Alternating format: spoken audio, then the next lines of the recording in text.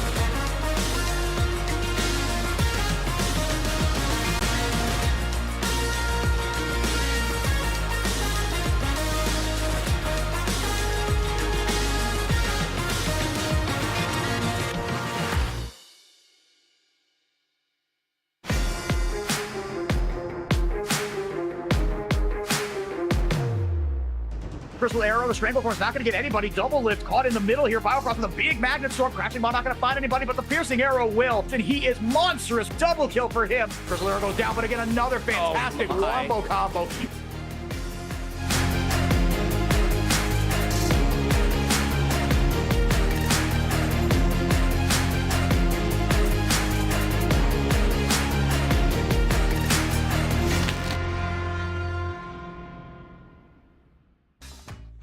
Welcome, one and all, right back to NACL. The wait is finally over. We are here for the 2025 split, and what a year it's going to be. I'm Mazzella. I'm joined by Beatdown Boulevard, and I couldn't be happier, man. We are finally back in action, and it feels like it's been so long.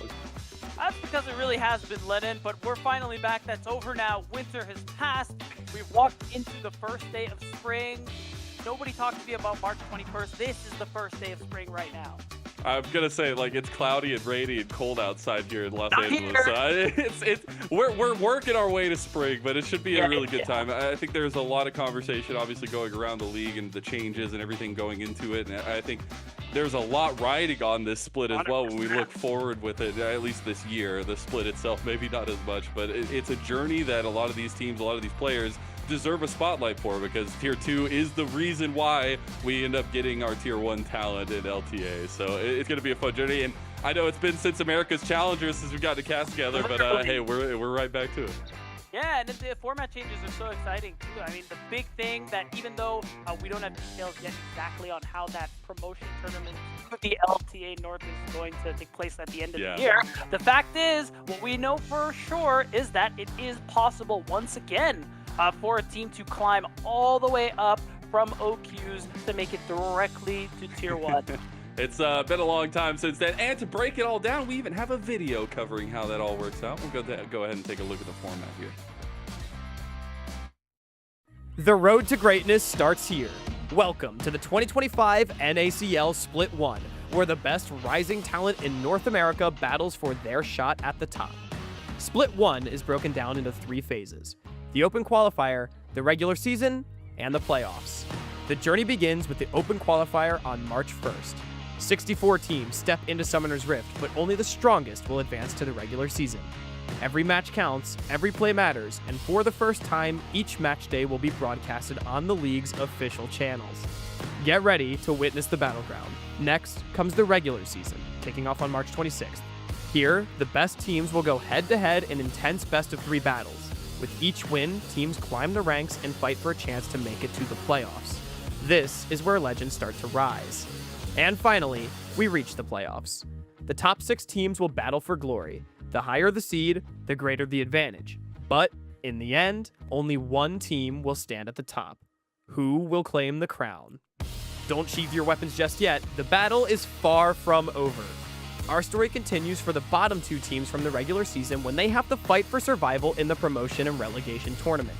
The top 2 from that tournament will secure their spot in Split 2 of the NACL. Stay locked in on our official channels. A full breakdown of what's coming in this epic phase is dropping soon. Don't miss it. The road to greatness begins. Teams will rise and fall, but who will claim their rightful place in NACL's first split? Stay tuned to our official channels for a full breakdown of things to come. Awesome video breaking down the format itself. It's a long road ahead of us, but you get to see a little bit of what exactly we have in store. We do, and it's definitely a lot. That already gave you a bit of an idea of what teams had to do to qualify for NACL in the first place, and a little glimpse into what the regular split and playoffs is going to look like as well. It's really a lot of exciting stuff, and I, for one, Lennon, I can't wait for this game to start. I just want to go into it right now. I'm just so happy that we ended up having that crazy bracket going into it. I think it was like one of the greatest moments of Tier 3, Tier 2 esports in North American history. It was so awesome. But as you said, we get to the point now where we have our teams for NACL. We have our 3 additions from the Open qualifiers as well, and big additions nonetheless. We'll be getting to the teams in the league itself here soon, but I still reminisce so heavily about all the different storylines, all the possibilities that the Open qualifiers presented for adding to it. And I think it was a nice little glimpse into like a potential golden era of trying to get into these higher echelons of the tier system in NA.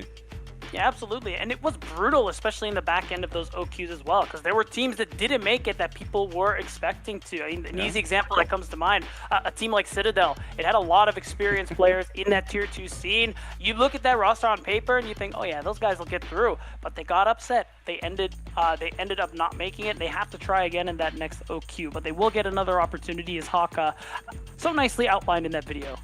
That's the beauty of it. The opportunities do not stop here. I know in the league itself, we have those 3 newer teams. We also have some changes to the teams that were in it, and we'll be getting to those here shortly. But I think it's been an interesting addition of the, or at least not addition of the teams that have left and changed and things like that. But we do still have some like stalwart pieces that have been here for long periods of time, and especially looking at obviously Maryville University going with Dark Zero now as well. And I think this kind of stuff, it's change. People don't like change, but I think in a system like this, it's always revolving. It's important to keep in mind that it will always change.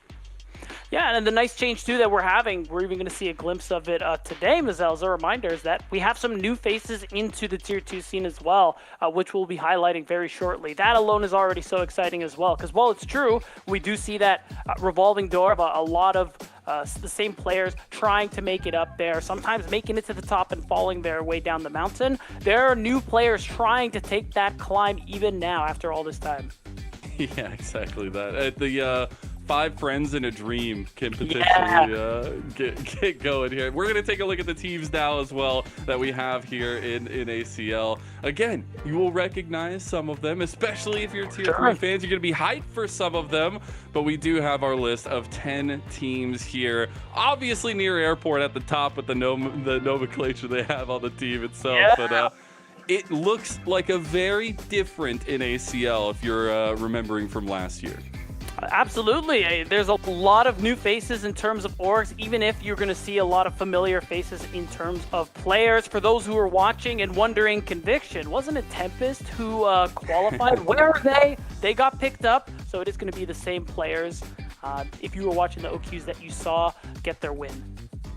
And Winthrop University back at it again, the dual collegiate squads. Dark Zero is Maryville University, the partnership, which is actually so awesome. If you looked into the details of that, the partnership between the two is really awesome. I know Parth had a lot to do with that one. But then you see some of the newer names coming in, like Luminosity, who took over one of the spots, right? But is a well-known brand, well-known name. Supernova, the heart of Tier 3 amateur. We have the heart of collegiate there as well with Maryville Dark Zero. I think it's so nice to see some of the standouts that we've had along the past. Blue Otter coming through as well. Yeah, absolutely. I mean, Blue Otter is definitely an exciting one. It's good to see them again after they were able to shock so many people with that crazy playoffs run they had towards the end of summer last year, which was honestly, it was just a great thing to see. You have some fresh faces on some of the same orgs like CCG, like Supernova, as you mentioned, but we'll get to those as we get to the relevant matches of the day. Which is going to be fun because that's what we're going to be talking about here next. And that's where a lot of the kickoff energy is going to be laid out here, because this one's really fun. We have such a duality of what these series present to us today. It's going to be best of threes. We're going to have Apex Mission Impossible versus Conviction, the two OQ teams battling it out again. Then we have Luminosity Gaming taking on Near Airport and the debut of Double Lift and Friends. Yeah, and I mean, it's a really nice setup here for the schedule here, Mazel. You have some experience on these teams, but not as many in that Tier 2 scene, and then it warms us up for that second match, where it's people who have been to some of the highest levels in North American League of Legends. Yeah, but funny enough, they haven't been in ACL. This is new territory for them. Yeah. I mean, even players with experience of that, they can break some new ground here, and, you know, maybe that chance of a promotion slot was enticing to them. True. I know Cubby was talking about Bjergsen's NACL record of 1-3. Maybe they could top that one. Let's talk about this series ahead of us, though, because it is Apex Mission Impossible taking on Conviction. We're going to take a look at Apex Mission Impossible here first. 5 players debuting together in the NACL. What a hell of a dream, and you'll love to see it come true. I know these guys are taking this very, very much as a wonderful experience, but also just the dopamine of being able to make the run that they did to make it here. Yeah, absolutely, and some definitely wouldn't have expected them to be able to do so. We got to give that shout out to Pocus and Decoy, who have just been in the scene for quite a long time, but even still, only just now finally made that jump into the NACL here in Tier 2. Lojaz and Baz have also been around, also experienced their full time, but it's Mini who is the least experienced player on the roster, has less than a year of gameplay under his belt.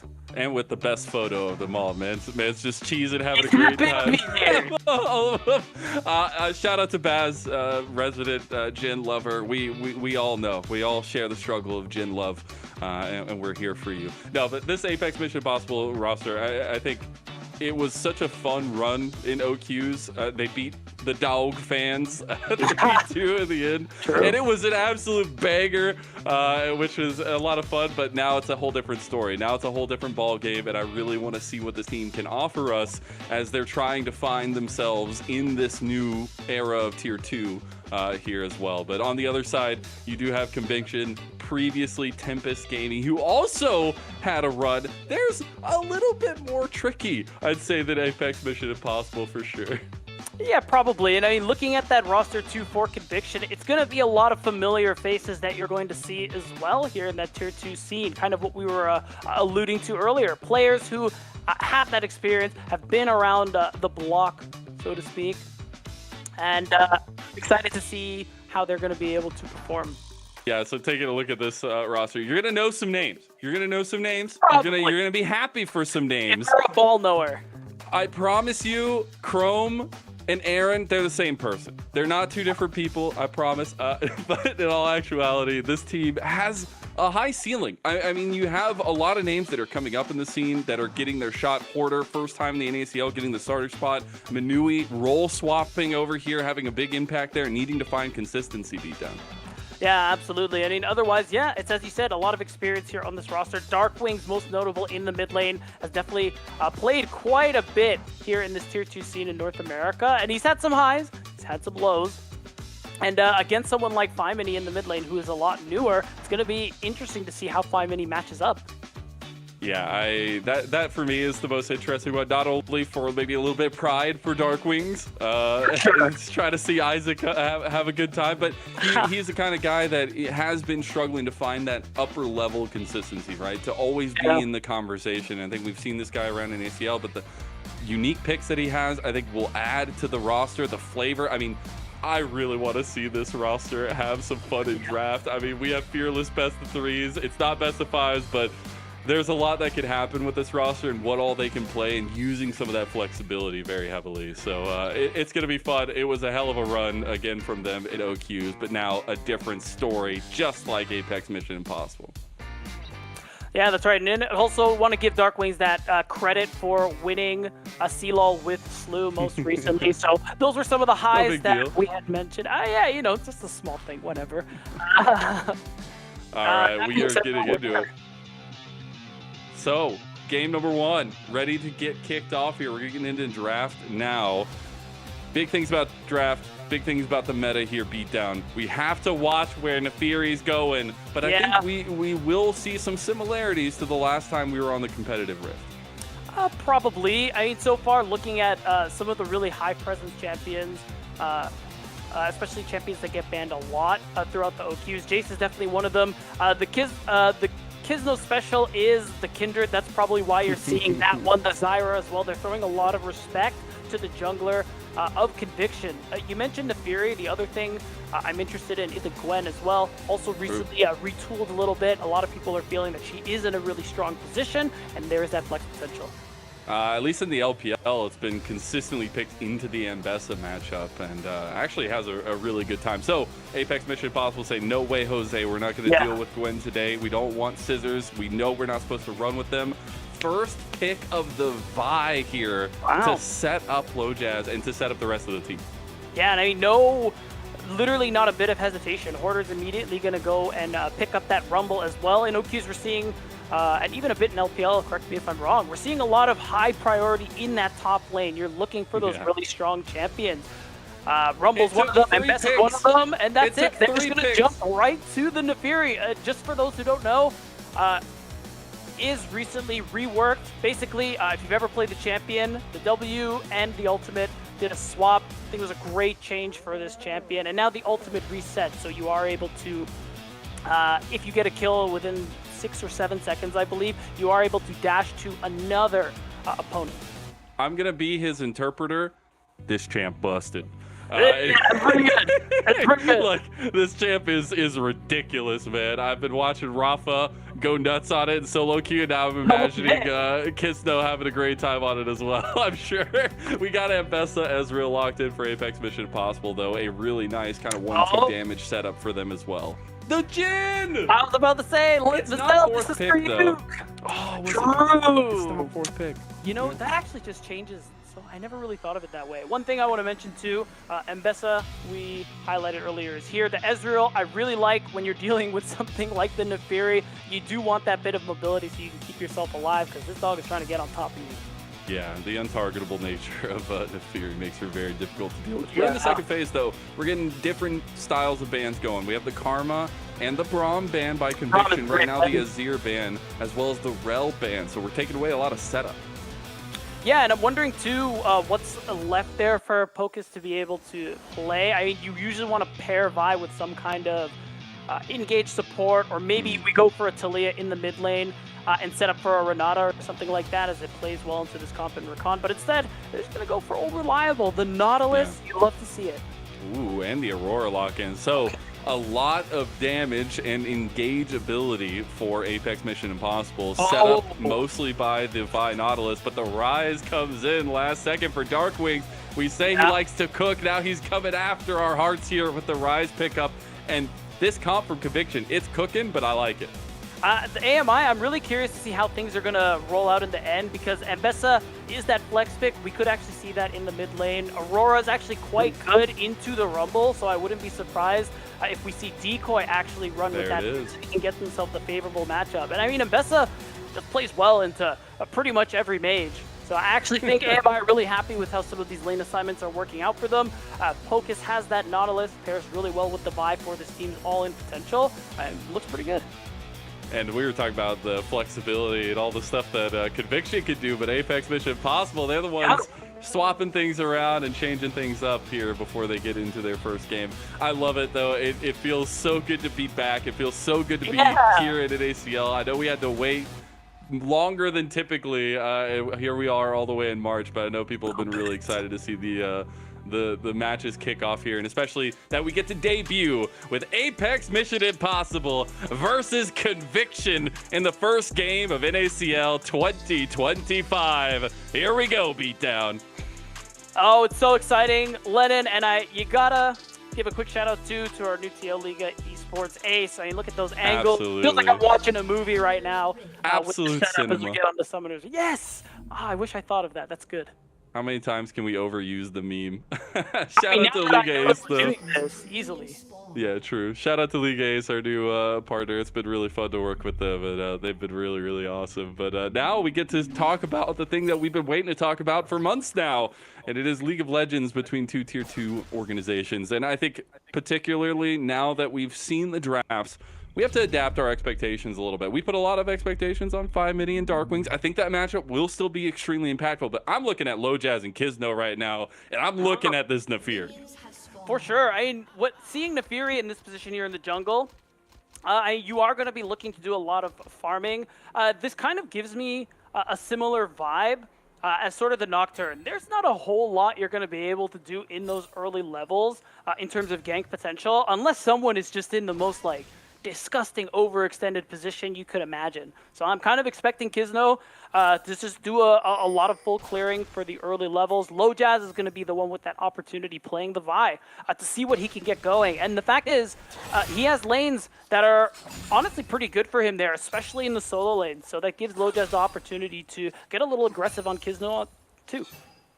Yeah, and especially once you hit that level 6 mark. I do like to see Vi's get a little bit more active before that, but I mean, the cease and desist is such an easy setup tool for you.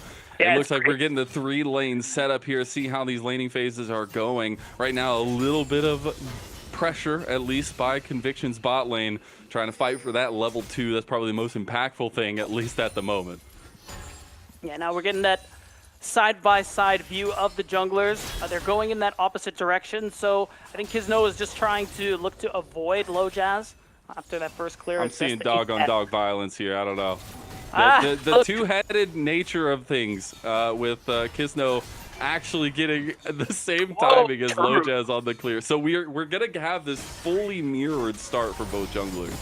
Yeah, I mean, expecting, again, you want to avoid this bias, Kizno, so I think this is a good start there for him in Conviction overall. I think one thing we didn't really mention going into that later game as well is something like scaling. And I will say, even though Conviction are kind of slow to start this game with this comp, if we talk about their late game potential, Mazel, I think post 25 minutes they are actually looking really strong. Rise and Rumble, these champions just scale like crazy. They're going to be big team fight threats. Yeah, and the scary part about Nefiri is she does have good scaling in that regard. So I think the biggest thing is going to be what Aaron can provide, Chrome, if you will.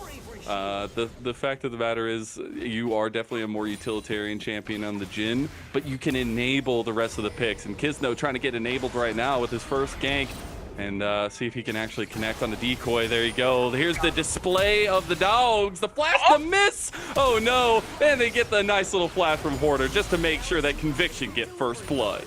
It did cost 2 flashes, but at the end of the day, you do secure that first kill. You take that first step towards securing those feats of strength here. So really nicely done there for Kizno. I mean, that's the kind of opportunity I was talking about there. Decoy caught, pushed a little too far out, and punished for it big time. He's flashless. He will be vulnerable in these next couple minutes as well. And yeah, hey, we get the little directed cam as well there as we go through. Did miss the darkened daggers, but Hoarder's there anyways. Exactly. As long as you land that last E there from the Rumble, it ends up being secured. Still a really nice gank there coming through from Kizno, and a little gold going into Conviction's pocket. It feels really nice. Also that it's on the top side of the map as well. You want to try to get these mid lanes going. Nice flash from Darkwing to get away from Pocus. And like to see that Pocus is on the roam. That's something I think that I really loved from Apex Mission Impossible during the OQs was how active Pocus was on the map. And to be consistent and to have that kind of impact is what I'm looking for here at the NACL level.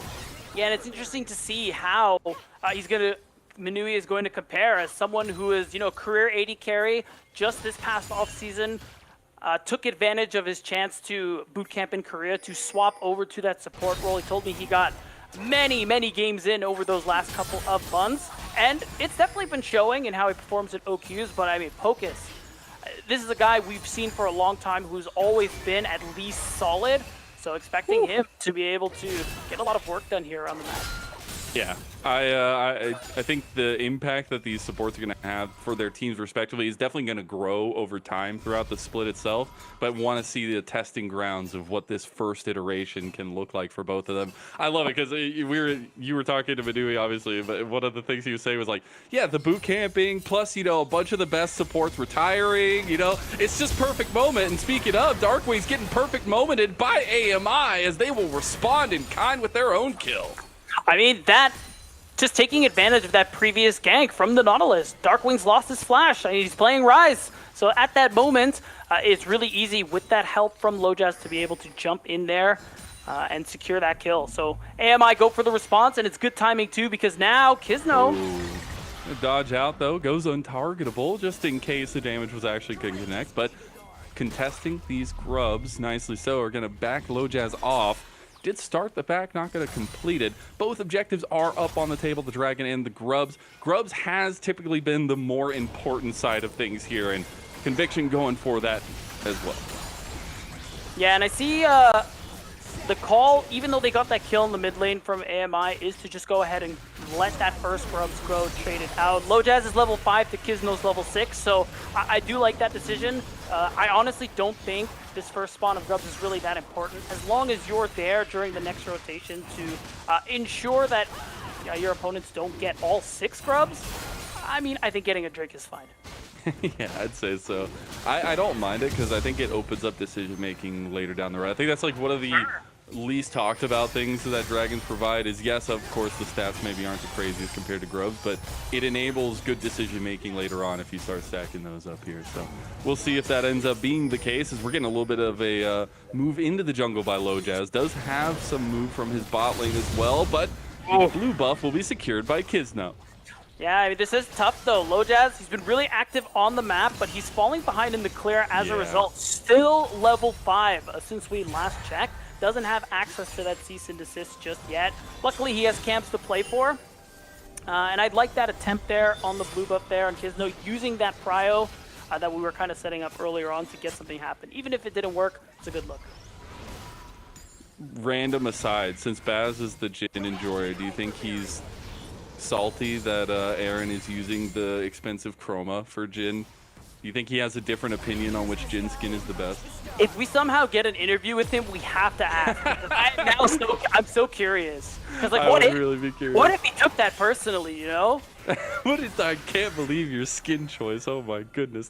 Well, maybe we'll get to that at some point there, Yeah. as we do end up seeing the setup right now is going to be pretty calm and steady for both sides. We do have about 2.5 minutes till that next spawn of grubs. That's when I expect things to get a little bit hot and heavy, but Conviction leading the case there. We're going to actually take a look back at that play on Darkwings in mid lane.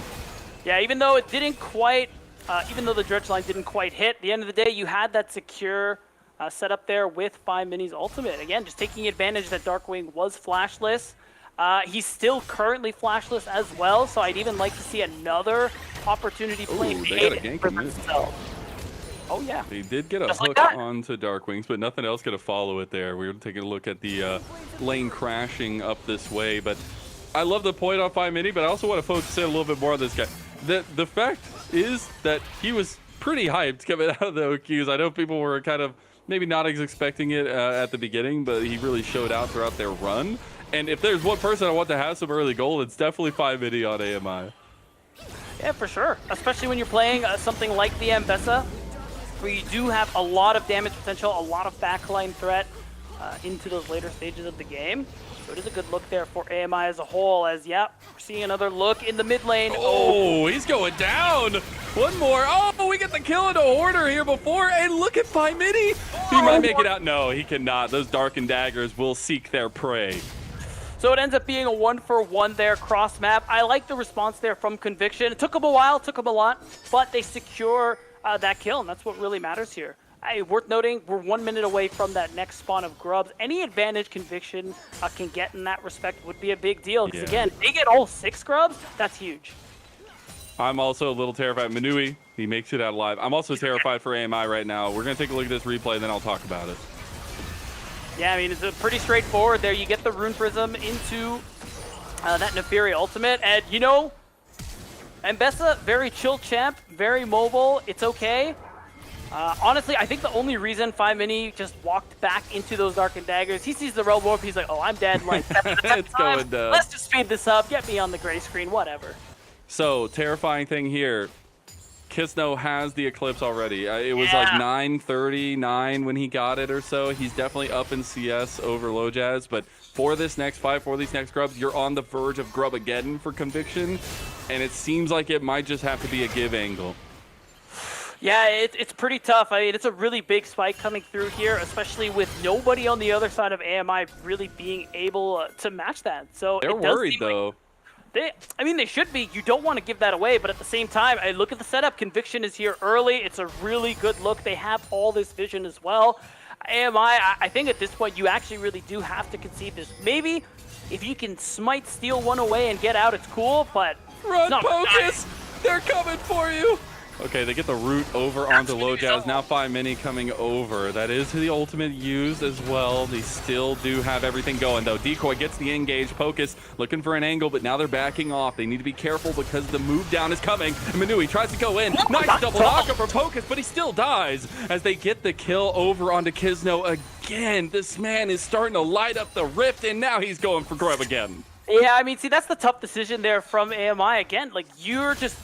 The setup was not as good as it was for Conviction. There was really no way you were going to win an engagement like that or snag away a grub. I think the play should have just been to try and collect plates mid, try and collect plates bot, or set up for the Drake. But instead, they give up a life, they drop some ultimates, and really nothing gets done. And now you look at the other side of the map. Not only is Grubba getting confirmed, but now the vision, Manui has set it up for Conviction's side. Baz getting caught a little bit. Fourth shot coming in, not going to get the kill. Pocus does end up going a little askew on the dredge line.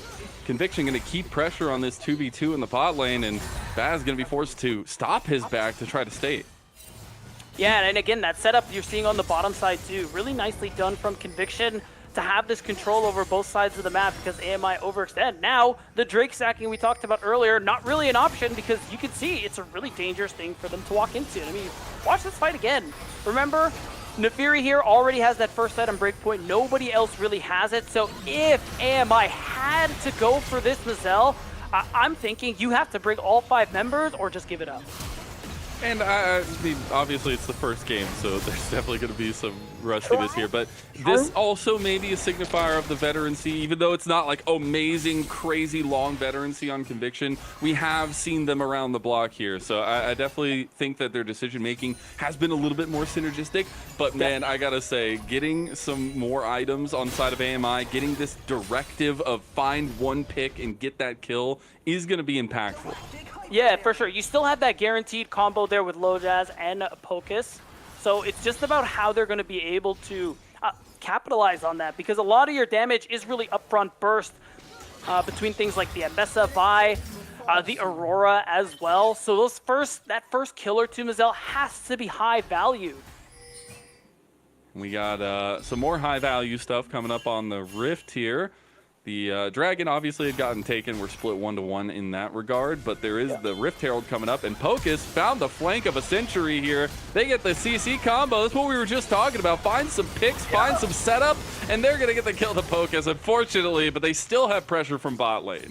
No, see, this is what I like, though. You want to play away from Conviction at the moment just because you're not going to win that upfront fight. So instead, they go for the cross map, they take Hoarder down, and they get his flash out in the process. That's what I really like, too. But Conviction might respond. Uh-oh. They're going to get the quickness, the combo, Grand Entrance save. Look how much damn damage they do. Decoy does hop skip his way out, but here comes Kisno, the lethal dog. But he gets the hop skip as well through the Between Worlds and is able to go away, even with that reduced time there beat down. Yeah, and you know what? Shout out Decoy. That was a really nice move to get out of there. New to the NACL, but he is not sweating. Mazel holds on to his flash as well. So, still, Rift Herald has been not secured, it looks like. I don't see anybody holding it. Am I crazy? We'll take a look at it after this replay. This was the catch that is a dignifier of what AMI can do in this game. Yeah, 100%. And again, it's a nice kill. It kind of sucks that it went over to Pocus, but it's fine. You took Hoarder off the map, you get out his flash. That's not nothing. And I think we've already seen flashes be punished super heavily in this game, and it's only game number 1. We're about 15 minutes in, though, about 2,000 gold going the way of Conviction so far. That being led off of the gigantic CS differential in the jungle.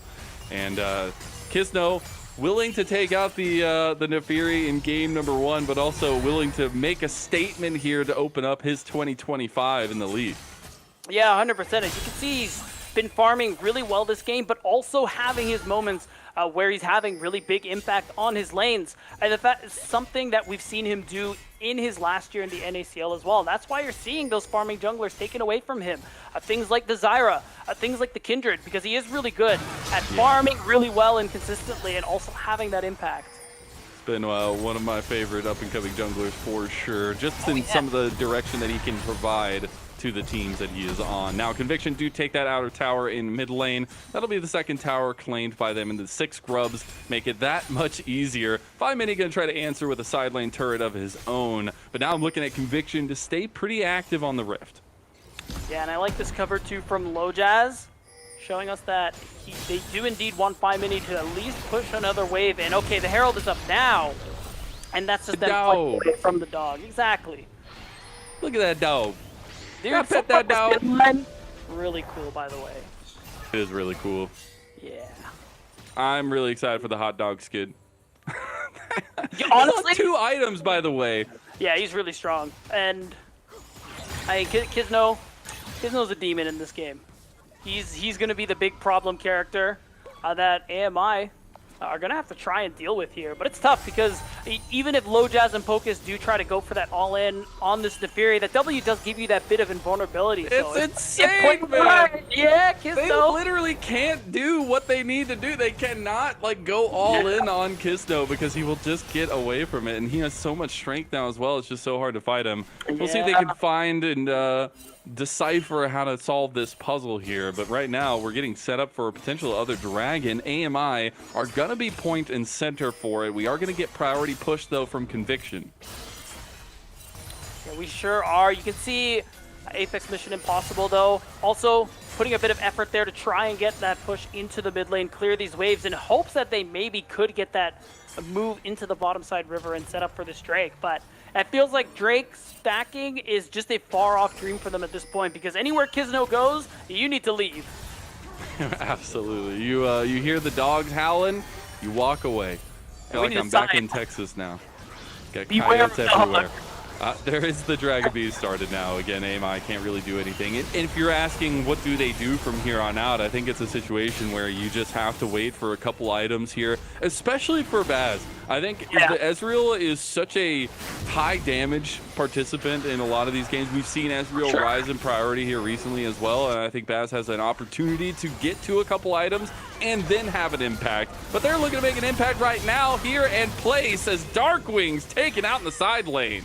I mean, this is just the right thing to do. You have to do this in a situation where you're behind the way AMI is at the moment here, especially against Conviction's comp. You just got to play away from them. You got to avoid team fighting them for now in hopes of trying to hit some of your champions' important breakpoints. So it's tough because even though you go for that trade, you still lose a Drake, and it looks like maybe 2 turrets because you can see those grubs doing work.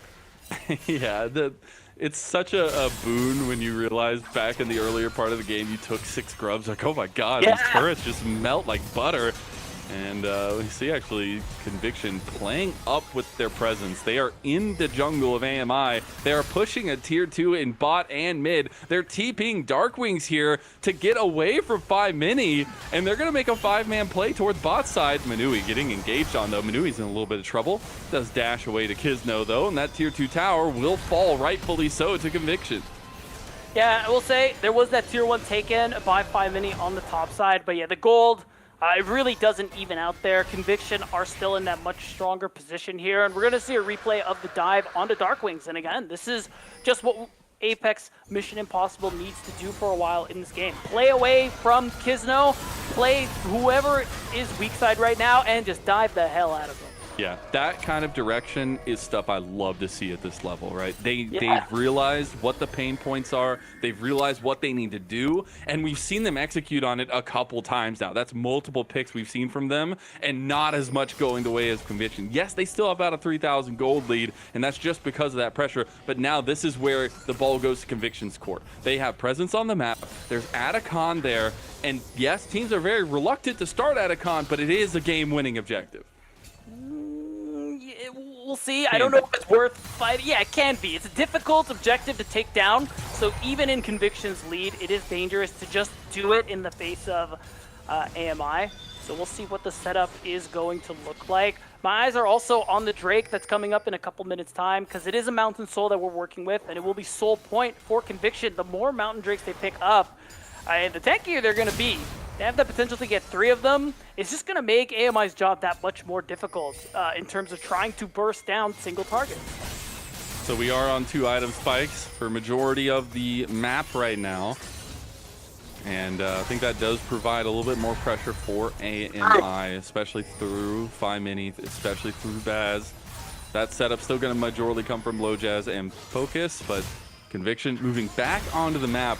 And I love it because when we look at Conviction, you know, we know a lot of these guys, a lot of the names, Hoarder not obviously, but Aaron getting that meme going for Conviction. I mean, their content is already S+ going into the split, and I wonder if it's going to actually help him here. Does the banana peel do something? I mean, so far, the game's going pretty well for them, so maybe people got to copy that morning routine we saw. You don't know what we're talking about. Every NACL team, get on the morning routine. Oh, I don't think Manui got the routine. I think he's in a lot of trouble. He's going to go with the replay. Nice! damage coming through, but Manui getting low. He's out. No, he's not. Decoy will clean him up. He had the angle there as 5 Mini has joined the fight. Darkwing's getting chunked, but Conviction, they have found the damage with Kizno. Look at him pop off here, but no, is he going to be enough? Look at that damn dog. He's going. He's going to flash away. They still have 3v. No, it's not. It's the 1v1 now, turning from 5 Mini and Kizno, but he is the Ambessa, and that's the real wolf in the campus, as now Conviction are only left with Aaron, and 5 Mini finds the equalizer. Honestly, 4 for 4 in this game state is pretty good for the side of AMI. I like that recognition that, look, you mentioned it, Mazel, 2-item breakpoints for really key members of AMI. So even though we see this gold difference there at 2.4K at the time of that fight, I honestly think things were pretty even. So that's why part of why we saw Apex Mission Impossible kind of go even in that situation. And now the question is going to be, now that they're in a kind of strong position with 5 Mini, Baz hitting these big breakpoints, can they actually try and set up and fight this Drake? Because with so many people dying, nobody really laid down much vision. A little shout out here. Aaron picked up 3 kills in this fight, by the way. Yeah, he sure did. So it's not, he is looking pretty good, but I will say, I want to give props to Manui. Did get caught out there, does feel bad. But he managed to turn that into a sort of good situation, using the ult, using the flash to get a bit of a setup there. And you get to see a little bit of the tight action behind, but unfortunately, if we've all seen Arcane at this point, there is one true werewolf, and that is Ambessa. Now we're getting set up for the next dragon. This would be soul point for Conviction, although AMI are ready to go. We get the re-engage from Manui, double knock up there, as they found Crow, they found Aaron. He's not going down just yet, finally taken out by 5 Mini. This fight is wonky, but Kizno in a 1v2, looking to try to fight back into a 1v4 now, but he's taking down Baz. One more auto, but the nice arcade shift over the wall. The thumbs up comes out from AMI, and this lead is slowly but surely getting cut down. And that's the exact type of fight that you want to be seeing for AMI. Split, allowing them to go for these small 2v1s where they, or 3v1s where they can just blow up 1 or 2 champions. And that setup also allowed them to secure their second Drake. They halt the Drake stacking of Conviction, and now they're also a bit of a contender for being able to get that Dragon. Hoarder. Hoarder's in some trouble. Got him. Here comes Low Jazz. And Decoy goes on a killing spree. All of a sudden, you blink and you miss it. Decoy is 6-2 on this Aurora, and already almost going to 3 items. Oh, they actually do end up starting up the Atacon here, so trying to take advantage of the reset coming through from Conviction. That lead that was almost 3,000 gold is now down to 1.5 for Conviction, and they have no vision over here on this top side of the map. The Atacon getting lower and lower, and now they actually just realize it, but it's already going down. And AMI, this is the grit, this is the potential we are seeing in the open qualifiers. Coming through here, they secured that Atacon. They got a nice chunk of experience coming through from those Blood Roses, and that's just another objective, another feather they can put in their cap as we take a look at this replay again. A Drake is secured here by AMI, but you can see this split fight here. Decoy doing a really good job bouncing around in that between worlds, allowing him and 5 Mini to get into that background, to do a lot of damage and live to tell the tale. While on the other side, Kizno fighting for his life and failing to do so against the many members of Apex Mission Impossible. Honestly, just a really nicely executed fight. And I was talking about, you know, oh, maybe it's the veterancy that's leading on Conviction. Maybe that these calls are really good.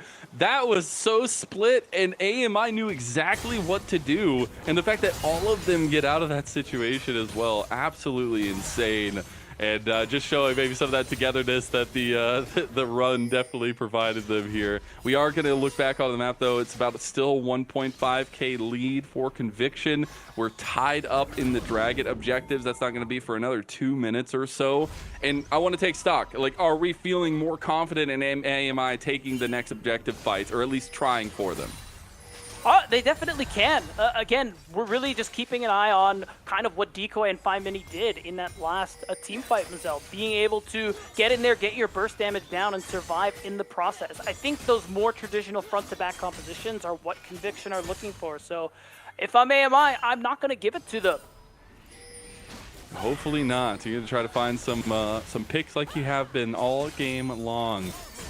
And I will say the power of Kisno is definitely there. But we need to see kind of that team play aspect come through to really enable this Nefiri pick. As we take a look at the pick itself in top lane onto Hoarder. Yeah, I mean, not much to it. He's pushed out a little too far. He pops like a balloon as we come back to live. I mean, we're just taking stock on what's been going on right now. We have some big breakpoints coming through.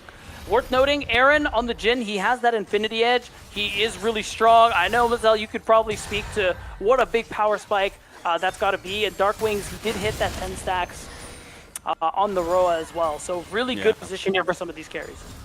I really like that spike. Typically, recently at least, it's been second item spike there, but needing some of that range definitely for Aaron in this matchup. But the 3 item spike definitely huge for him. And yes, I don't think he's the end-all be-all damage, but I think people don't realize how good Jhin is at cleaning up fights, and I think that's what we're looking for Aaron to do. Maybe not exactly what I want. I know going into the day, I was like, I want to see some mechanical skill. I want to see some outplays from Aaron. This guy's a CLOL champion, and we're getting a little bit more of the utility, but that shows some of the breadth of potential that Aaron has in the different choices he can make. Yeah, and I mean, we want to talk about potential. Let's talk about Conviction's potential to get this next Drake. You look on this bottom side of the map again, that experience really shining through here as it is just good vision setup coming through on the bottom side from Team Conviction. Now oh, true. Oh my God, they're two-manning it. AMI are so goated. I like just watching them do this to Conviction, like pulling that Atacod earlier, now just trying to force the hand on the Baron. Focus not going to hit that dread line. Maybe now losing that engage tool, making Conviction feel a little bit more confident. As dread line number 2 goes in, shoots that barrage across. He's in a lot of trouble now, and Manui goes down first and foremost. TPs will finally join the fight, but you're without your main form of engage for Conviction. I think you have to give this one. Yeah, I actually think that was a big misstep there from Conviction. As soon as Dark Wings shows on that top wave, you have to know Apex Mission Impossible is immediately going to jump on you with that Nautilus. And that's exactly what we saw. AMI do secure that third Drake. That is a Mountain Soul point. So they are one away from a Dragon Soul themselves. I really like that call to push out top, to try and threaten that 2-man Baron, and you pull Conviction away to set up for the picks that you get. Dude, I'm just watching Conviction's gold lead. It's like trying to keep your head above water on a sinking ship, man. You're just like, we need a couple hundred more gold. Get it in here. We need 1,000 over them. But it's slowly and surely going down. I think that Mountain Soul would be so massive for the team composition of AMI, for sure. Yeah, 100%. And now really the only thing on the map for either team to contest is that Baron. You can see Conviction don't really have any... don't really have much presence on the top side of the map, but they're trying. Yeah, they actually caught Baz. A little bit of damage back and forth. Trying to stop them from engaging on the rest of Conviction. We're going to move the rest of the members around here. You got side lane pressure from Mini onto Dark Wings. And that's a really good answer because Dark Wings, if left unanswered, is going to do what all good rises do and just push down your side lane. But Mini has a perfect answer into it. And now we got a wraparound. We got a mid lane gank. We got an engage on a Pocus. But look at the wraparound here from AMI. They actually get the one, though, on the Pocus. And now AMI looking a little bit more dicey. Dark Wings is here. All 5 members point and present from Conviction. Mini wants an angle. You still have the cease and desist available to lock down one of these squishy members, but it looks like AMI will just take their losses and walk away. Yeah, that one definitely feels bad. I was really just about to say how I liked some of AMI's map movements, especially these last 10 minutes or so. They were in a really good position to secure control over this top side of the map around the Baron pit, but now that focus ends up going down, you do concede a lot of that. As you can see, Conviction have set up a bit of presence of their own. But everybody is recalling together. Got to imagine they have a good amount of gold to spend here. And AMI aren't punished too heavily for the loss of their support. It's feeling like a situation where it's showing exactly how important the 2 supports are in this. Because if they're dead, you can't get engages. At least you can with AMI, a little bit more difficult there for Conviction. But yeah, the vision as well, all that. But I do love this dance that we've had around this top lane consistently. We're going to take a look back at that pick out, though. Yeah, I think Pocus was feeling really good about the fact that Manui didn't have the ultimate, but didn't realize that Kizno was going for that really long flank by actually going through AMI's Raptors, through the mid lane to get set up for that play. So it allowed them to get some breathing room. You can see they have more control over this top side of the map, and there's a chance Conviction maybe want to just try and bait with a bush play here. I think they want to threaten the Baron. They do have the damage to make it happen, so AMI, they do got to risk themselves a little bit to check. Kizno on 3 items now on the Nefiri. If you're going to carry, this is the game to do so, Kizno, and he's done so far. This is what this lead has been built off of, about 1.7 thousand gold in Conviction's favor. Both teams know how stressful, how important the next few moments can be for setup. Yes, the only thing on the list is Baron, but we got the engage with the depth charge coming in. By Mini looking for an angle. Manui gets knocked back, tries to get the quickness. Look at By Mini, he's found the backline. This AoE is massive from AMI. They don't have the damage though. Kizno dodging out, now gets locked down. The cease and desist stay for perfect timing. The dog is down, but Conviction, it's still a 3v2, and Aaron has been untouched this entire time. Open up, because it's going to be him. He doesn't end up getting him. The arcane shot shift at least getting away. Decoy still here to maybe pressure the backs, but Conviction, they find a convincing fight. They do, and I gotta say, I respect the angle that AMI were going for, trying to turn around Manui's engage against Conviction, but it just doesn't end up working out. The damage isn't quite there, and this is that feeling that we talk about. Oh yeah, this Baron is just going to disappear, and that's an easy, big objective win here for this Conviction run. That's a massive pickup. The double TP to get back over here and to take the Baron, giving AMI a little bit of their own medicine here in the quick objective takes. But now it's what they use this with and how they utilize it, because there is a dragon coming up about 30 seconds, so you want to try to use the Baron to push out the lanes. 100%. That's the big thing I'm looking for in terms of utilization. You want to deny that Dragon Soul, you're going to be one step away from your own, and let's watch this one again. Honestly, even though they lost it out, I want to give some credit there to Lojaz for stopping the Rakan engage, and By Mini getting in there, doing so much AoE damage there at the cost of his own life. I think that's part of the reason this was as close as it was. But at the end of the day, we're talking Rumble, we're talking 3-4 item Jin, and of course, the Rise. The DPS is just too much there from Conviction. And in a front-to-back straight-up fight, we talked about it earlier, they like those. People stay doubting Jin. They'll keep show it up. 6-1. 4 items in for Aaron. Again, CLOL champion, but also one of the biggest rising stars in NACL last year as well. Showing off, and now we have Dragon fight for a soul for AMI, soul point for Conviction. Kizno is first in the pit here. Vision for both teams. Decoy on the flank.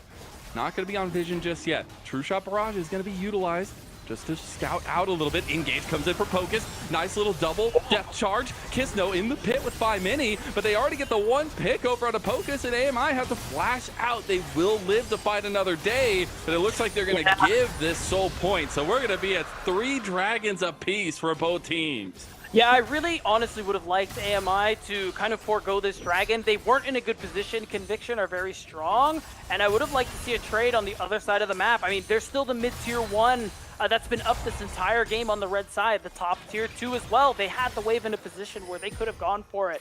There was that option to trade this Drake that you almost certainly wouldn't have gotten anyway for a nice chunk of gold. At the end of the day, they go for it. They think they have a chance, and it doesn't quite work out for them. Now, resets are definitely going to be coming through for Conviction. Get reset on the map. We have almost 4 items there completed for Darkwings as well. Love the zoom in there. Gotta get a cool skin. As we're going to take a look back at this fight here, the Dragon, very important for AMI, but they end up losing it. They're just so strong, and unfortunately, Nautilus is just made of paper. So they take him out of the picture. Nice and easy there. And again, a trade elsewhere is what I would have really liked to see from AMI. This Drake, I mean, the chances of you winning it are so low, even though the Dragon Soul is really good for you. So they end up paying for that one. And now, Conviction, still in a really strong spot, 5k gold up, and the next Drake's going to be their soul too. Well, it looks like at the top that they only have 2. I could have swore they had 3, but it looks like it's that only should be 2. great. That's a bug. That's a bug. For sure they have 3. And now we get the engage on the Pocus. He's caught out yet again. I feel like we're getting deja vu. And of course, Aaron comes in, gets the kill, throws the thumbs up, and the push for Conviction is in top lane onto a half-health tier 2 tower. I mean, it's half health, but now it's gone.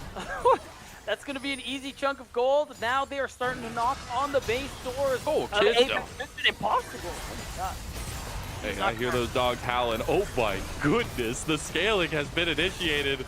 Got the curtain call used there as the inhib tower will fall. AMI running out of options, and this lead getting unbearable right now for Conviction. They kept a good fight, but off of that Baron play, it is now a 6,000 plus gold differential. And AMI trying to punish, trying to get in. Decoy going through, season assist used. Realm Warp coming in from Darkwing. Is it going to be enough? They're split. AMI are completely split right now, and Conviction trying to take advantage of that. Low Jazz getting out. Manui going for the re-engage onto Decoy. AMI, they're licking their wounds, but they're able to get away for now. Kizno waiting on the side to see if they overextend. 5 Mini getting chased down, and here comes the quickness from Manui. Darkwings maybe caught in transition, but cannot be, as now Kizno is putting pressure on the rest as 5 Mini goes down to a dominating Aaron. That is a feels bad there. 5 Mini almost looking like he could make something happen. AMI almost punishing Conviction for that overstay, but at the end of the day, Conviction walk away with that much more gold in their bucket. So, A little close. hey, relax. You're winning the game. We don't have to do that. But I think deserved praise. Yes, there's still a lot to be decided in this game. There's a massive lead for Conviction, but out of going like 0, 1, and 3 to start the game, now Chrome or Aaron is 9-1 on the Jhin in a game that feels so hard for Jhin to play against all these engagers, the lockdown CC. He has played a lot of these fights incredibly, and that's why I've loved the come up of this guy all the way through these last 2 years. Yeah, 100%. I mean, looking at Kizno too, I remember the first time we saw him play Mazel during the promotion tournament in 2023 in the summer promotion. And I was like, oh, this guy's okay.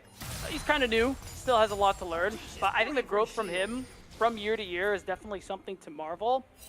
And it's why I'm excited to keep watching him too. Because, I mean, from 23 to 24, if he improves that much, what are we going to see in 25? A lot of improvement there. Still some stuff for Kizno to do for sure. And for Aaron, I might need to start doing the routine. I don't know if this is what happens when you do the routine and play Jhin. Like maybe I just need to start doing the routine. Give me some bananas and some ice water. Yeah, and then whatever that black tape was, get that on there too. The black tape was the important part, by the way. If you don't know what we're talking about, please go check out Conviction's Twitter. It is absolutely hilarious. Shout out to Aaron for being a good sport. Shout out to Conviction for doing the Baron right now. Down under half health. You have Low Jazz around the corner. They're not going to let him in the pit. There's no way, as they're going to try to push him out. Okay, the Baron's starting to heal now. I think this play's over. I wonder if Darkwings is in trouble. No, he's going to be able to walk out. That extra terrain from this particular Baron is going to shield him.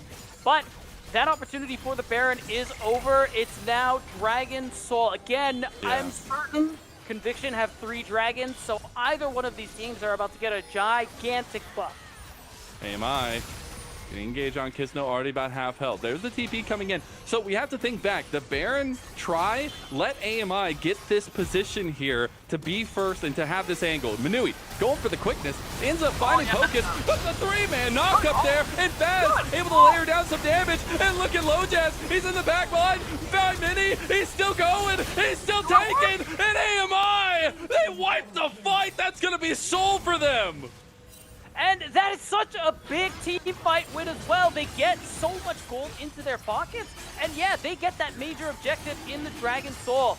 Really great fight from them. Someone has to answer the wave coming into the base. But AMI, they've ensured that they are not out of this game yet. Dude, this is the epitome of do not quit and never give up. They are just fighting. They are down almost 7,000 gold earlier, just like a couple minutes ago, and they wrestle back a couple thousand here or there. Yeah, and we're going to see this replay again in a bit there. Pogus, even though he misses the dredge line, look at the lineup here. Partially set up from the buy Q from Lojaz. It's just this perfect 4-man multi-knockup that sets up all the damage that AMI are trying to do. Really nicely executed fight. And of course, because it is day one, we have a pause. Of course we do. Of course we do. Man, this game is so hype, and it's only game one of a best of 3. Oh, I love it so much. We're getting performances across the board. Mini is going kind of nutty on the Ambessa here in terms of the impact he's having on the team fights, and lovely to see for a rookie coming in. I mean, a rookie across the board for AMI, but it's been really fun to see the back and forth nature of this. Yeah, it really has been, and I gotta really appreciate the members of AMI for continuously keeping themselves in these team fights. They aren't always picking fights that I think are the best for them, but when it really counts, they seem to be able to step up and make it happen. I mean, again, that last fight was such a beautiful setup from that Vi Nautilus combo we were talking about in that draft, and it gets them the space and the damage that they need to secure a Drake Soul. So now they have that Mountain Soul, they have a lot of resistances from those 3 Mountain Drakes, and of course they have that shield that is always coming back. So now they have a big buff in their back pocket, which eases the sting of that 5k gold deficit, and we're getting close to the point where gold doesn't even matter anymore. I was gonna say, let's talk about maybe the dog in the room. Yeah. Yeah, you see, hey, the Nefiri. My God, looked like Thanos in the first 15 minutes of the game. Looked like nobody could even touch. They were playing away from it. AMI were calling to not play towards Kisno, not play around Kisno. It's good. Feels like it's been a little bit quiet. How do we digest this pick so far, and what do we expect it to do for the rest of the game? I think you can see that Kisno is doing work, especially in those fights that are going well. He can reliably go for these 1v2 scenarios and do a lot of damage. Like, this champ is good. Yeah. As I promised. The problem just ends up being in the fights that they lose, he's CC'd into gray screen. It's one of those, like, just take your hands off the keyboard. You're not interacting this fight, little bro. Just go get a drink. Take the wheel. Yeah. Well, hey, we'll see if, yeah. I think that the biggest impact is when you're playing with the Nefiri in team fights and people are kind of distracted or going for other things. I think you can't really be distracted when Kisno is this strong, but we come back into it now, and we're on the latter half of where we just were. There's movement from Conviction to get some wards across this top side of the map, but right now AMI have control.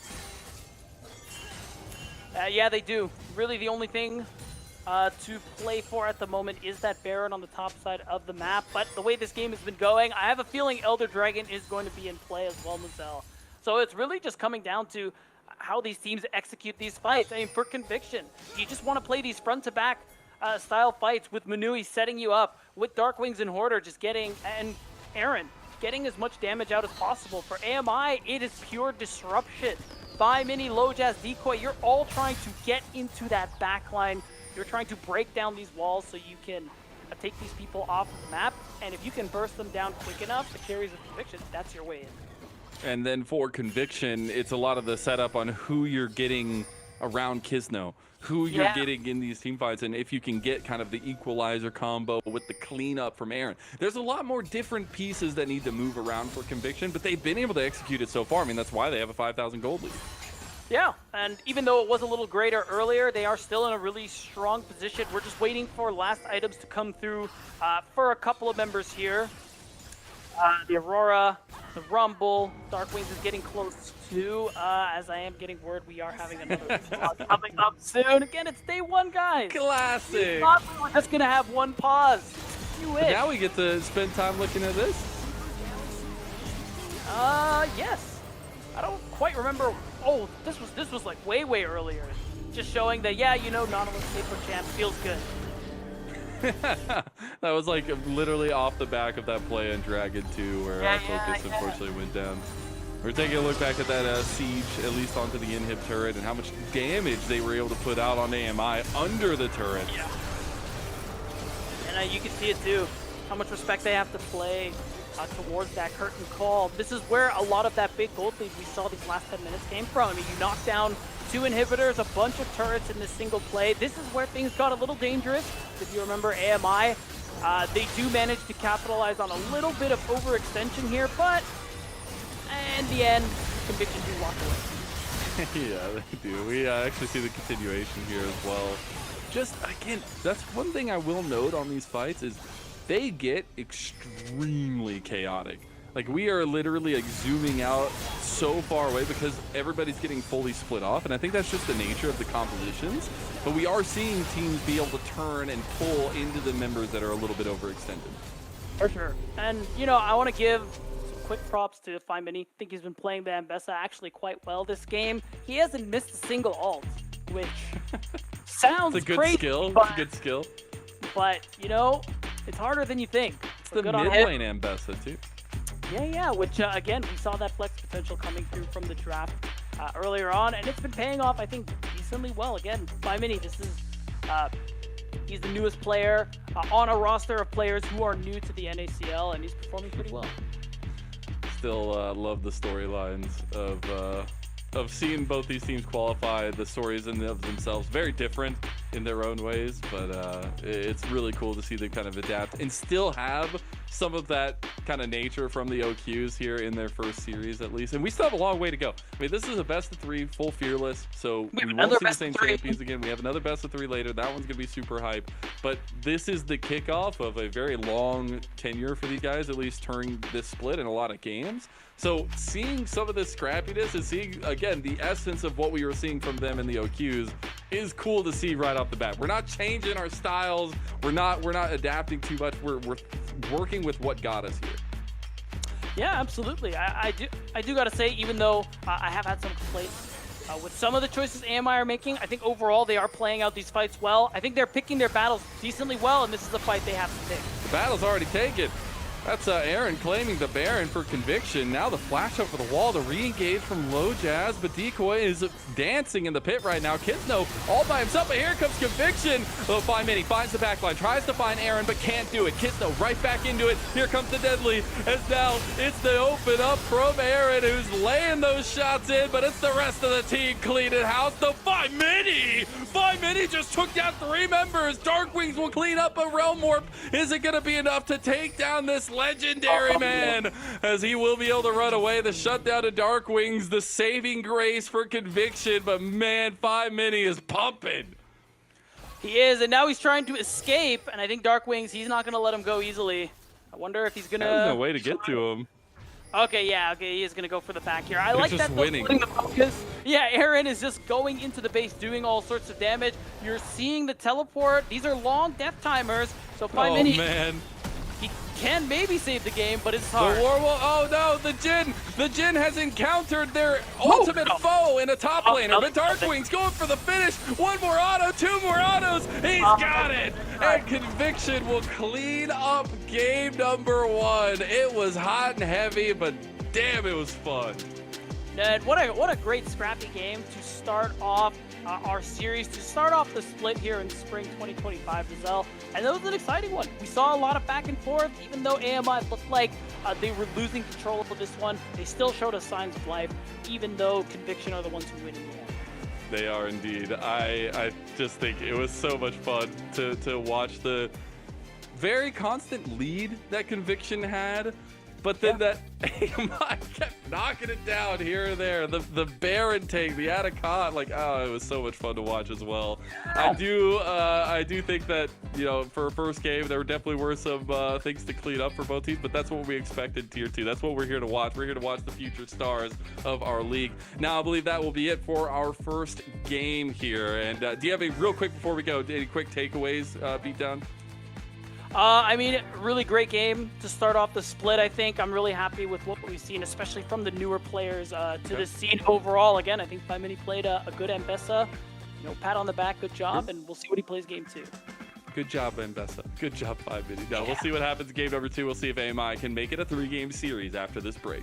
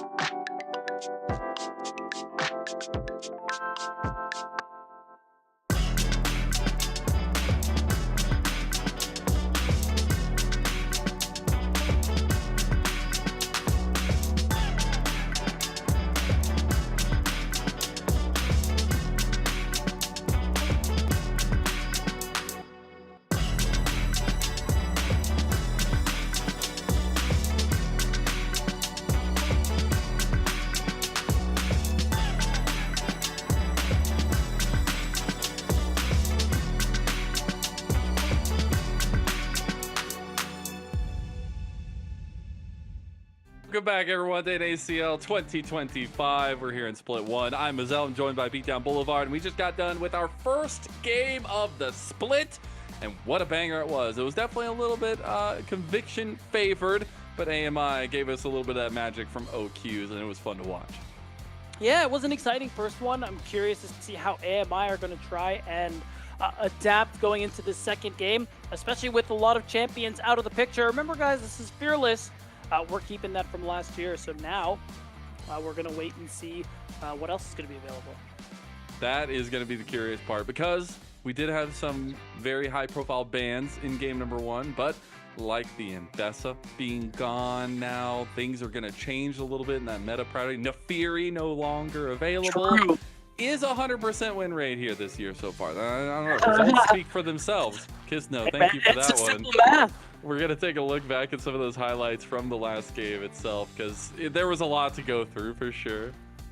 Yeah, there were, I think, a lot of good moments here for both sides, but in particular, especially earlier on into the game, things were looking really good for Conviction. I mean, Kizno, he was farming really well. He was still having that impact on the map and still taking full advantage of the power of that Nefiri. But again, AMI, no slouches. They found some pretty good moments of their own to get things done, and that's part of why the game went as long as it did.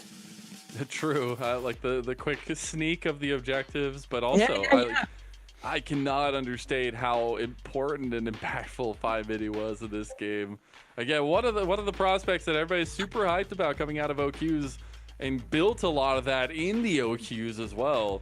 And nice to see. We'll see if he gets some more options with that flexibility coming through from game number 1. But it was capped off for Conviction with their really nice timed engages, at least. Yes, Manui got caught a few times, but he was the leading force to find a lot of the starts of these fights for Conviction.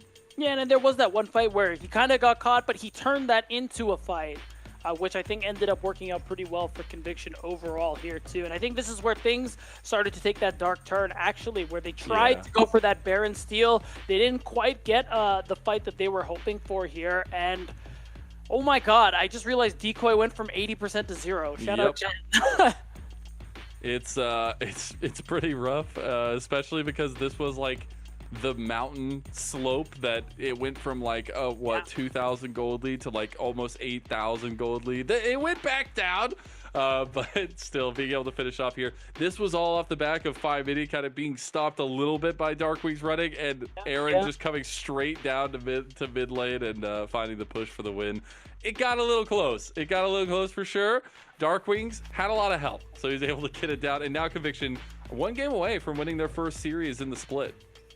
Yeah, and now we got to see if that's going to actually be the case here. Is going into game 2, will AMI be able to respond with a different strategy or find a way to take us to that game 3? I mean, honestly, looking at the experience comparing to both of these teams, there is that expectation of a Conviction favored series, but with how close game 1 was, anything can happen. Yeah, I'm a Conviction fan for sure, but man, AMI just got some stuff with them, man. They got mojo. I know that's a term we used a lot in the LPL, but like they got something, man, and they are scrappy as hell. And I love to watch them play League of Legends. So hey, we get a whole split. I'm excited for it. But now is the question of what works. We can't just say, oh, you need to do better. We need to figure out what works for them. And I think that's enabling 5-Mini first and foremost, but making sure that this early game doesn't get out in front of them too far. Yeah, and I'm curious too if they try going for one of the more OP picks. I think that early priority on the Vi, not exactly my favorite considering what's considered strong right now on the patch in that role too. I mean, there is still the Gwen, if that's available, that maybe we could see them go for. A Pantheon jungle has popped up a lot too. There are a lot of options that we could see. I think even though a lot of them were banned away, I do expect bans to say similar at least. Like maybe the Gwen probably still stays on there. I do want to see what this priority on the Skarners and things like that go down, but it is going to be AMI back on the blue side, the supposedly better side, but going to keep that Kindred ban towards Kizno and not give him one of his comfort champions. Yeah, and I'm wondering immediately what that B1 is going to be that they're trying to set up for him as well. Two really strong picks in the Mbessa and the Rumble are immediately out of the picture. Same with the Nefiri as well, and we're seeing a lot of those same bans. I'm wondering if Conviction don't ban something like Gwen on 3, maybe we see that one come through. True. Could be a good first pick. You would need to find an answer to it at least. It's a menace in the side lanes, but also in team fighting. A little bit more focus as well towards Baz. With that Varus lock away, I think Varus right now is just so flexible in the meta. It makes it so powerful. You can choose whichever build you want, and it's powerful both ways. The Jace is going to be the third ban there for AMI. Yeah, I was wondering if Jace was something that they were going to angle for Decoy or 5 Mini as well, but I guess that option is out of the table. So now, yeah, it's just going to be about what Conviction ends up taking away. The Gwen makes sense, and it's the easy first pick if you let that through. For sure. So just wash your hands of it. Tristana, first pick coming through for AMI. Can still be flexed, obviously, but now we'll see what Conviction's 1-2 punch are in terms of what they want to answer with, especially if you think that's going to go down bot lane. There's one big prio pick that's still up, and it gets picked before I finish. It's the Callista gone through here, and it's going to go to Aaron with the Nico right alongside it, potentially. Yeah. It could be Nico support. That is definitely a combination we've seen there with the Callista. Could go into Dark Wings in the mid lane too. So we'll kind of hold off and see where things play out. But I really like that response actually with the Ivern. I mean, if you follow LS on Twitter, you've heard for years how great this champion is. And that ability to kind of make space for your team, to do a lot of space creation, shielding, and things like that, just to keep people alive. I think it fares really well against something like Callista Nico. And I like the long range setup they have with the Leona as well. That Solar Flare going to be super huge to lock down one target, get resets for this Tristana. Especially if it's going to go the way of 5 Mini, you definitely want to give him all the resources you possibly can. It is the Sins out on the other side, so trying to deflect away some of that engage that can be there, but also having serious skirmish strength in its own. Yeah, and I'm wondering too if they're going to be angling for a Karma or something, and we do see Dark Wings pick up that Nico as well. And again, that bot lane combo with Callista is quite strong, but it just depends on where Conviction's priorities are, I suppose. But at this point, we're just looking to get rid of some soul laners there. They are not convinced that Dark Wings is going to be playing the Nico. They're like, nice try, buddy. I'm going to just ban some things away anyway. Yeah, they're definitely not convinced. I do wonder though, is it going to be kind of continuation of carry focus for Conviction? It's going to be top lane focus, at least for the first one. The Jax is going to be banned away, so taking away some of the side laning pressures from AMI. Yeah, and I think there was a good angle for Jax too, and I really like the Gnar ban as well, because you have good setup, but I think it would be nice to have a little bit more, and I think that would have been an easy answer here. So now, I mean, they could hold on to that Nico flex, judging by this hover. I think they just don't care to, and they want to give Mortar that R5. We do end up getting the Victor locked in for Dark Wings, so giving him a ton of carry potential there in the late game, especially. I'm wondering if that is going to be in the Tristana. I mean, AMI have to figure out what they're going to be doing with their compositional setup right now, and Gragas is locked in at least first. Could be going to Decoy in the top lane. Yeah, it's a safe blind. Doesn't really have any particularly terrible matchups, and your ability to break up fights with that exploding cask. I mean, it's a great look considering what's being played at the moment here. And yes, instantly locked in. This is going to game 3. This is going to game. Sorry, man. It could be, as we are seeing the Yone come through. Yone is just an auto-win champion. He's pretty good. He's pretty good. And you're probably giving it to 5 Mini, which, you know, we saw what he did on the Mbessa. Now he can actually kill anybody he wants to. The final pickup was the Olaf. I do really like this pick. It also enables some agency to Hoarder. Yeah, so he is going to be able to be really good in that 1v1 later on into that side lane. He is going to be able to kind of negate some of that CC, that space creation that AMI are setting their carries up for, because he can just run right through it with that ultimate. Yeah, I mean, hey, Ragnarok is a hell of an ability. You get to run at people for fun. But in this setup, do we feel like AMI are coming away with something a little bit more manageable for them? Something that maybe bridges that early game gap into the late game carry of 5 Mini? Yeah, I would say so. I mean, again, you did talk about Yone. Even though there was the nerf to his E, overall, Champ is still very strong. And now, especially when you're pairing with something like the Ivern to give you shields, to make space for you, and things like that, he is in a pretty good position to succeed this game. And I think the late game for AMI is a lot better than it was in game 1 as well.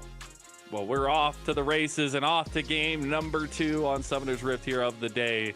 Game 2 of Apex Mission Impossible versus Conviction. Conviction lead 1-0 to start us off. It was a pretty dominating performance. Some slip-ups here or there, but expected of tier 2 teams. But now we're in a situation where we have the Ivern for LoJazz. We have complete enableization of 5 Mini on this Yone, and a want to bring it to game 3 for AMI. Yeah, it is definitely possible. Still, can't underestimate the power of some of these lanes here, of Kizno's ability to have early impact on something like the Xin Zhao. So, and plus, and Manui, yeah, playing this Nico, you have a lot of potential for big team fight engages, big CC knockups with that Pop Blossom. So the angle for him this game is just finding these pockets of darkness to be able to catch AMI by surprise. Oh, speaking of, get the ward just in time. Also, just a little funny note, I didn't realize that today was pajama day in bot lane. I would have worn my pajamas. Because both Manui and Baz both have pajama skins. But they didn't give us the warning.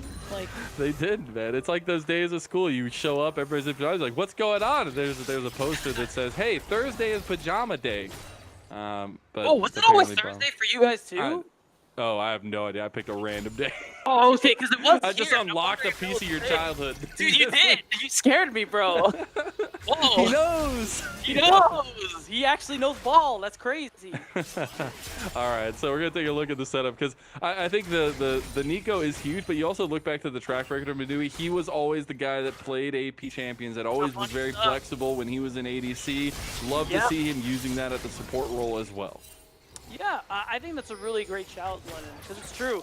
He would play the mages, definitely not quite playing Nico in the APC role, but he has experience on these kinds of picks. So I am excited to see what he's going to be able to get done here. We do see the junglers. LoJazz does get, he is trying to get a bit of get back there with the invade. We'll see if he actually is able to collect on it afterwards.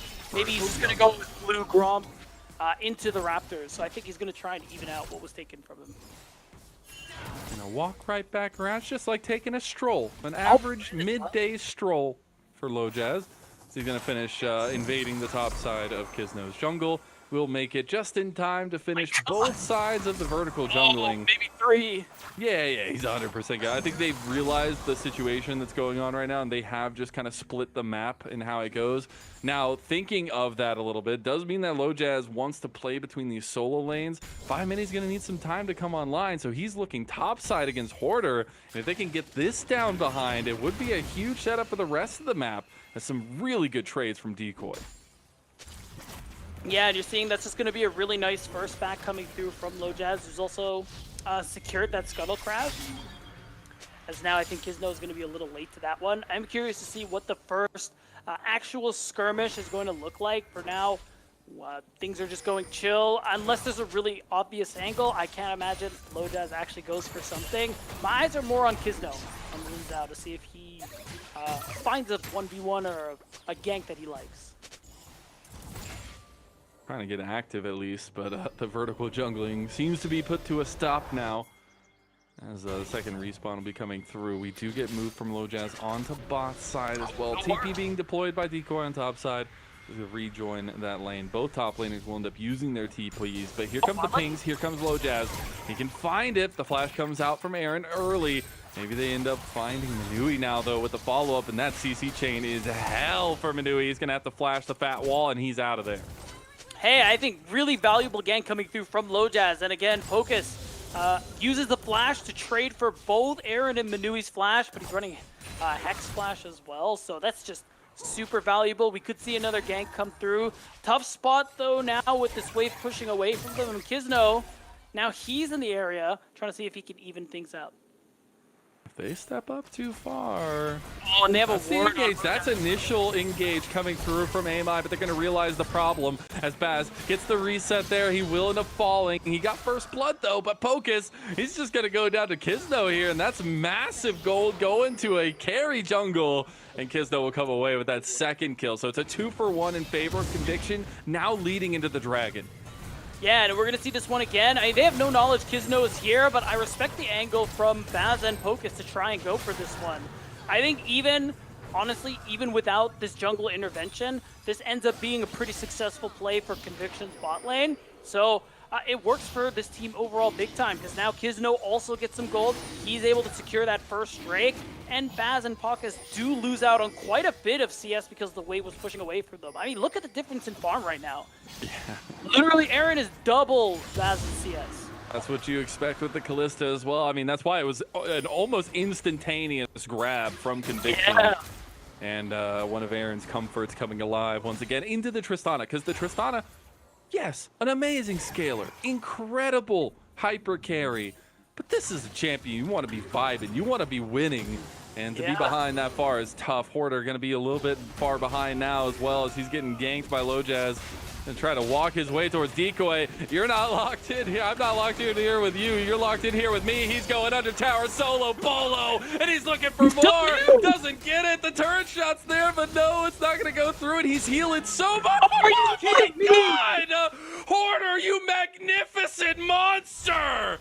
Also, I think on the side of AMI, we need to read what the Ragnarok does, because I think they did not understand that if Hoarder keeps auto-attacking, he keeps extending the time on the ultimate there. So Decoy tries to get that ult to get him stuck under tower, but it didn't work. So now this Olaf, he's coming back with a Tiamat Bab Scepter. Top lane's over.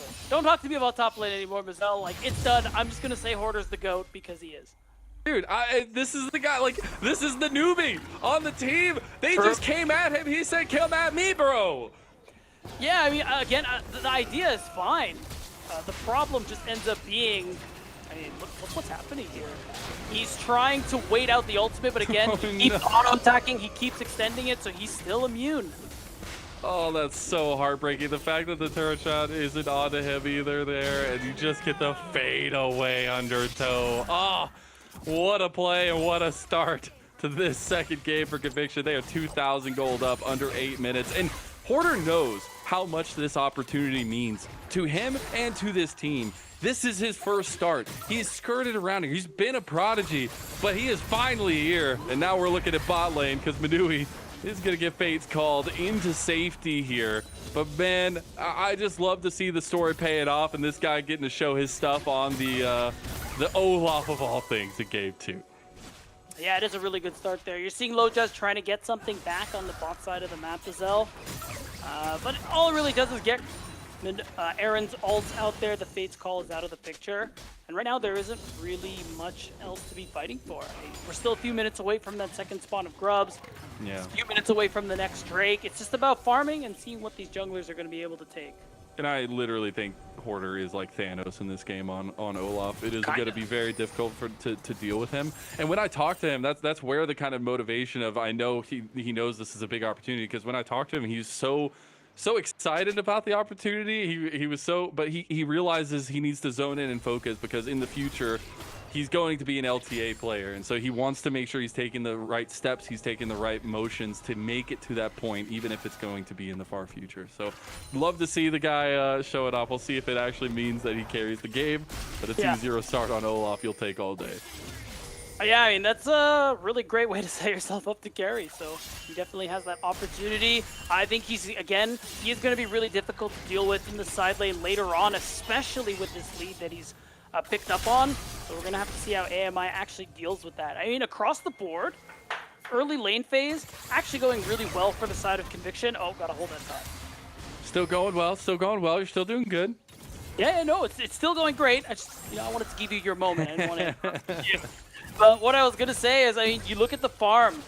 in the mid and bot lane. Bot lane especially. This lead there for Aaron is still insane here on this Kalista. He's up more than 30 CS. They've been knocking down tower plates. And even Darkwing has got a pretty solid advantage in the mid lane as well, too. As you can see, almost 20 CS in his favor.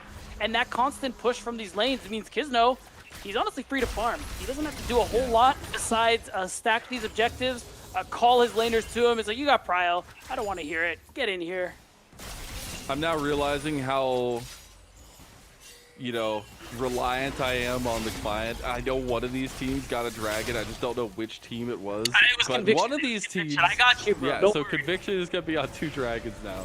At least if they stay around here, if they keep pressure on bot lane, they will have a free take of the objective. But the thing that comes to question in that is that the grubs are coming up in about 30 seconds and would be another set of grub again for Conviction. But AMI, are they in a place where they can even contest this? They don't even have first item for 5 mini, and this Yone is the centerpiece of damage for them. Yeah, I don't really like AMI's chances on this first Drake, so I'd just like to see them try and go for something else, if anything at all. And I'm just kind of watching. Yeah, guys, like, they don't have this, so I think they're just going to make sure Vision isn't pushed up too far, and I think they're just going to walk away, because there's just no angle. I would love to see them walk towards grubs, but it seems like the dragon is still going to take their ire for now. They will end up walking away from it, but is already about half health now to Conviction. They'll move everybody over here just in case, and as those spears start stacking up, the soul will be ripped from the dragon, and that dragon will go the way of Conviction. The grubs did get started by AMI. It was a little bit late. They should be able to clear this before the rest of Conviction get up this way, or at least take a couple. Yeah, I think that's what matters here. The fact that the timing worked out for them really well. They were able to deny that grub again that they got in the last game. So they actually didn't even want to overstay. They just want to make sure that Conviction don't get 6, and they're going to walk away and go about their business. You know, 5 is pretty close to 6, though. And I'm not a counting man, but I'll take it. As we are going to go ahead and go to another break, unfortunately. It is day 1. It is all the stuff that you could possibly ask for. And we get to talk a little bit about these teams more. Yeah, and we're just going to take a second and take stock of what's been going on. And truthfully, not a whole lot. Besides that 2v1 double kill. Yeah, Conviction have some good plays, but the real highlight for me right now was that top lane blunder, but also play that went really nicely into Conviction's hands. And I think, honestly, they're pretty happy with what they've been getting this game. Pretty sure they're halfway to a soul point. We'll see when we get back. And they're building up a decent gold lead. I got to harp on because I got to talk to Hoarder. I love getting to talk to the players, especially because it just adds a little bit more to their story. And I asked a lot of the players coming into this one what their favorite memory or moment was from the OQs and especially both their runs. And Hoarder's was really cute because he was like, obviously the biggest moment is taking down Citadel in game number 3. You have to go with that. But it was the realization that they beat this team that was made to get into NACL, that they triumphed over this team that was so favorited to get into the league. And the fact they did it through the losers bracket run, it just made it add that much more. And I love to hear players get excited about stories like that because that's what makes compelling stories going forward for them. Yeah, I mean, we love upsets, and it's such a great thing. We noted Citadel being a team a lot of people expected to make it through with the roster, with how much experience and skill they've shown over the last couple of years. But they weren't able to actually do it. They lost. And now Conviction are here in their place. That's something to be really excited about. So I'm kind of with Hoarder. I see where he's coming from. It's got to be a good feeling to win a game that everyone says you're going to lose. Yeah, and with the crew too. I think that's another big aspect of it. They get along very well as well. But the biggest thing, the word he said to me that was the most important for being a pro player is consistency. And he says he's good enough to be a pro player, but he needs to work on the consistency aspect of things. I think that's something we'll keep an eye out on through the rest of the split as well for his debut in an ACL as well. So get a little bit of talk about Hoarder because it's really fun to see new players come into the league and embrace it so much. And maybe in this game even getting to carry on the Olaf. But on the other side for AMI, the story itself is just as fun and just as different.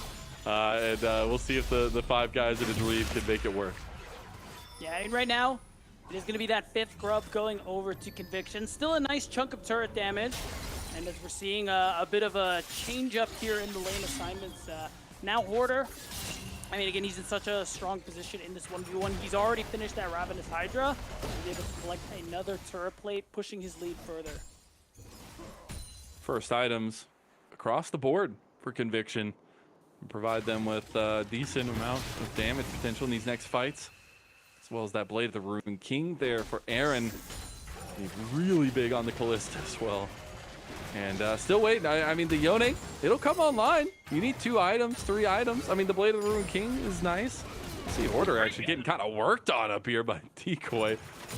Not willing to go all in. It's a trap. It's fake. It's fake. It's 100% fake. You just can't let that one go here. You can walk at him. That's the most terrifying power of all. and nobody can stop As an ADC, though, that is literally my nightmare. That is every ADC's nightmare. Go ahead, just Olaf being on your screen, yeah.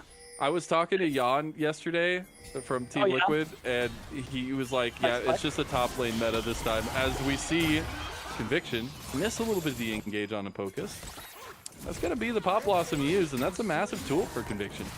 I mean, at the end of the day, I like that they went for it. Not a whole lot really to fight for at the moment. They're just trying to get space, get kills, set up for this Herald that I think they've done a good job on. And that's something we've seen Conviction do really well this series.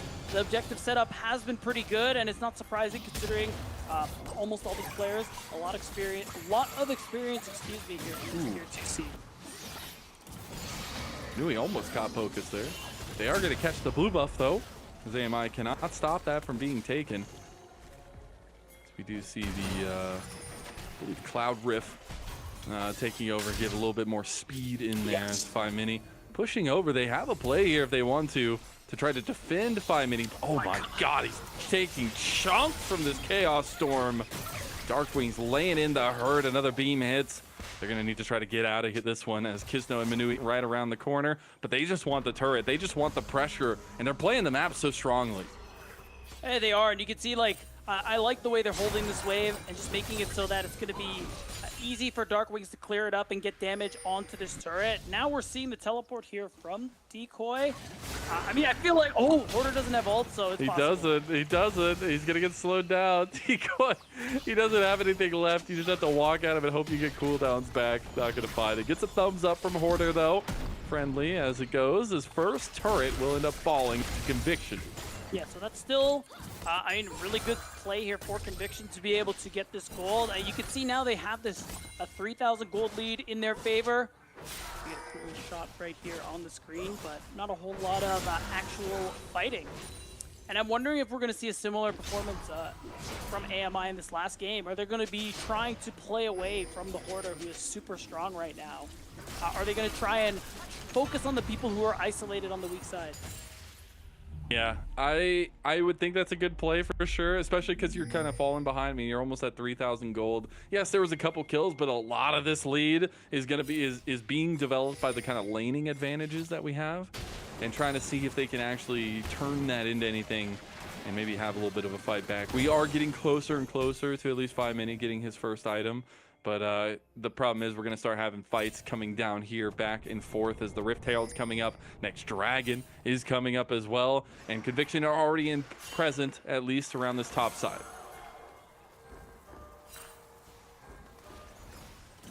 And right now, wait! Baz just got a shutdown on Aaron, and now Kisso just dies. What just happened? Whoa! We're getting a little too crazy. They end up securing 2 kills pretty easily here, and they're just going to go ahead and send it for that Rift Herald. Priority on there, I kind of like that one just because they're going to be able to use that to secure more gold. They want to try and close this gap as quickly as they can. And they know without a jungler, it's not really safe for them to start this dragon. So they want to go for this objective. I mean, that's Aaron down with Cleanse and Flash. I'm so curious. I wonder if we can get a replay of that at any time. But the Rift Herald going down, like you say, will be big for them in trying to get a little bit of push into lane, at least probably mid lane, to unlock that for themselves. And we did end up getting 5 Mini's first item here as well with that Blade of the Rune King. So the Yone starting to get closer as unfortunately my screen is completely freezing. Okay, I thought it was just me, but it is getting a little choppy. I can still sort of see things happening. I think somebody died. Somebody did die. It was Decoy, and now Conviction, they're going to go ahead and start this dragon. All right, we're back. We're back. Everything's looking good. Everything's Dragons going down, like you said. The turret in the side lane goes down to 5 minis, picking a little bit more gold there. But it's still going to be a positive trade, at least for the moment, for Conviction. Their lead getting knocked down just a little bit.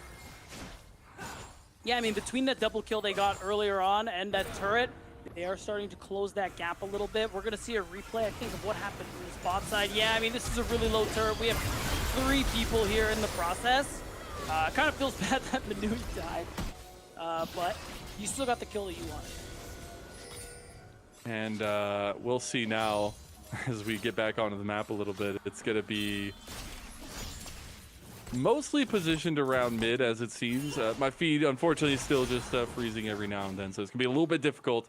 But they are trying to defend, at least for AMI, try to defend this outer turret to have a base of operations at least. But they might be moving into the plan here that Conviction were laying out in bot side, and Kisno is going to be caught here, has to flash over the wall. But the rest of AMI cannot follow because of the choke point.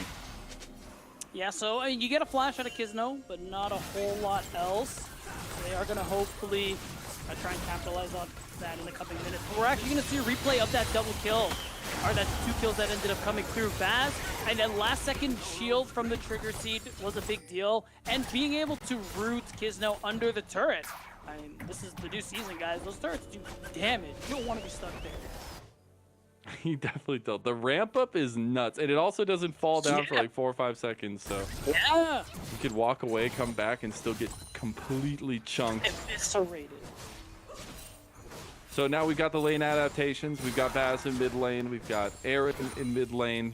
A little bit more to say for Aaron just because of the laning lead that he had, but I still think Baz can be extremely potent in these fights if they can go right. As we see a jump in, unfortunately my feed is just freezing up completely, but I think Aaron might go down. No, it looks like Manui actually got a nice combo.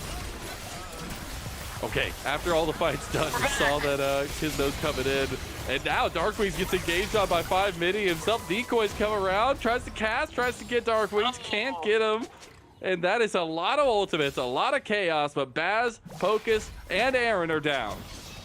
Yeah, you know, it wasn't quite the person you want to get the kill because Pocus's Ignite is what killed Aaron in the end, but I still like the angle. It worked out well for AMI, and they're able to secure some gold in the process. Now we're watching Hoarder. Again, just be a menace in the side lane. He's hit that second item. I like the decision to go for that because now it's going to make him really potent in that 1v1 there. With the beast. Yeah, and we actually take a look back at this fight so we can see a little bit more clearly. You jinxed it, Mizzell. I literally said clearly and I can't see anything. You monster. Well, hey, first day things, you know? True. I mean, this is just what, yeah, this is normal. Happens all the time. Darkwings making it out is kind of nuts there, I will say. I love that they tried to get the cask long bomb from Decoy, the Bomba. Weren't able to get it. Now, we are looking at setup on the map with a couple items in tow for majority of Conviction. We have 2 supportive items for Lojaz now, obviously a little bit on the cheaper end, but you'll take the Moonstone and that Redemption for these fights. Yeah, so that is a pretty big spike there for Lojaz on the Ivern, something that could be useful in these upcoming objectives. You see Conviction, they have 2 Drakes. So that's something where we could see that come to use, son, on this next Drake fight. It is 1 minute away, and I like the AMI. They're just making sure they can't get surprised with a sudden touch take. Oh, hold on. You see a little bit of the order action, but yeah, he doesn't get traded back pretty heftily. But you can see if he wanted to, he pops Ragnarok there, pops Ghost, he's probably dead. If he wanted to, he does have a lot of healing. I actually wonder what champions like that could do in this new season where the turn ramp up is so strong. I mean, he probably would kill him, but I think it would be a 1-for-1. All right, we got a Dragon. That's true, we do. And a Herald is being summoned. I think it was going to time out. It's a bit of an awkward place to summon it. Looks like it. We get Conviction moving in the mid. There's just a minion there. Solar Flare goes wide. Unfortunately, my game is fully frozen. Cannot see anything right now. Hoarder looks like he's going in about half health. There's a big pop blossom. Oh my goodness. As looks like nobody has fallen except for Focus. Conviction definitely a little bit low here. They're gonna get a reset coming through from Manui and try to get back out on the map. Yeah, but enough people are still healthy here for Conviction that it's going to be really hard to take this Drake. I think all Conviction need to do is just use their range, get damage down, and buy time for Manui to show back up for Hoarder to be able to heal off these next waves coming through. But instead, they actually just want to let this Drake go. They're not interested in contesting it. They're going to backfall. Oh, okay, no, it was a bait. It was a bait. All right, we're a little stuttering a little bit. I'm trying to cast it. We're about 3,000 health, I think. Something along those lines. 2,000 now.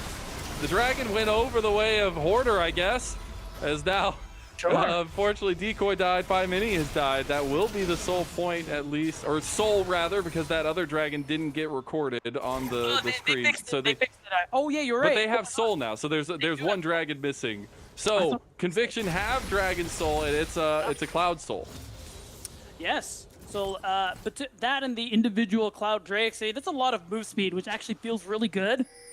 Especially for Manui, who's trying to use that Rocket Belt, who's trying to set up these angles for these sudden pop losses. Oh, they got him!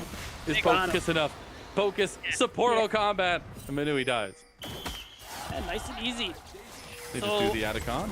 I guess they could. Yeah, Baz is here, and he's at 2 items, so they could try this. Kizno is in the area, though. I mean, you could see a response from Conviction, but this is it's not really good fighting.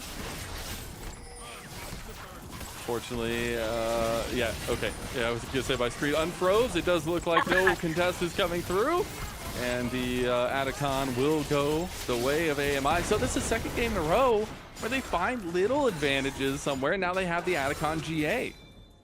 Yeah, so that one could be really useful for the side of AMI. We'll see if they're able to make some kind of play off of it. We're going to see, again, this Drake fight and how things really turned out. Again, a lot of damage was coming through. The end of it, Hoarder is the one, as you called out, to secure this Drake. They were able to get 2 kills in the process as well. I think overall, the fights have been less competitive than they were in game 1. Before, we saw AMI finding answers, finding good fights, but these ones seem pretty definitive as this gold lead just continues to rocket up to 5K. I mean, their composition is just so strong together, and with a little bit of scaling, I mean, you almost have Dark Wings on 3 items now. Yeah. And we'll see if this mid lane push is enough. We are on 2 items for 5 Mini, so the countdown is still going. We're getting closer to midnight. You wonder, though, if AMI are willing to just throw something at the wall here with their Atacon GAs. It looks like I was correct. They want to just go straight in. Unfortunately, my screen is completely frozen, so I can't see if it's happening. Manui has fallen, so maybe they got something here as well. Yeah.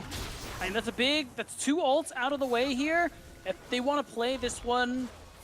Yeah, I mean, there's a world where you could just go straight to the Baron here. Baz and Lojaz go for another 2-man Baron. This Tristana is really strong. I can take this one really quick. And Focus is in trouble. Does look like it. Oh, nice root. And it seems... Sorry, my screen is frozen. It's hard to it's to see what's going on.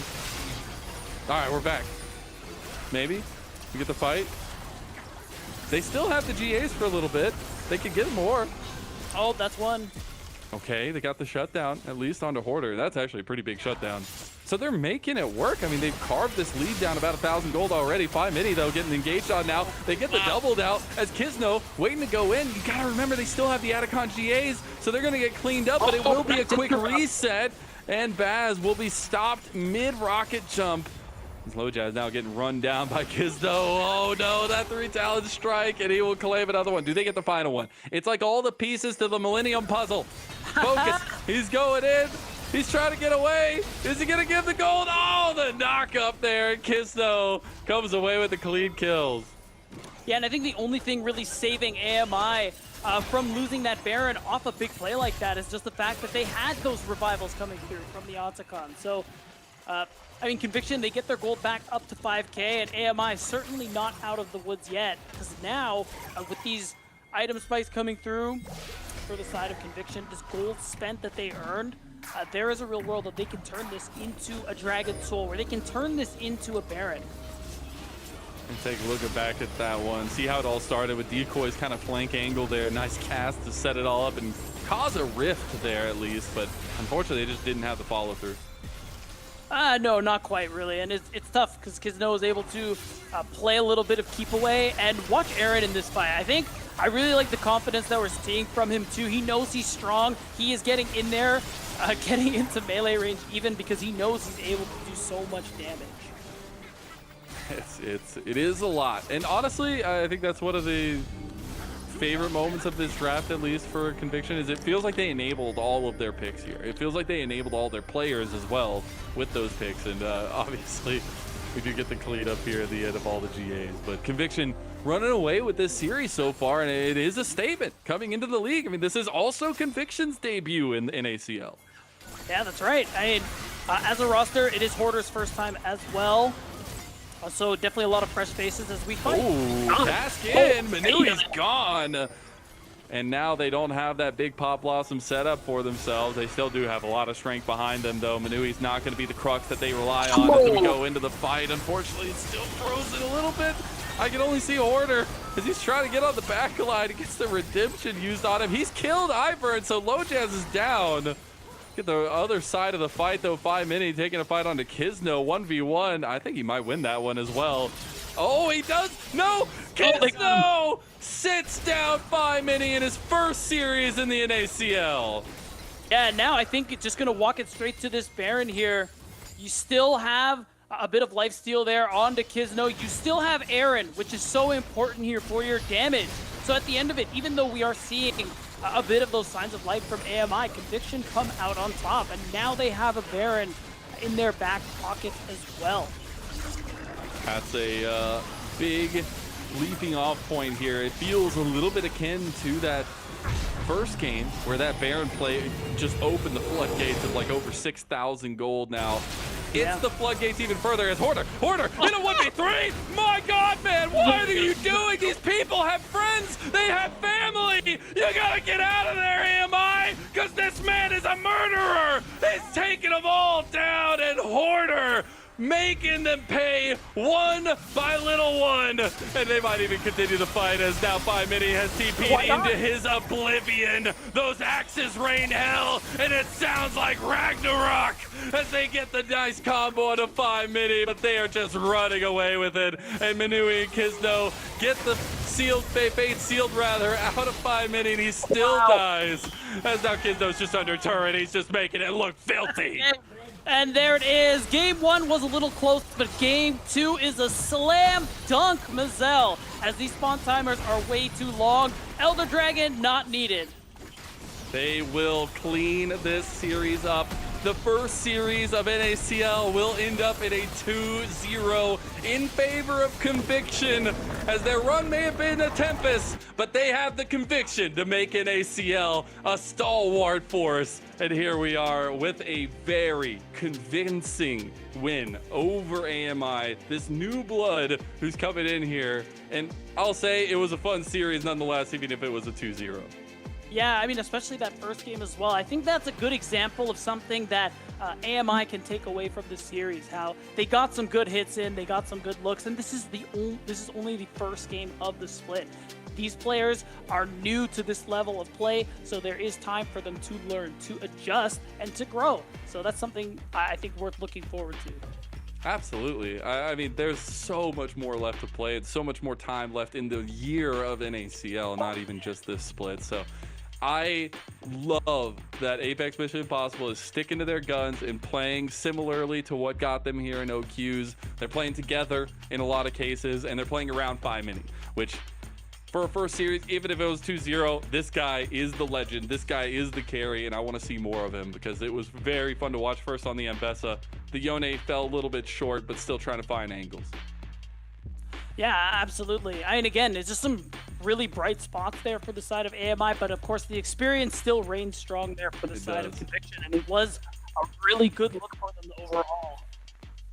And I do hear from our lovely production crew that we have the video ready to go. So we were talking about Aaron's morning routine here. Well, we'll go ahead and give you the Conviction content that they made.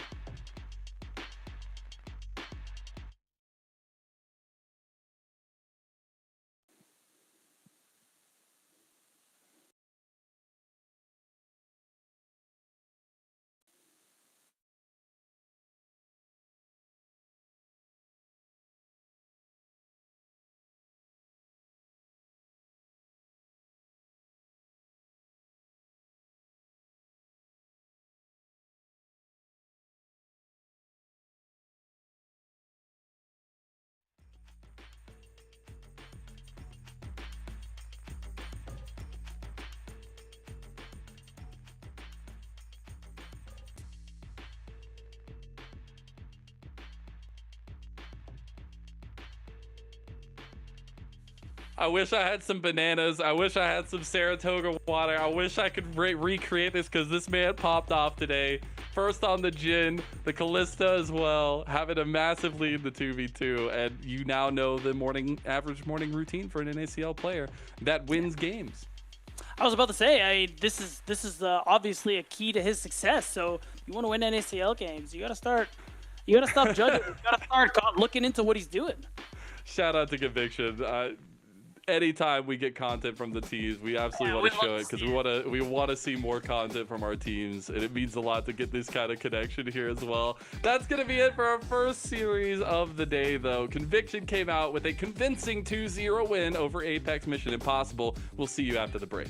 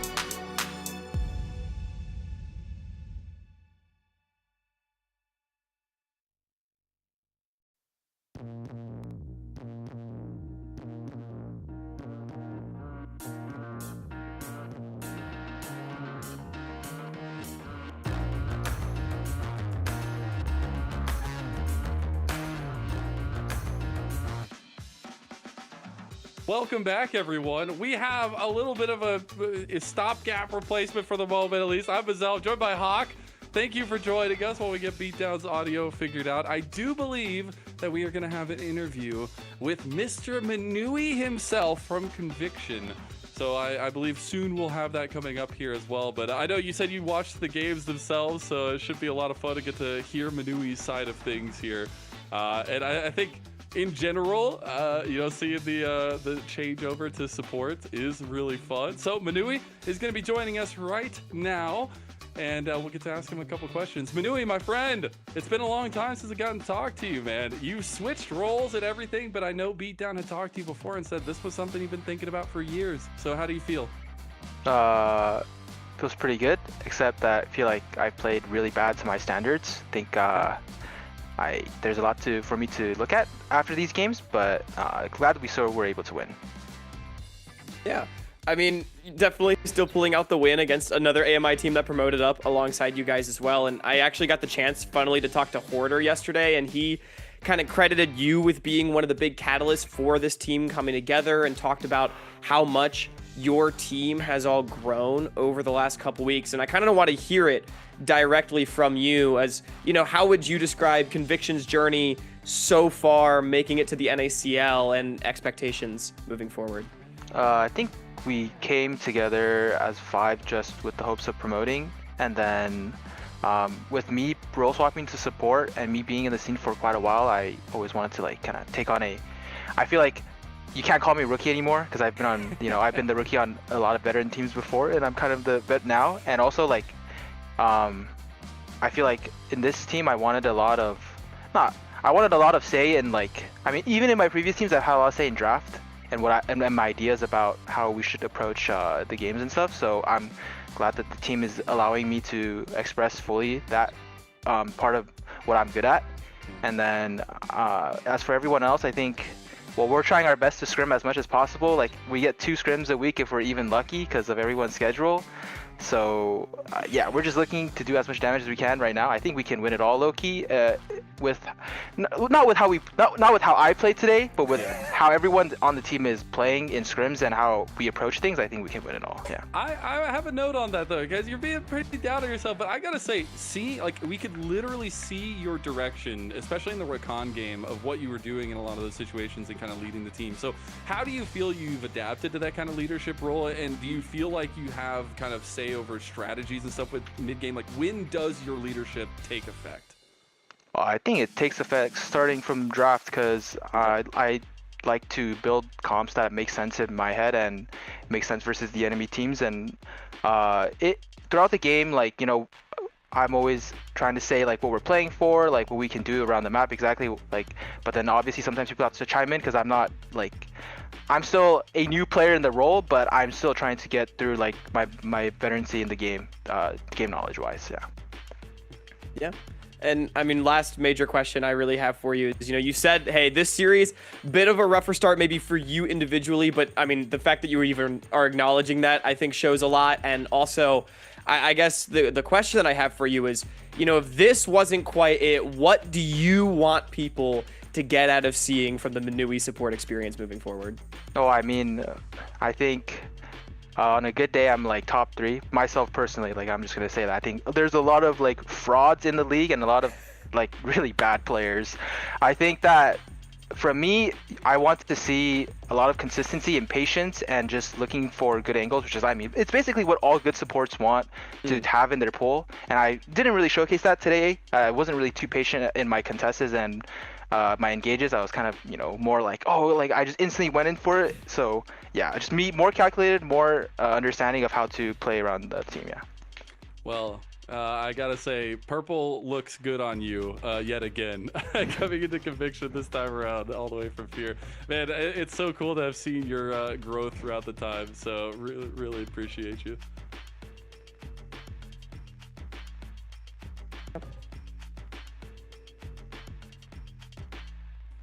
Think that's gonna do it with our interview from Manui. Manui, before we let you go, any shout outs, anything else that you want to say to all the fans out there? Yeah, shout out to my calc teacher for letting me out of class an hour early and letting me take my quiz an hour early. That was very nice of her. Shout out to Chrome. Shout out to Skytech and Winston for giving. Never mind. I can't. Sorry. Thank you so much. Yeah. Yeah, thank you so much, Vidui. Again, I believe we're going to send it to a quick break now. And then when we come back, we'll have the second series on your guys' screens. Luminosity up against Near Airport, the awaited debut of Doublelift in the NACL. Don't go anywhere.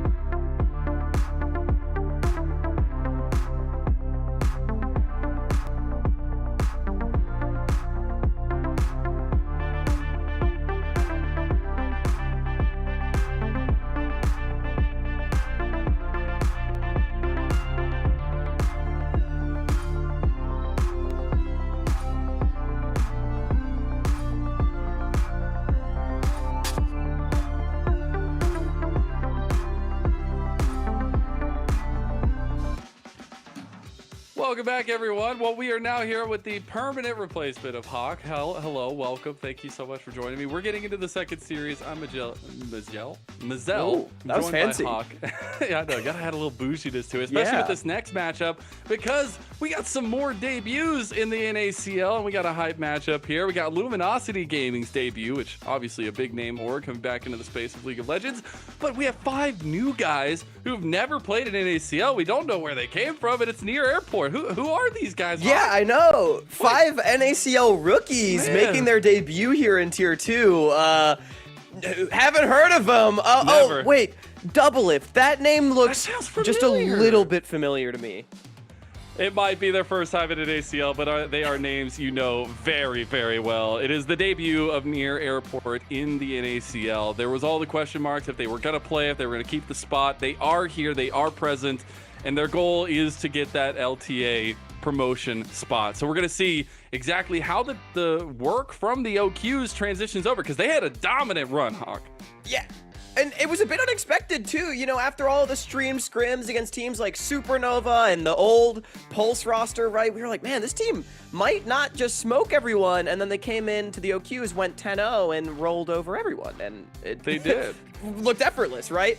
But on the other side, Luminosity, we're talking about promoting to the the LTA. This is a team that's also built to do the exact same thing. It is indeed. You might recognize a large portion of them as the championship-winning DSG roster, but they are still here and present, and I think using a lot of the experience from the LTA, from the LCS, to try to find dominance as Luminosity Gaming here in an ACL. Yeah, and look, looking at a lot of the names on both sides of the ball, honestly, right? Both Near Airport and Luminosity, you might see washed up NA LCS veterans, right? Which maybe is an understandable knee-jerk reaction, but you cannot really overstate the amount of talent that does exist on both of these teams. On the side of Luminosity specifically, every time one of these players has come and played in Tier 2, they have been absolute forces to be reckoned with.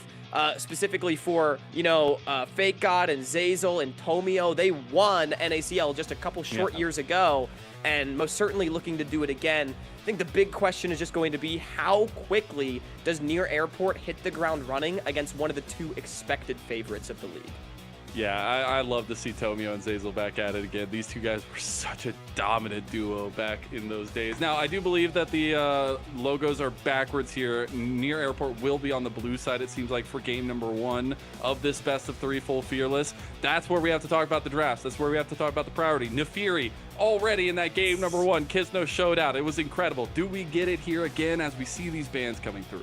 And big questions to ask in the draft as well, outside of the Nefiri. Things like Ambessa still available. Do you take the Nefiri on 1 for Spica, or do you get TF Blades Ambessa, who he ran the OQs with against both Moose Hater and Lawrence, just completely trucked them on the pick. Let's go, Spica! Nefiri is going to be the pick, so it looks like Spica's got that dog on him. Undoubtedly the MVP of the OQ. It was it was filthy. Like it was disgusting. It was disgusting. I think Pobelter had some really good performance. You could hear like into the streams and stuff when they talked about like especially towards the back impact. Yeah, exactly. Pobelter's impact was huge, but Spica, man, this guy is on a tear, and now he's got the Nefiri. The other thing is here, the Ambessa's still open. The Gwen is banned, so you don't have that immediate counter pick that we've been seeing rise to prominence recently. And the Callista was the first pick here for Luminosity. But they do take away the Ambessa, right? So, okay, we'll give you 1 OP and we'll get 2 more for ourselves, giving Tactical a pick that he can pop off on. I mean, talking about LCS, the Callista's the pick that he made his name on. This is how we replaced Doublelift on Team Liquid, was on this Callista pick. So to get to see him on it now, I think is definitely going to be a treat. On the other side, though, TF Blade, the tried and true Jax, we know he can play very well. Yeah, side laning pressure is going to be abundant, at least for Near Airport. Going to need to find a way to deal with that for Luminosity. Maybe try to find their own side lane pick, but right now it's going to be the Nico. So some good setup there for Luminosity. Yeah, probably going down to the support position for Zazel. I will say, Zazel typically somewhat have associated more with like the tank, engage supports, the Alistairs, the Rels of the world. So I'm actually pretty curious how him and Tactical are going to function in what is a very aggressive 2v2. Funnily enough, for people that maybe didn't follow Near Airport through their OQ run, I actually think the bottom lane has been the least impressive part of this roster, so I do think that could potentially be an avenue that Luminosity looks to attack in this game. Understandably, banning out those bottom lane champions as the top side has been rounded out by Near Airport, so trying to pinch Doublelift, pinch Bio, and force them into potentially a bad situation. Yeah, try to get an advantage down there, and maybe even see if you can get a jungler to kind of influence that bot lane to some extent, kind of try to path top to bot. We do see the Ahri banned in the second phase by Near Airport, so try to take away some of those mid lane matchups now that they have the Talia. And somehow Skarner made it all the way down. Look, I know Dude, Skarner's he's caught dropping, nerfs. man. There's a clip. But Mazel, you've been casting LPL. This champion still looks pretty It's still damn busted. ridiculous, I feel man. like so it's a good pick. I'm excited. Hey, Antonio facilitating teams, that's where he found his namesake. True. That's where he found his bread and butter. So love to see him on the Skarner, see what impact he has. I think the combination of him and the Ambessa for Fake God can be really, really big. We do get the bot lane lock in right now, though, for Near Airport. It's going to be a classic for Doublelift, and one of my favorites that I get to see 2 times in the day already. We get the Jhin with the Rakan locked in for Bio. Yeah, I mean, I think this is a solid 2v2. It can match up against the Kalista and the Nico early on if they're able to take intelligent trades. It's something that Bio can really influence the map on. Again, Doublelift not really the focal point of this roster. Oftentimes has been playing weak side, with Spica being the one that they've really played through in the early stages. He's been a monster, as we mentioned, and on that dog, he's got a Talia that can move around with them and a Rakan to try to make plays. Insanity ends up going for the hyper-scaling Rise, and now I like this from a certain perspective because it does give them that late game insurance. And in fact, I think it means that I favor Luminosity's team fighting if this game goes ultra late. But Yeah. Immobile Mage against Talia, Nafiri, Rakan can be a scary prospect, especially around those 15-20 minute team fights where I expect Near Airport to be strong. I do like that it is a side lane pick to try to answer that side lane pressure the Jax can have as well. So you have some thought processes going into this one, but this is a banger we've all been waiting for on day 1 of NACL. It's Luminosity Gaming taking on Near Airport, and see what the debut at the tier 2 level of this legacy squad in NA League of Legends is like. We'll see now, just a 5-point spread, but how do we feel Spica's early game access is going to look this game? Yeah, I mean, I would expect that Spica should be able to have push in mid from Pellbelter early on with the Talia into Rise matchup, so it should allow him to play basically wherever he wants. What Near Airport really wants to do with this composition is not let bottom lane get out of control that side of the river, right, and keep the game close as you hit those one-item spikes, because that's when their composition can really pop off. One of the things I think that kind of sneakily makes the Nafiri so broken is not just how strong it is when it fights on like 1, 2, 3 items, right? But it clears very quickly, and so Spica going to be more than happy, I think, to go band for band on Tomio in terms of just keeping those jungle camps on respawn. And it's so funny, we were talking about the kind of OQ run for Near Airport, obviously, but listening to Doublelift stream, especially after they had won the qualification there, they were like, man, we expected to lose games, we expected it not to be that dominant, but it was dominant. And so I'm really curious if we get the translation from that into NACL, because the question has always been, is it going to be the same when you go up against these next tier level teams? And especially, again, against Luminosity, because there's been a lot of conversations about, is Near Airport going to be a top-of-the-table team? Because general consensus is that Luminosity and Dark Zero Dragon's deal should be the top 2 in the league, with some people believing that Near Airport could hit a point where they rise up to contest them, obviously knowing the pedigree of these players, but it's not expected by some other analysts in the space. I think I'm more in the camp that I believe they can do it. I had them 3rd place in the power rankings that Salty Runback put together, but I definitely think they have a bit more to prove, perhaps, than this Luminosity squad. They definitely do. We'll see if it ends up being the case that they do prove us right. Obviously, it's a best of 3, so we have a lot more gaming action to go. I'm hoping for 3 games, at least to try to shore us up here, as we're going to get the split lane cams into the clear cams of both junglers. It will be a mirrored start from top to bot, so maybe a little bit of action.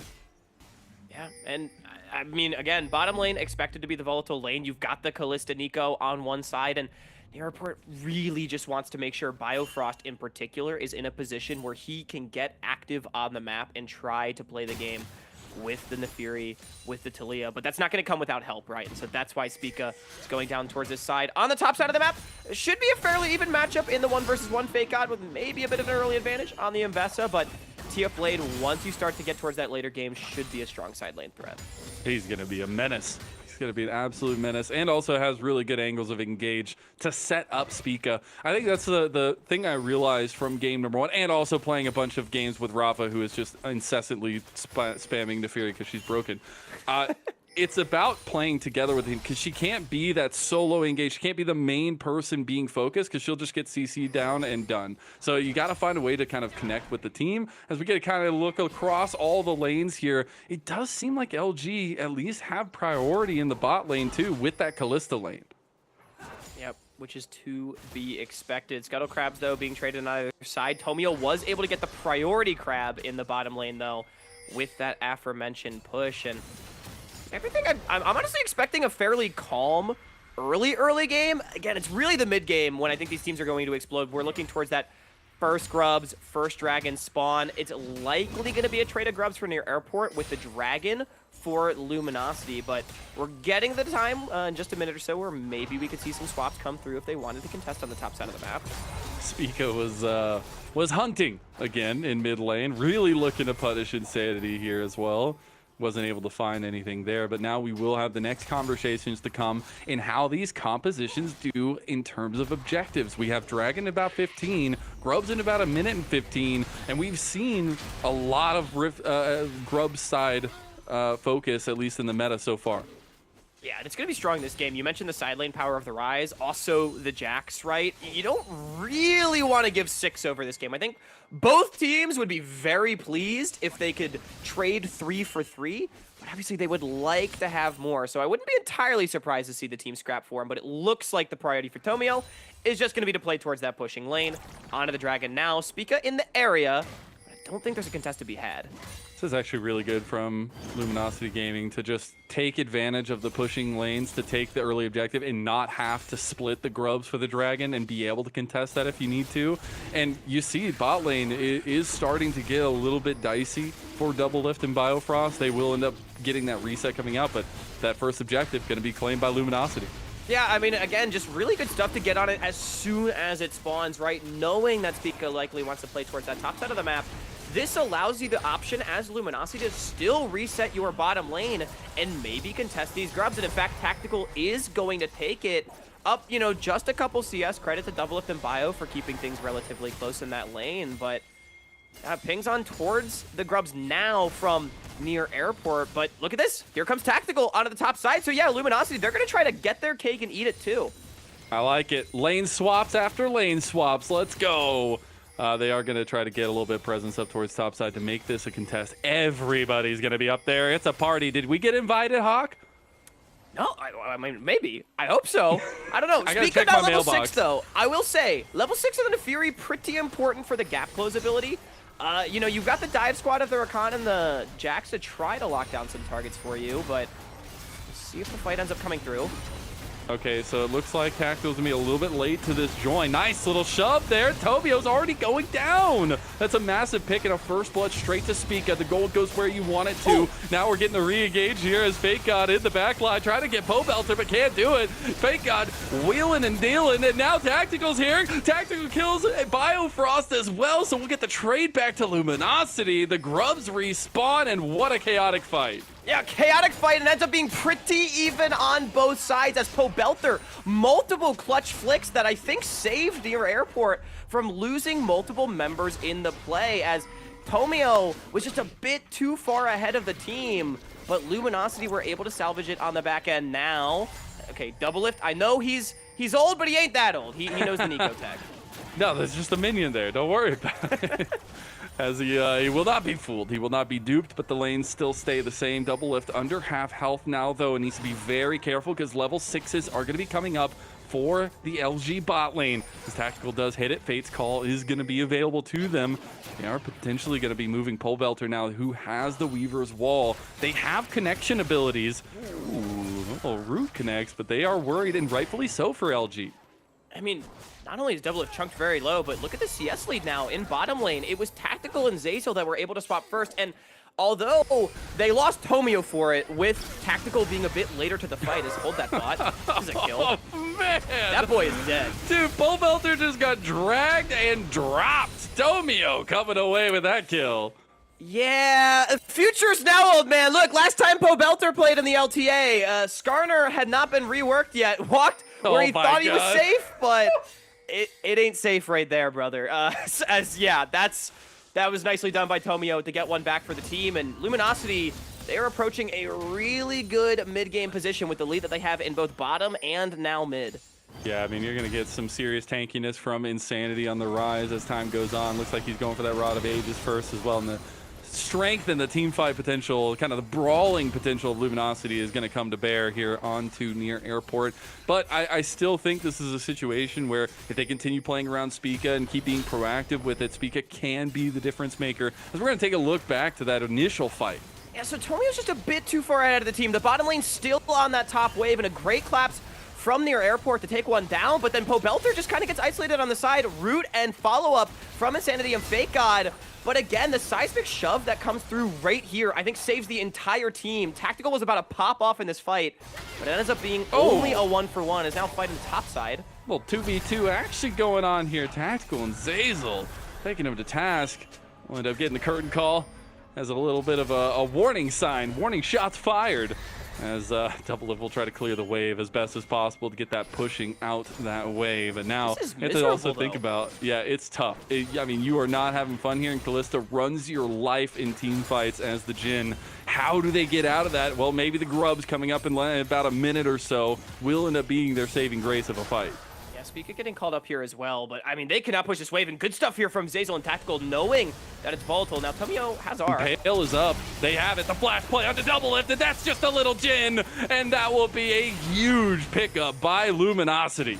Great collapse. No flash still on double lift from the fight around Grubs. Tomio recognizes that, immediately jumps onto him, and that's the punish that we want to see come through from a veteran squad. Luminosity opening up their lead, and we talk about in the next few minutes is when we want a near airport to really come online, but Luminosity has just been cleaner in the fight so far, playing around their bottom lane priority and putting themselves in a great position in this first game. I gotta say, man, it's so fun. I know you talked about it earlier, but it's gonna be something we return to. The Tactical double lift story, and Tactical still got his number here, at least in game number 1. All that time ago, a little bit of legacy of Team Liquid just in this game alone. Dragon being started up by Luminosity. They'll be able to take that one as we go into the replay. Yeah, I mean, not really much to break down right here. Bio just has to say, peace out, bro. I mean, what's he supposed to do? That's a flashless Jhin, and Tomio understood the assignment. And that's been a legacy piece of Tomio's game. Like, he's on a Skarner. He's not murdering anybody. He's not killing anybody, but he will get you to the place where you die to his teammates. And I think that's been one of the strongest points of Tomio's game, is how he knows how to facilitate for the rest of the team. Now, near airport are going to start up the Grubs. This could be 5 Grubs for them if there's no contest from Luminosity. And honestly, looks like that's the case. Like there's not going to be. Now, Luminosity did claim, oh no, they didn't get the feats of strength because of the 1 grub or 2 grubs earlier from the airport. They did get a dragon for themselves, so they're one step closer to that feats of strength. They got the feat of warfare, and I will say, also blowing Pobelter's flash in mid, so they have given themselves another avenue to be able to attack in the near future, but unfortunately, kind of using their turn to go for that play, not able to full contest for every single neutral objective. As I like it, Zazel, like just keep looking for him. And you just walk around as a minion, they'll never know. They'll never know. We are getting the kind of premier lane set up right now, though. At least maybe a little bit of change in that top side, as I'm sure near airport will move. But it is going to be the kind of Rise versus Jax side lane pressure. That's the reason you grab the Rise. Maybe they punish it, though, as they do have the engage on Insanity, but he realm warps to safety just like a magician. Good side laning right there from Insanity, understanding that he's always able to get away. I will say, lane assignment's a bit curious for me. For Luminosity, I'm actually surprised they're not choosing to extend the swap with the Kalista into the Jhin. Instead, having Fate God up on that side. But regardless, not losing anything for it at the end of the day, and still having a lead in every meaningful position. Well, actually, Fate God falling down pretty far, so credit to TF Blade. A little bit. It'll have just about a 10 CS or a little bit more differential there, but we're seeing now nice little toggle from the observers with the vision play from the red side of things. Really, really nicely done from Luminosity in terms of where they have their protection and where they have their safety. And I'll just say a lot of that, I'm sure, comes from Zeyzal. He's been a huge shot caller for a lot of the teams he's been on as well.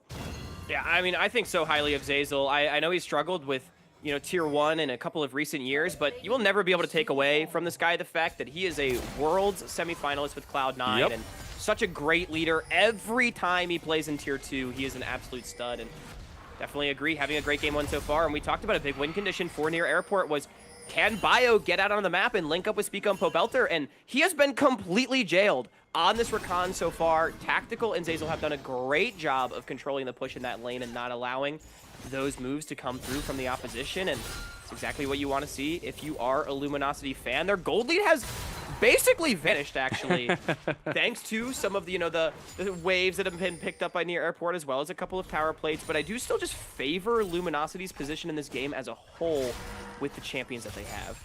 And with how even this game state is, I do not expect the in-between moments to be extremely impactful. I think if Luminosity were ahead, they could definitely look for these kind of aggressive in-between moments. But this game, right now, it just feels like it's going to be decided at every objective. We have timers on the map, and we know when we're going to be fighting.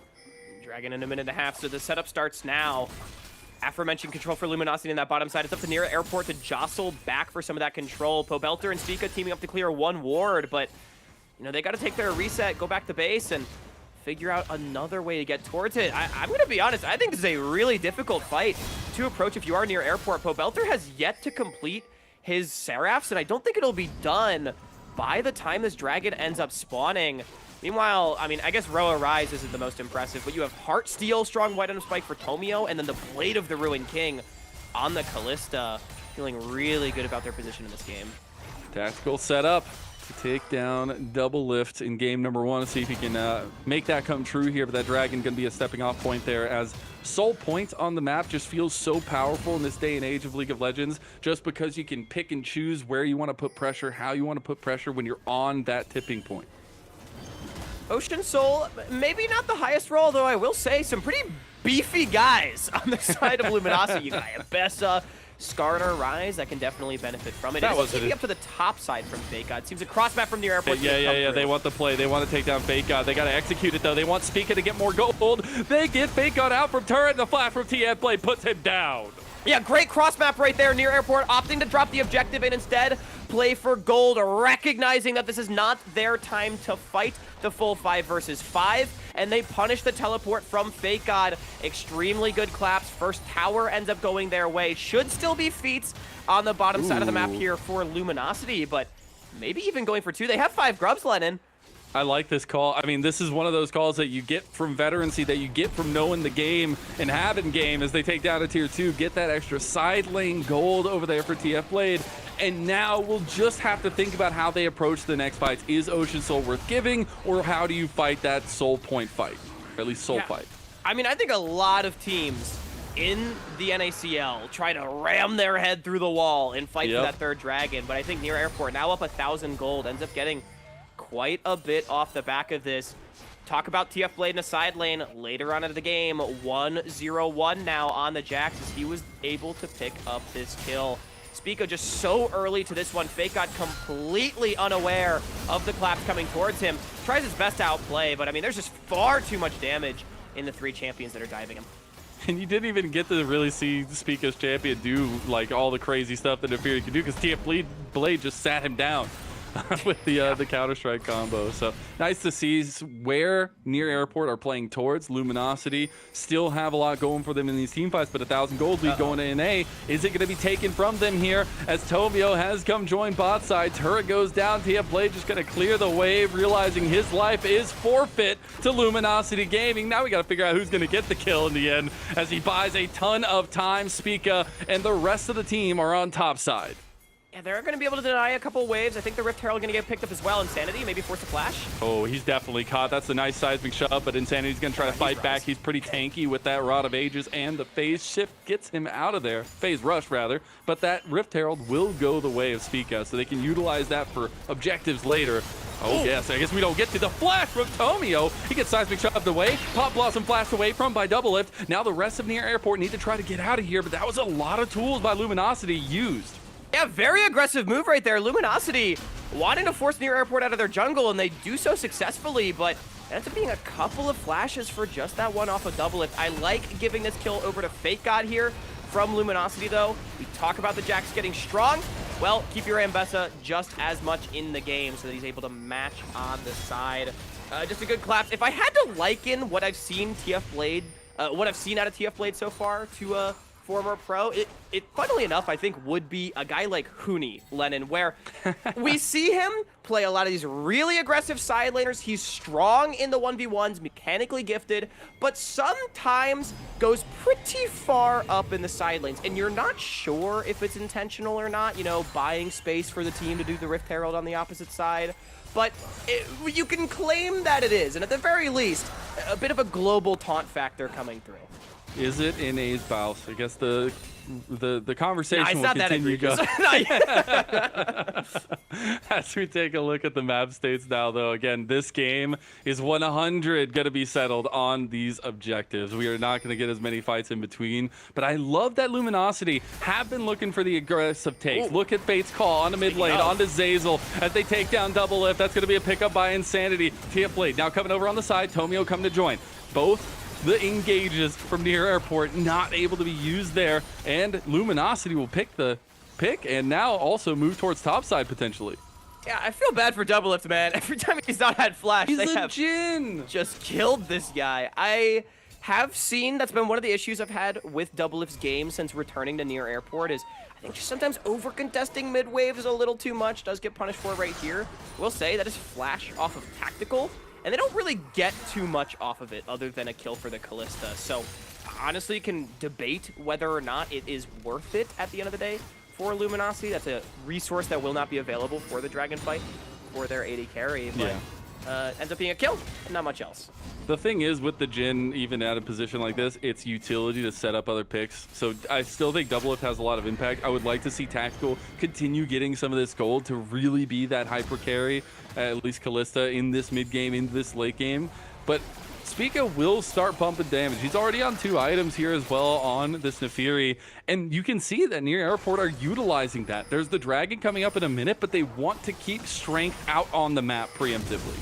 We mentioned the clear speed of the Nefiri. Up CS on the enemy top laner is kind of when you know that he's been just power farming the whole game, able to steal away a Gromp. And it is finally Near Airport first into the river. Despite plays like this, Luminosity trying to just dominate the mid waves, right? Flex their control that they have over it. They get the TP out of TF Blade at the very least, but again, a kill for not much else. And Near Airport, we're quicker off the reset, and I believe when we come out of this replay, we'll see that, okay, maybe river control is kind of even.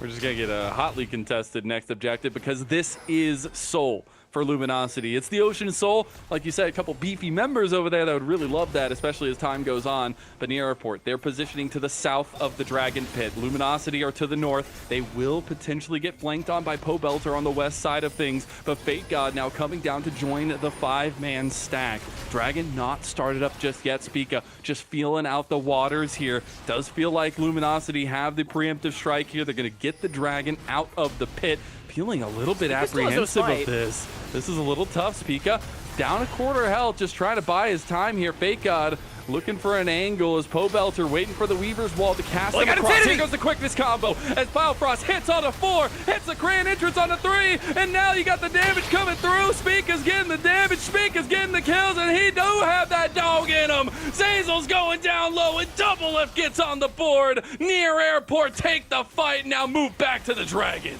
Bio finally able to get involved. He finds Insanity in the fight, and it's Near Airport 3-0.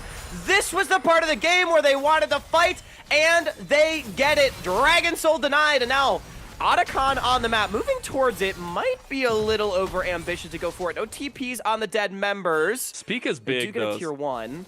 Spica's got the Black Cleaver and the Eclipse. I think they do have a lot of damage. Tomio's going to come over here, but is this not just the story of Near Airport in the OQ? No matter if things are going bad for them in the early game, they just find fights, and we'll see them force the Atacon.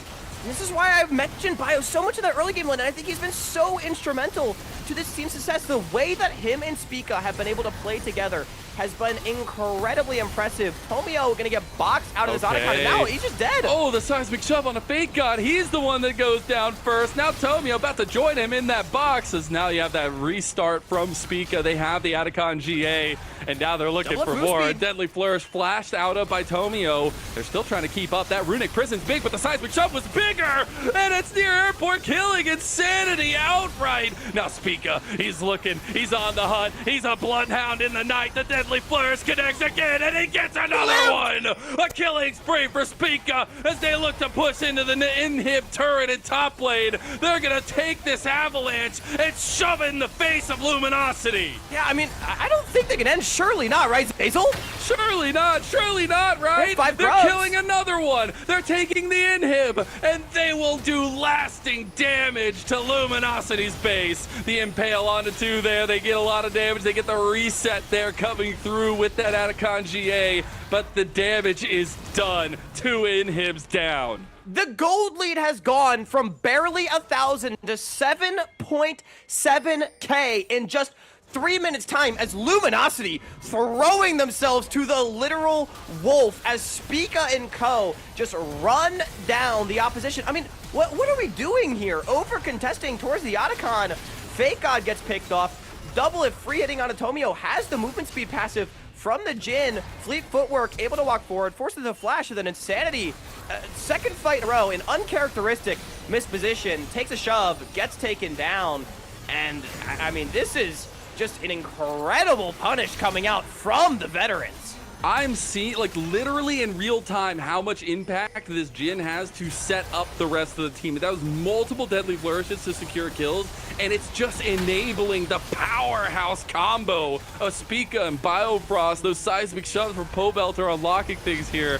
And this was just an avalanche of lava. I can't even say it's snow, because that would be nice. I cannot believe. I feel like it's the old G2 memes where like the game is close until it isn't. This is just over. Tactical's down. Double lift of all people. Takes a headshot to Tactical. Meanwhile, you have the nice little Pop Blossom knockup from Zeyzal, but it is just in denying the inevitable here, as it is near airport off the back of that. Oh my god, Double Lift heard you talking smack, Hawk, and he said no way. As they're going through it, they get the double knockup yet again. They're under the Nexus towers, and near airport, their debut will be dominant as they want to put the finishing touches. I don't know if they have the turret, the turret damage though. Look at Double Lift, he's just cleaning them up, but now he's against an Mbessa. He's being taken down, and near airport, they wanted content. Well, they're definitely getting some out of this one. All right, near airport got a little goofy with it. They thought they could end in the amount of time that they ended basically all their OQ games. But maybe we're going to get it dragged out a little bit more. Spica, Double Lift, eating a couple of shots, end up going down. I don't think it's going to be enough to salvage this game for Luminosity, though, as Double Lift headshot Tactical in that fight. That one was for TL. A little personal on that. We bent the bullet in the middle of the team fight just to make sure, especially from a guy in like Tactical has had Double Lift's number this entire game on Kalista, but now we're seeing the fruits of the labor of a poor Jhin as we see the initial kickoff. I mean, this was bold, but I like it. Yeah, I mean, Luminosity just not understanding really that they're probably confined to their base. Spica just clicks R on him. Biofrost follows it up again. The duo able to find the engage. Once Tactical's gone, the fight is completely lost. For the side of Luminosity, Double Lift, nice flash force shot right there. And I will say, I think they could have ended. They wanted to pad the KDAs though, and I respect that. I'm just saying, if Double Lift wins this, Jin's 100% win rate on the day in NACL. Huge.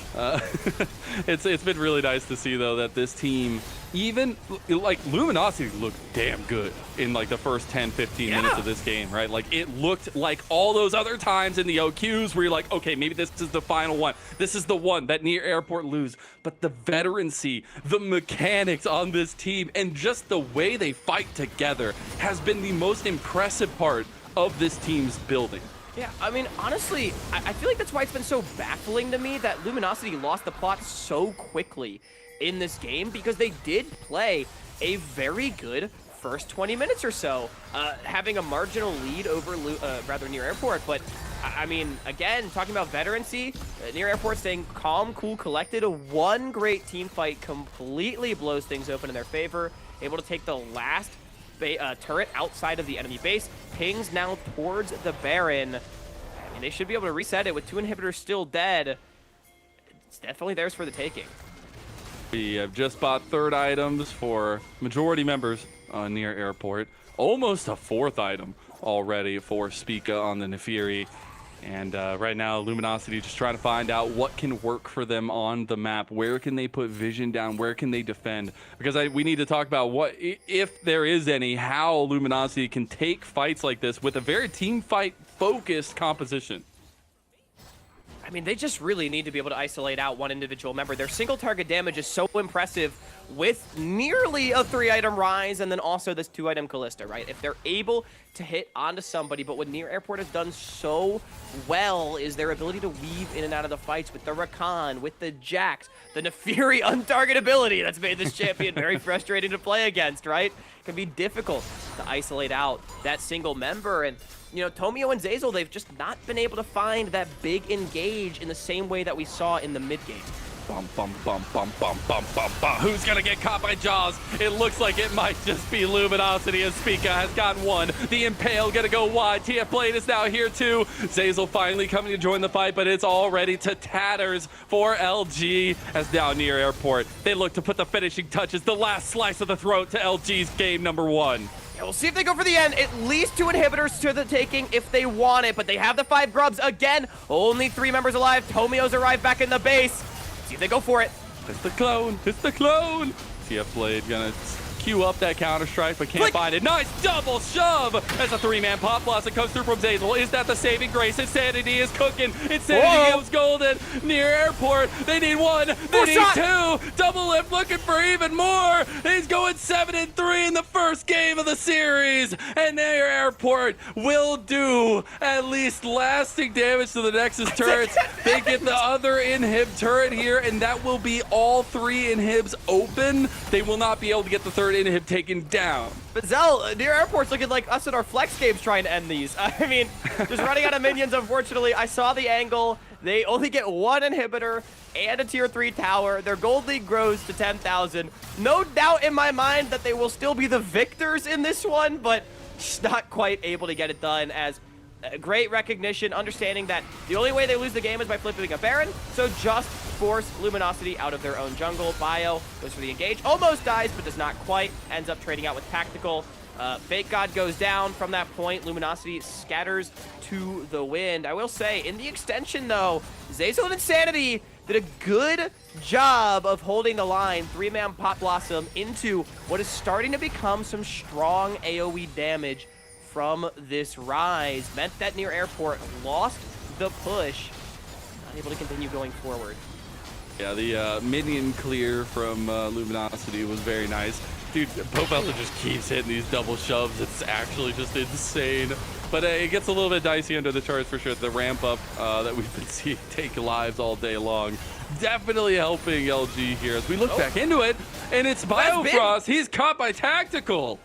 Hold up. Okay, Luminosity, that's something. Able to kill the enemy support.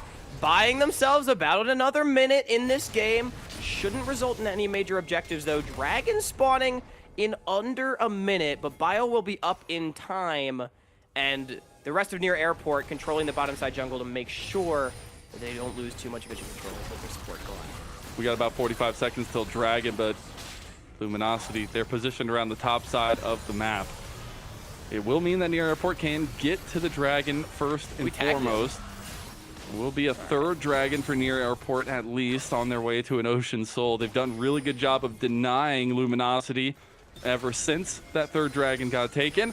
But now they're trying to put the pressure. Luminosity want to push mid. They do have a lot of pushing strength here and still about 20 seconds for that Dragon to spawn.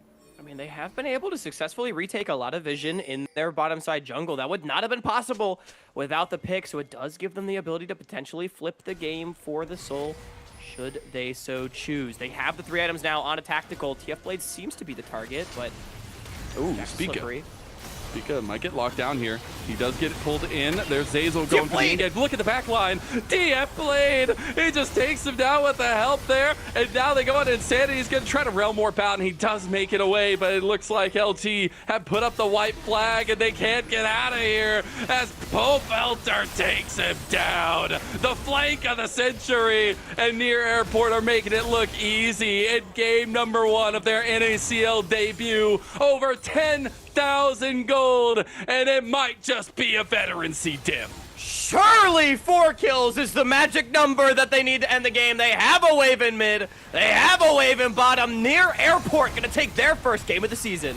OQs weren't a struggle for them, and NACL's looking just the same. We asked if they were going to be dominant, and this was one hell of a first performance. We'll see if they can clean house in this one, but a 1-0 lead in this best of 3 for both of these teams start to the season. Yeah, the pace in which they were able to take over the game, so impressive, as Near Airport made it look easy after what was a very contested early to mid game. Super impressive stuff from them, playing to their win conditions well. And look, I'm just gonna throw this out there. We were memeing about like maybe things being personal between Doublelift and Tactical for the whole Team Liquid business, but I'm just gonna say that Callista got jumped every single fight by multiple people. He was always the first to die, so I don't know, man. Like, just putting that out there. Hey, Jin's looking pretty good. 100% win rate. That's all I gotta say. True. Results-based Be analysis. off screen, can't die that way. Anyways, Near Airport take the lead in the series, but we will see if Luminosity Gaming can get right back into it after a break.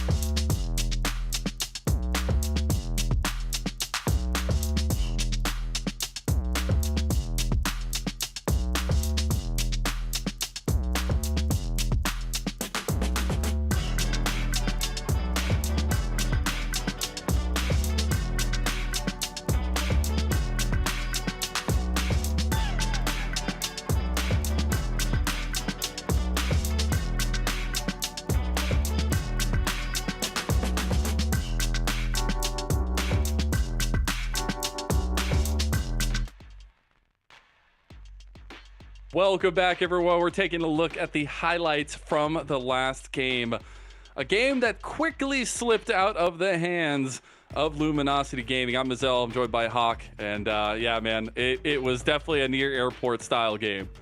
Most certainly was. From going from 0 to 100 very, very quickly as Tactical and the rest of Luminosity got bullied for the last 10 minutes of that game or so. Great team fighting from the near airport squad, and I immediately want to start talking about some of the ramifications for this game, Mazel, because it's only week 1, but again, consensus top 2 on most people's power rankings were Luminosity and Dark Zero Dragonsteel, and there were a lot of questions about whether or not Near Airport would be able to rise up and contest those two. We know that they have the capability to, but the question would be how quickly can they, and you know, how hard would they try?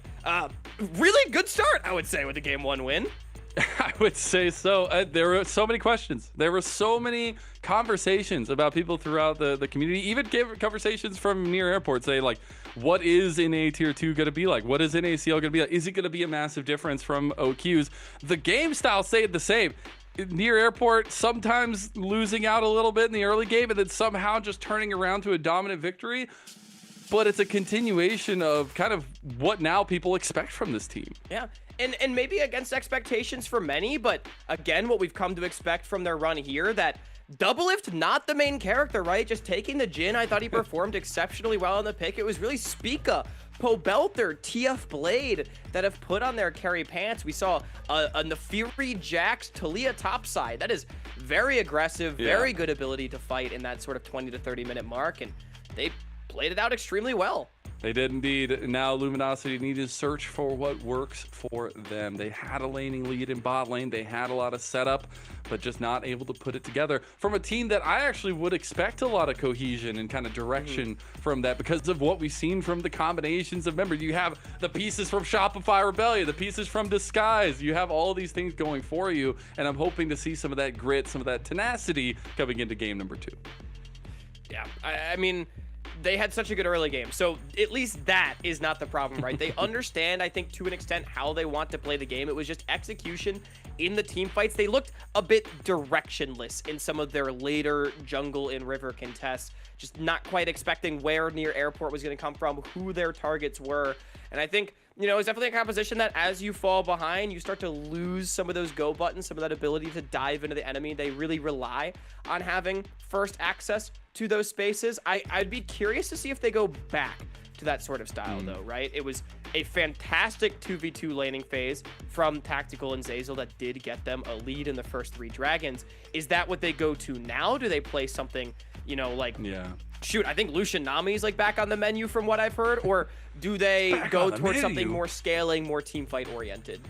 Yeah, I actually would be very curious to also hear, I know it's probably not going to happen, but hey, content for Near Airport, if you're listening, release the voice comms, because it would be really curious, I'd be really curious to hear how they came to the decision of how they were going to play that game number 1, because there was a point they were down Soul.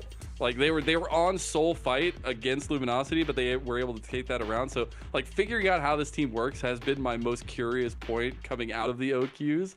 But now, I mean, it's all about how we see them continue to work that. Now that a lot of the picks are gonna be different, we might end up seeing some of the Gwen if it does make it through yet again, or if it's banned, but big picks are off the table. Yeah, I know, a lot of comfort. Things like, I mean, I specifically look at like that Ambessa pick. I thought Fake God had a pretty good game on it, all things considered. Like, I didn't really feel like that one was on him. I will say, I think good for both Fake God and TF Blade that I felt like they went pretty even with each other in that game. Because I could definitely have seen that matchup being very volatile. We know how good Fake God can be on an individual level. And TF Blade, where he looked really good in the OQs, was just outlaning people. He had so many solo kills that it felt like should not have happened. And I think specifically, Ambessa and Jax no longer available to him. What does he go to? Because he's not really played things like the Rumble that we've seen a lot of other top laners put priority on.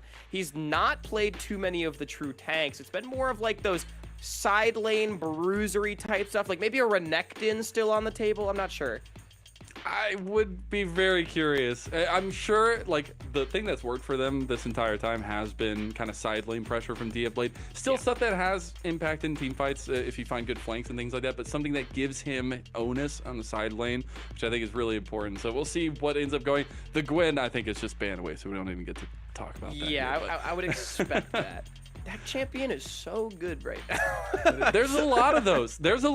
I was talking about Yone. Yeah. I was talking about Nefiri. I was talking about Gwen. I was talking. I'm gonna keep it a stack with you, Lennon. I think the meta's like a little goofy right now, but that's okay. Dude, that's what it's makes okay. it fun That's to the League watch. of Legends And we love. that's why we have Fearless Draft too. Let's go. That's Fearless for you, baby. Fearless wins overall. Now we get into game number 2. I couldn't be more excited. I want to see the punch back. I know Luminosity's got it in them. We just got to see what they got. We're into Luminosity on the blue side for this game number 2. They have the Zyra ban and the Quirky ban, so changing it up a little bit in that regard. Near Airport on the red side, ban away the Rumble and the Varus so far. Interesting Varus ban. I would have thought that Doublelift would want to go towards it. Now I'm wondering if they want to try to get an Ashe on R1 too.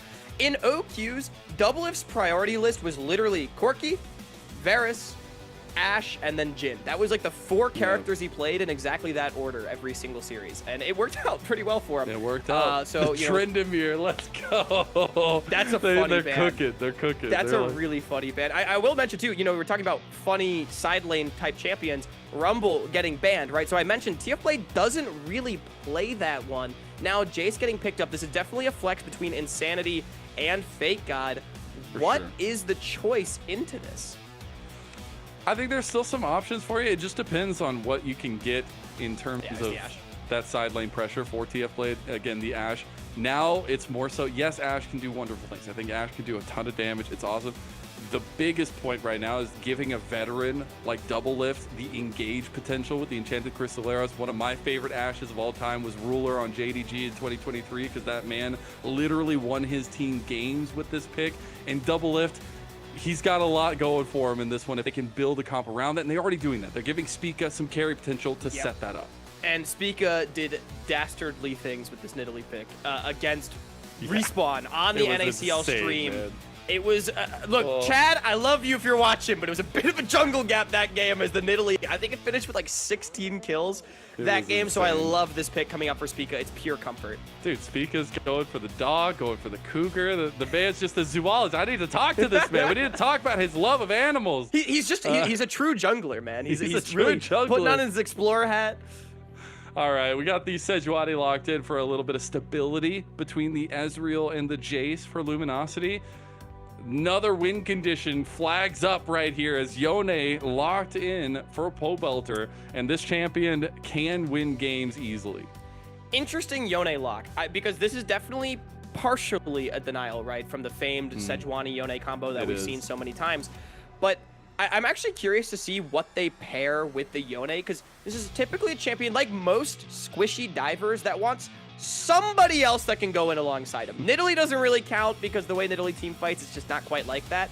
I'm expecting a tank support for Biofrost, things like Rel, Nautilus, still up and available. That's what I expect to see him go to with the Braum ban, maybe Leona as well. But Camille ban. Lennon, another thing I want to mention before we get into the second phase of picks, Ezreal for tactical. It's not the 2v2 lane domination that we saw last game. It is not at all. It's very different. Still, though, potent as hell. I mean, this champion is also very good right now in the right hands. Maybe this is the moment that tactical can break out, but it needs to be later. It needs to be in second, third item, fourth item. Now the Rel does end up coming through, so you have that double cavalry charge for Luminosity Gaming, but they need to now find a little bit of backup damage there, and it looks like it's the play. Yeah, this was a demon pick for Jensen when he played on Near Airport back in the OQ. Champion has caught some nerfs since then, and obviously it's going into Insanity's hands. It does provide quite a bit of long-range damage, though, for Luminosity, and we get a Bane for TF Blade. Come on, man. We get content, baby, content! Oh my god, there's one person that gets to survive in this game, and it might be Biofrost, but unfortunately, it is an all-or-nothing gambit here for Near Airport, and I'm very excited to see them try to pull it off. After that last game and how handily they were taking these team fights, mechanically speaking, this is the kind of composition you want to follow up that performance on. Yeah, now, I'm going to be honest. I don't know how the Vayne to Jace matchup usually goes in the lane, but I love Vayne late game here. You definitely have great scaling potential and a lot of CC on the side of Luminosity, but all of it is skill shot based. So you can outplay with the invisibility and the tumbles. Also, 3 attack speed based champions to go alongside a Nidalee. I think it really justifies that pick for Spica. A lot of responsibility on Biofrost to be that primary engage here with the Leona, basically providing the only lockdown on the other side. But, I mean, we talked a lot about how integral Bio is for this team anyway in that role. He's very comfortable to take that mantle. So, I don't know, like, Luminosity's comp is definitely easier to play. It's got a lot of poke, a lot of tankiness, but there's some sauce here on this near airport side, and I don't hate it at all. I don't even need them to release the comp for this game because it's just going to be everybody quiet until Biofrost hits an engage and he's going to say go. That's what this game is. No, I'm just Do you think on the other side, though, Luminosity, they're going to be like, Vayne, Vayne, Vayne, Vayne, Vayne, Vayne, right? Yeah, Double was there for honestly, that. Yeah, probably. But I think, picking apart this Luminosity gaming squad a little bit, they do still have that facilitation for Tomio. That is still the best role for them there, and they're trying to give Insanity maybe a little bit more consistent damage, a little bit more consistent impact. But this is a team comp that's going to need to wait and hang on. You've got to get that Miramana completed for the Ezreal and get a couple of those item spikes. Yeah, 2 items are going to be really big for the side of Luminosity. You also want that, like, I'm assuming this is going to be lethality Jace this game, surely. You want to get, like, that Muramana spike as well on your side. Quay generally building Seraphs. Maybe you go Blackfire this game, or, like, Ludens because everyone's squishy. I don't know. We'll see what he ends up building, but I do agree. Their ability to fight at, like, 15 minutes into the game is not great, and I think that's a huge window where near airport could take over. It was around 22 minutes at that 4th dragon fight that they blew open the game last time around. So I think a big question is just really whether or not Luminosity can get over that hump with their long range damage. And I'm putting out a plead. Please. I want to go 3 games. I don't want a 4-0 day. I want more games, please. I know it's not going to make much difference, but I'm really excited because I do think that Luminosity have a chance to take down near airport, and especially with this composition, they do need to figure out their game plan and play towards it. But it is full frontal engage for near airport, and it's going to be a lot of how Spica navigates this early game because we've all seen Nidalees that make it to the late game and aren't impactful. Yeah, and Spica, I give him the Nidalee pass here in North America. He's one of the guys. He's got the pass. Yeah, he's one of the guys that gets it for what I saw out of him. But, I mean, he does have to be able to execute on it. And, I mean, look, no shade to the guys on Respawn, but I think Luminosity may be slightly higher quality competition. We'll see if they can bring it. It's team fighting on their side, but it's a skill check on the other. Luminosity Gaming, near airport, game number 2. Potential to go to game 3. Potential for there to be more fearless bans. It's near airport, moving up towards top side, seeing if they could figure anybody out there. Nothing going to be there, though, and the reset does come through. But the fact that near airport did put up such a dominant performance after 22 minutes, after they got that strength, like, does that give us anything to read, or is this just going to just keep being a wonder run from this team that just keeps piling up wins and no losses? I mean, I don't know, right? Like, it's so hard, man. Yeah, like, because this game, too, I'm looking at their composition. I do think it is a bit more early game focused, but you don't have to get ahead. Like, their scaling is objectively good with just 3 carries, right, that have hyperscaling potential. But I mean, they do have the ability to really fight early on. I do think, as far as their continued growth, I would like to see them be a bit more active on the map early on, because it does feel like the way that they play the game is very much just sort of waiting to get to that team fight stage because they know they're just better when they get there. Absolutely. It's one of those things that you just have to always rely on, I guess, or always know is coming. And, like, look, if it works, right? But, yeah, you want to see more from our prospective NA talent here. Yeah. And that's why I'm really curious. I think interviews with either of these teams, depending on who wins, will be very beneficial in how the team kind of works and how they want to function as well in the system itself. Because this Luminosity team, they're very experienced. Like, obviously, obviously not as experienced as Near Airport, but in this scene in Tier 2 in specific, they are very experienced. And so I want to see how they kind of work, how they function. But we are looking at same side starts for both junglers, pathing up to that all glorious top lane. Yeah, and I think something we've not really talked about too much so far, Lennon, but I think Luminosity, not only have the experience, but I think it's fair to say this is a bit of a redemption split for a lot of these guys. You know, I think a lot of people feel that Tomio did not exactly get a fair shake of things on Shopify Rebellion last year, ended up getting replaced by Boogie. You know, we've seen the struggles from Tactical, Fate God individually at that top level of play, but they want to prove that they are still very talented players. You know, they can still get back to that level, and that, you know, regardless of anything that's happened in the last couple of splits, their careers are far from over, right? And I think we saw individual flashes for sure in that first game, and I mean, expectations are still that they should be very competitive towards the top half of the table, and they want to prove it here against Near Airport. I think there's a lot going into the storylines and stuff from recency from a lot of these guys, but even when you look back like to that DSG championship, a lot of this core of Fate God, Tomio, and Zeyzal was a major reason why they found success there, and adding, you know, Insanity, who's always cooking to that list, and Tactical, who is on that big redemption trying to make it back to LTA. It is really nice to see. Now we are getting a contest because we are looking at Scuttle Crab on the top side. Spica, he's got claws, and unfortunately, you're just a four-legged Poro. We got to track him like 3-pointers here for Spica. Like what's his percentage? That's 1 for 1 right now on the shots on the spear, forcing his opposite number out of the river and getting the crab to secure potential push for the Vayne. Gonna be really, really big.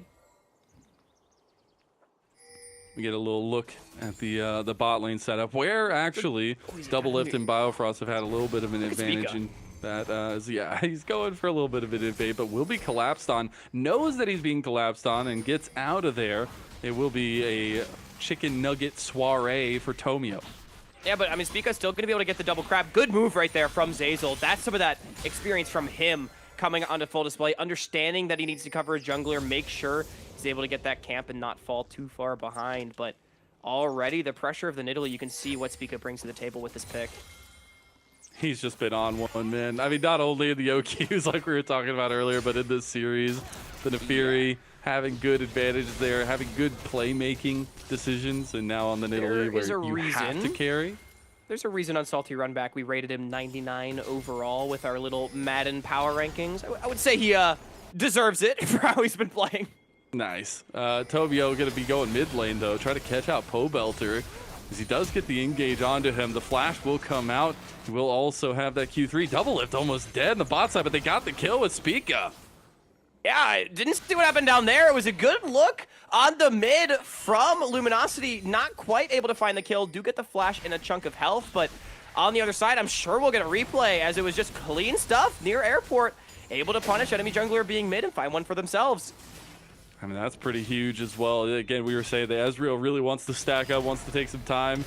Obviously, we'll have the Cole now to help in that regard, but it's definitely not something you want to be falling behind in any regard on the Ezreal. Thank God we'll get a nice little push on top side because of that cross-map presence, but we do have Dragon on the table, and Grubs coming up in about 10 seconds here. Does look like Near Airport are going to be in position to contest these. Yeah, I mean, swapping their bottom lane up top after the kill, have the first move.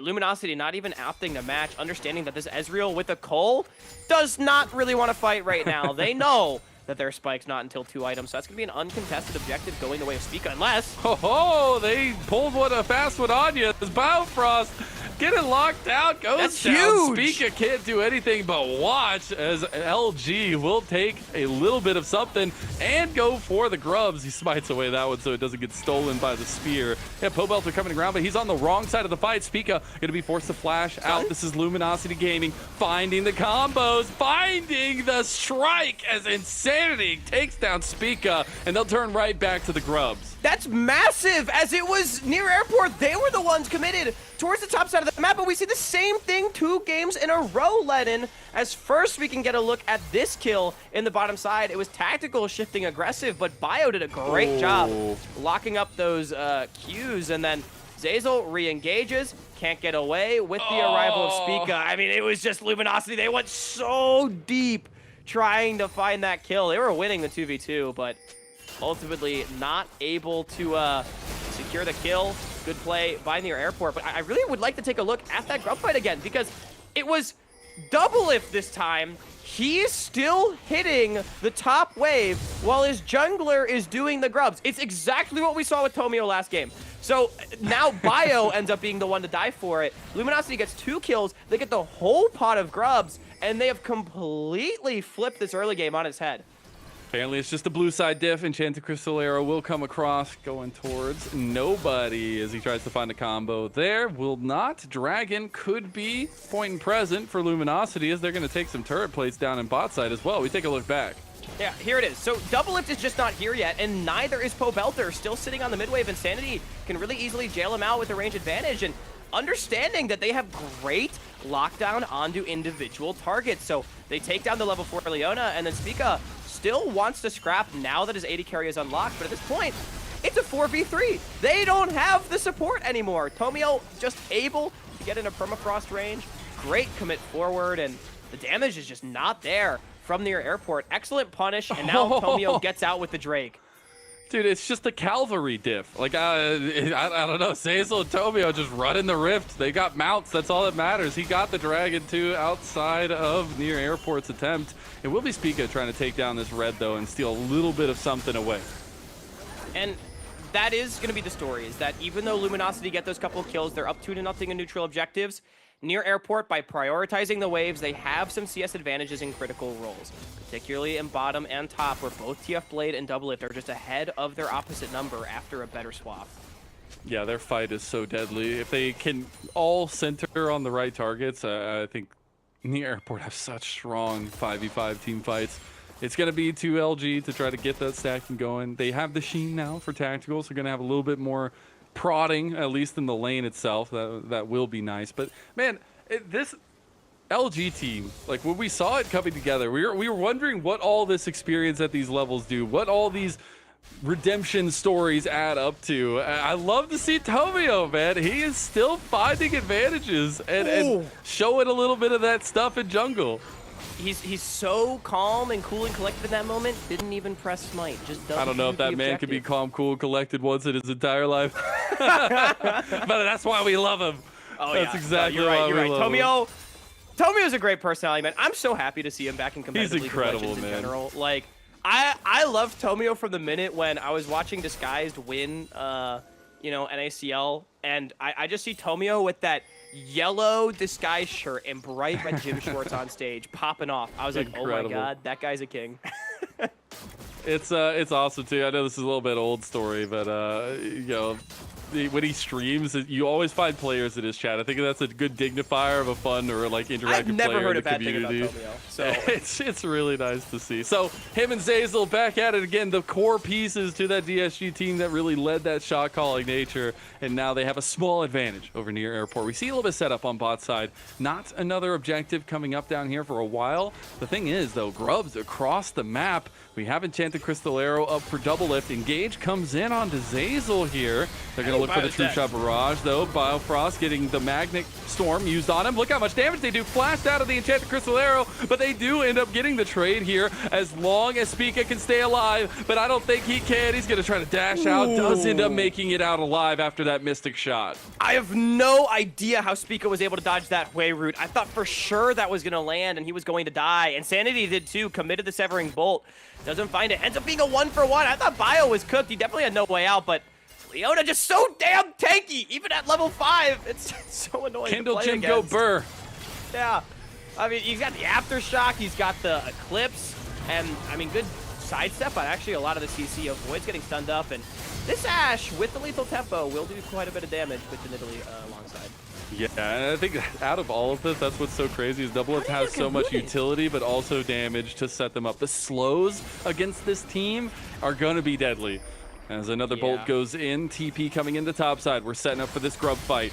Oh, they get the engage preemptively. Spica has the dash out. The solar flare coming down. Engage with the sealed fate. Pobelter is cooking him now. And now he has that angle too. Zazel split from the rest of the team. Jumped on by Spica. And near airport, have they just done it again? Have they just turned the game on its head? Oh. Nice little maw there from Insanity. Don't have enough damage. Fake God finishing one. Looking for a severing bolt. Insanity claims another one. Fake God getting taken down by Pobelter. And if Pobelter's getting gold, that might be doomed. He's still alive, but the kitty's claws will take him down. He gets the shutdown on the way out, though, and both mid laners stand aghast. What a fight! It's a 3-for-3 in the river. Grubs maybe the victors as they do not lose their little lives today. Incredible mechanical outplays. I just can't wait to see that one again. Ultimately, it's a Pyrrhic victory. Neither side really coming out on top of this one. As it was Spica getting jumped on, forced to flash away. But then the follow-up CC from Biofrost is fantastic. Counter-engage from Pobelter, and they're able to one-shot Pomio. And it looks like the fight is lost, with Zazel also being chunked so low. But Fake God and Insanity are able to get so much AoE down. And watch Fake God flashing in to dodge the root from Bio. Great severing bolt on the backside, and he's gonna dodge multiple skill shots. Pobelter cannot hit a Q on this man, neither can Spica. And although he ultimately dies, took so long that Spica dies too. He does, man. Oh, it was so back and forth there the entire time. Though, I will say, winners of it all, unless Spica can get in here, is going to be Grub again for Luminosity Gaming. So that's going to set their siege up so beautifully, and that's akin to the strategy we wanted from them. Now they're looking at TF Blade in the side lane. He does get condemned away, though. Oh, no. Glacial Prison goes wide, but it might just be the end, as Tomio claims the 300 gold bounty on TF Blade's head. Yeah, I saw a Rel Q fly over my head, and then a Sejuani R hit my fridge, but they still got him because he was alone. Huge stuff. They might actually just take the turret too. That's going to be all 5 plates. Yep, TP coming in to try to save it. They also have Biofrost up there. Dragon being taken by near airport in cinematic fashion. See if the top lane play ended up amounting to anything. Doesn't look like it, but that will be the evening up of the Dragon stacking for both teams. Isn't even up with the Dragons, but it's Luminosity, by the way. I think they claimed the Feats of Strength. Yeah, they have the upgradable boots in their inventories with the Grub play, as well as a lot of the kills that they got. Zazel goes in, misses kind of everything, and then Tomio's going to do the same thing, but, I mean, this guy's cooked. They have the Grubs to be able to help tank the tower for him, and at the end of the day, it is still just a Vayne that's alone, you know, able to land a lot of damage. Great kill. Did not take the tower, but got a lot of gold off the plates in trade for that Dragon. All right, so we're looking at item spikes. We got first items for everybody, but we got Blade of the Rune King for both Pobelter and TF Blade. Nice unlocking points for both, obviously wanting more items, but we've seen an uptick aggression traditionally in the Yones once they get Blade of the Rune King. Yeah, and Pobelter's going to need to be big on this side lane. Has a bounty on his head, and I mean, that's going to be one of the struggles for Luminosity later on, is how do they deal with the Vayne and the Yone in the side lane later on. Jace has the damage to put this Vayne in the dirt if he gets really strong, which Fake God is. 2, 1, and 3, Spear of Shojin in inventory, but I definitely think that's going to be something that Near Airport needs to do well, is side laning. You know, we have come to expect that from TF Blade. It is Luminosity, though. We mentioned that they are mid-game power trough with a lot of Seraphs and scaling tiers on their side. Despite that, they're up 1.5k first tower, which feels very good. Yeah, it does. True Shot Barrage onto Biofrost now. He might be a little bit caught. Goes back in. Solar Flare combo. There's the CC chain. Oh my goodness, they don't get him. They don't get him, and they lose Insanity. That's Insanity right there. Zazel does go in, but LG licking their wounds. They will lose priority over this Rift Herald. Bio's having a great series. Look, I know he's died a few times, and a couple of them have been goofy this game, but just able to find the re-engage onto Insanity. Double lift follows up cross map with the arrow. Beautifully done. And again, individual outplays from Near Airport seem to be the theme. Just thinking, I know it's setting up maybe the impossible as we take a look back at this with it. Could this be any way a potential for Near Airport's first loss, and then you do something like this and you're like, okay, well, I don't know if they were allowed to lose. maybe a little bit of criticism to be thrown at Tomio for his positioning. He was quite high off the fight. You know, could be argued he's supposed to block that arrow right there. Ultimately, though, I'm willing to give it to an outplay for near airport because it was just a great turn. The speed at which the entire team was able to rotate to that play speaks volumes to, I think, how well this team is already playing together in week 1. That's the craziest point of it all is like, we asked so many times what is the difference going to be? Is there going to be a difference? Is it going to be noticeable?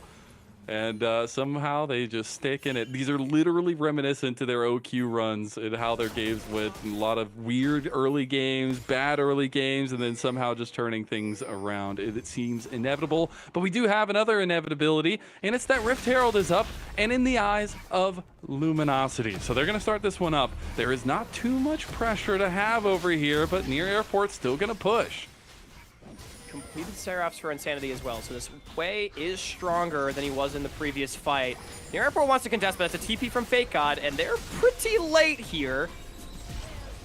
Okay, let's see if they are actual combo. That's Glacial Prison used. That's a massive engage tool down by Tomio. Nice engage by Zazel. He gets the big Magnustorm, but he can't follow it up. Speaka's out of there, and Pobelter, he hits the back line, only on the Fake God though. Zazel still dies, and then they get Fake God. It's like dominoes falling, and it's all near airport. How do they keep surviving these engages? I don't understand. It's unbelievable. It looked like Spico was poised to die, but somehow he lives, able to get all the heals to come through. They clean up the fight 2-0. Luminosity did secure the Herald, if I'm not mistaken, so at least they get the objective. Ends up being a relatively even play, if not slightly near airport favor. TP from Popelter in a bottom side to hopefully clean up their first tower of the game, with TF Blade and Double Lift slamming these waves in mid and top. They were losing, and now they're up 1,000 gold, and maybe even more with a bot lane turret taken as well. It defies the laws of science. It is insane. I mean, maybe that's just what happens when you put 5 lauded individuals together on a team and they just make magic. Yeah, and I gotta say too, you know, Double Lift has not really been the main carry for this team so far this season. 203 on the Ashe, highest farm on the game. He's looking like the big one, though, is again they try to commit it on the Nidalee. Again, Spica able to flash out. Great counter engage on the backside of the fight from Pobelter. And Double Lift untouched on this Ashe pick, able to output the Deeps. A fantastic fight from near airport, as just the same as game number 1. It seems that Luminosity has just not been able to find the critical engages in the major team fights. All right, we got their counter punch. We got the Rift Herald play in top side. Should be able to secure a tier 2, maybe even looking at an inhib as well, at least the inhib turret here with another charge. It's probably just going to get some damage off here and try to back out because they are losing a little bit of their presence up here. Does end up going through. We'll just get about half health of that one. Meanwhile, you got Spica just running rampant into the enemy jungle here, stealing everything away. Typical Nidalee player, man. Enemy team's making a play on the other side of the map. Farming camps on the other. I mean, they get a dragon for it. I think ultimately that play does favor Luminosity getting some gold back with their Rift Herald on the tier 2 tower. Those ones still worth quite a bit of money, but, you know, near airport, one step closer to potential soul. I'm going to be honest, Lennon. Unlike the last game, I feel like we're in for a bit of a longer one. This game feels like it's more in the balance. The fights have been closer. For sure. As Double Lift. He didn't get hit by that? That was almost like another Sejuani flash ult incident on the Double Lift. That's crazy, man. That's crazy. All right, well, he gets away from that one. I thought he was cooked, too. And now you get the redeploy. That's the Double Lift difference. He knows exactly magic. the range of the Sejuani ult after previous incidents in his career. So we are getting to that second item here. Almost for Pobelter, I'm sure, but at least Spica, at least Double Lift as well. There are some rebuttals on Luminosity's side of things. They do have 2 items across the board. Ezreal, tactical, is going to be pretty big now, at least trying to get some damage in. And that is going to be what sticks, is trying to figure out how to get the damage in there from Luminosity. Yeah, I mean, a lot of squishy members on the side of near airport. They have the sustain from the Nidalee, but we're going to start to see the poke do some numbers, if I had to guess, from Luminosity now that they finally are hitting those second item spikes. You know, tactical, that's the really big one we were looking for. Also, Fake God. needs that Muramana completion. I think he's getting pretty damn close. He's actually afraid to step up to the bottom wave right now, not knowing where near airport it is on the map. I think that speaks to how strong Pobelter is at this point in the game, level 14 on the Yone, but sees everyone around the blue buff, finally able to collect that farm, and if I had to guess, has a second item on this base. I will just say also, just on the Pobelter point, I'm so happy to see this guy playing in Tier 2. Just to not only get to cover him again, but I think he's obviously been a big portion of the NA community, a big part of the scene itself. And when you listen to all the other members of Near Airport talk about him, they're always talking about how positive his impact is on the team, how much he brings to the table on the team, and, you know, big Pobe and all that. So it's really nice to see him have that. And now he's on the Yone. He's on the super hyper carry, and he's able to find a way in. He can get the carry damage. But Biofrost does end up checking into Zeyzal and Tomio, but there's nothing else going to come of it here. Got the notorious POB in his back pocket as well. But it's not going to be a fight. It's just Luminosity trying to control their river. And again, 2 items on Fake Gun. So Luminosity, their composition has arrived, and they did not fall too far behind against the skirmish power of the Nidalee. Spica, 100% KP, I think undoubtedly still having a great game. But, you know, neutral objective control just hasn't quite been there. Luminosity's done a great job of keeping things tense, and this is what their composition wants to do. Group up, 6 grubs, 3 long-range carries, and just brute force. Oh, Tomio's like drifting! Oh my god! They finally killed Double Lift. That's a shutdown to insanity. The spiraling despair has hit Near Airport. They do end up getting that combo back onto them. It's a trade 1-for-1, but Biofrost is burning, ends up getting the primal surge from Spica. Luminosity take back the lead. All right, Tomio, that's what you like to see. It's been so many engages barely gone awry. Finally able to find one that sticks on the double lift. Able to bending the Sejuani all around him. That's going to be an Otacon. That's a tier 1 tower. And this is Luminosity taking a lead in game 2. That's a big lead, too, after the Otacon. Spica's around the corner, though. Spears coming in. Pobelter there, too. Maybe they try to get it. They still got to get the flowers afterwards, though. As Biofrost coming over, the flowers will spawn. They want to try to pressure it over it, but they aren't going to be able to pull the trigger here just yet. They will not get any of the flowers. They're waiting for the split, but the turret's still there, so they don't really have anything they can pounce onto. And LG, they make it out. TP into the bottom lane, though. Dragon spawning in less than 30 seconds. Near Airport, they know that they have a turn on the map with Luminosity needing to reset. This would be soul point for them if they're able to secure it. But first, we can take another look at this engage. Tomio, I mean, this is just class right here, man. Able to tag him, Zeyzal, instant follow-up. And again, you can see the long-range damage is able to come out from Tactical and Insanity. Bio almost gets taken down, and even though TF Blade gets one back, I don't really think it's a 1-for-1 that you're too happy about. Oh, that's Severing Bolt in the end. As we get back onto the map, it was Near Airport who had first move over here, but Luminosity Gaming are the ones that started up the Dragon first. It's already almost gone. This would be second Dragon for them as well. Spica, is this the time that he jumps in, tries to steal it, goes for the spear, hits it, but it's still claimed by Tomio and LG. Good stuff from LG. Near Airport, dawdling a little too long, you know, trying to poke and prod around that Otacon. Ends up just losing them the Dragon in the end of the day. And Luminosity, I'm going to be honest, the gold is completely even, but I think their position in this game is fantastic. Their composition is fully online, and Near Airport has not really shown me that they can execute the team fights on an extremely high level with this composition. They've had a couple of good looks, but you know, they've been few and far between, and not without Luminosity, I think, making a couple of mistakes of their own along the way. How many times have we said those words? How many times have we seen these kinds of moments? I'm just keeping it in everybody's mind that somehow, some way, they just absolutely turn it on and turn around the entire game. It is in LG's hands here, though, as they will try to find an engage on the Spica. Don't end up getting anything there. There is the Baron on the table. Neither team is starting that up anytime soon, and we're just getting positioning for vision for LG in the bushes and in the river around mid. And LG just doing everything in their power to not allow Near Airport to walk into this river. We want to control it with poke. We want to control it with the threat of an engage. Near Airport needs to overcommit with 4 members just to enter, but Tactical, great shift.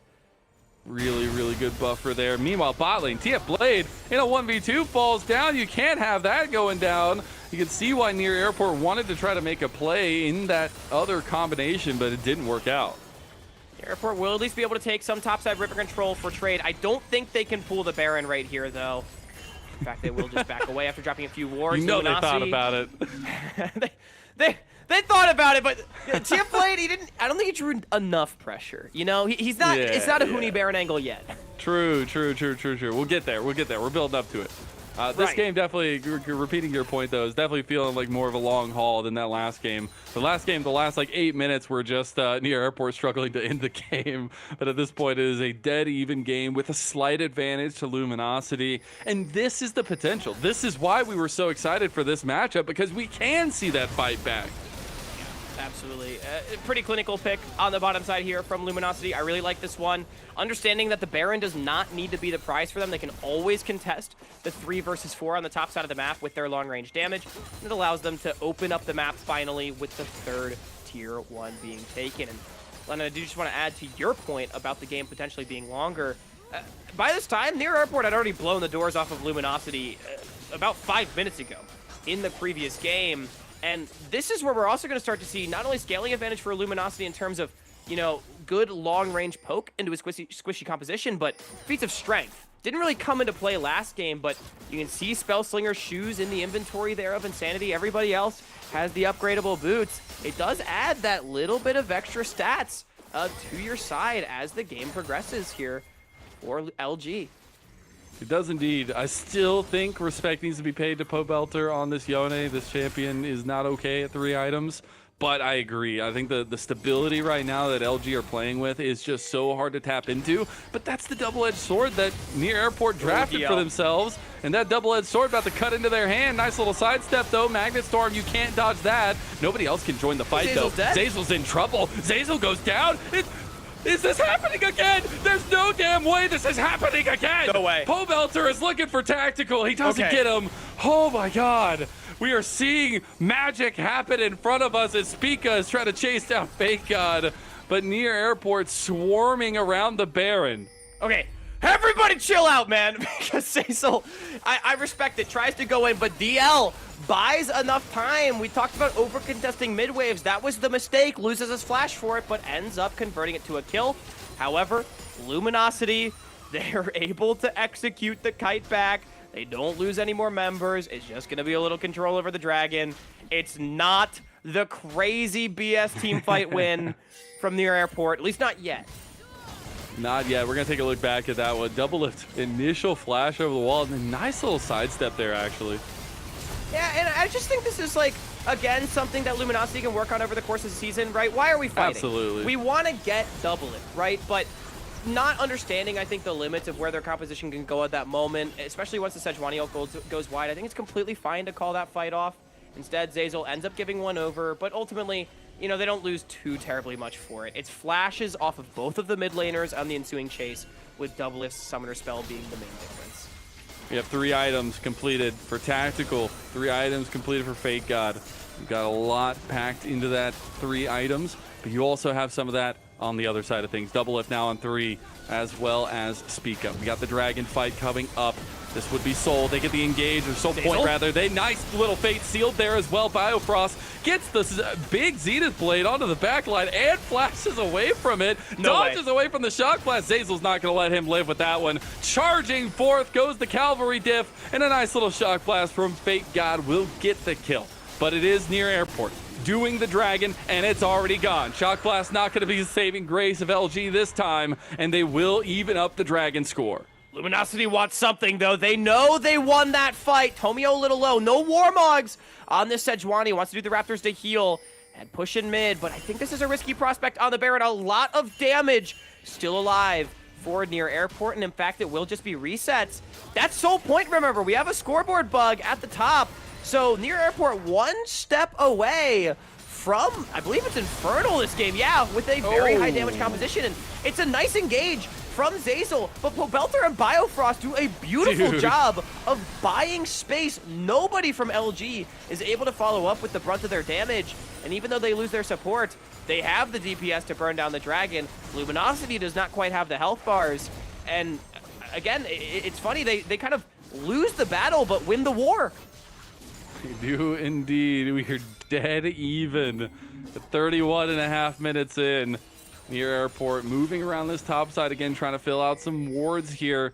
Keeping Luminosity interested as well to keep their own vision and control up here. Meanwhile, TF Blade is farming out the side lane. Still a force to be reckoned with if time keeps going. That's why, like, I think the duality of both compositions, like, in some aspects, they are fine with the game going long because their win conditions rely on it. Yeah.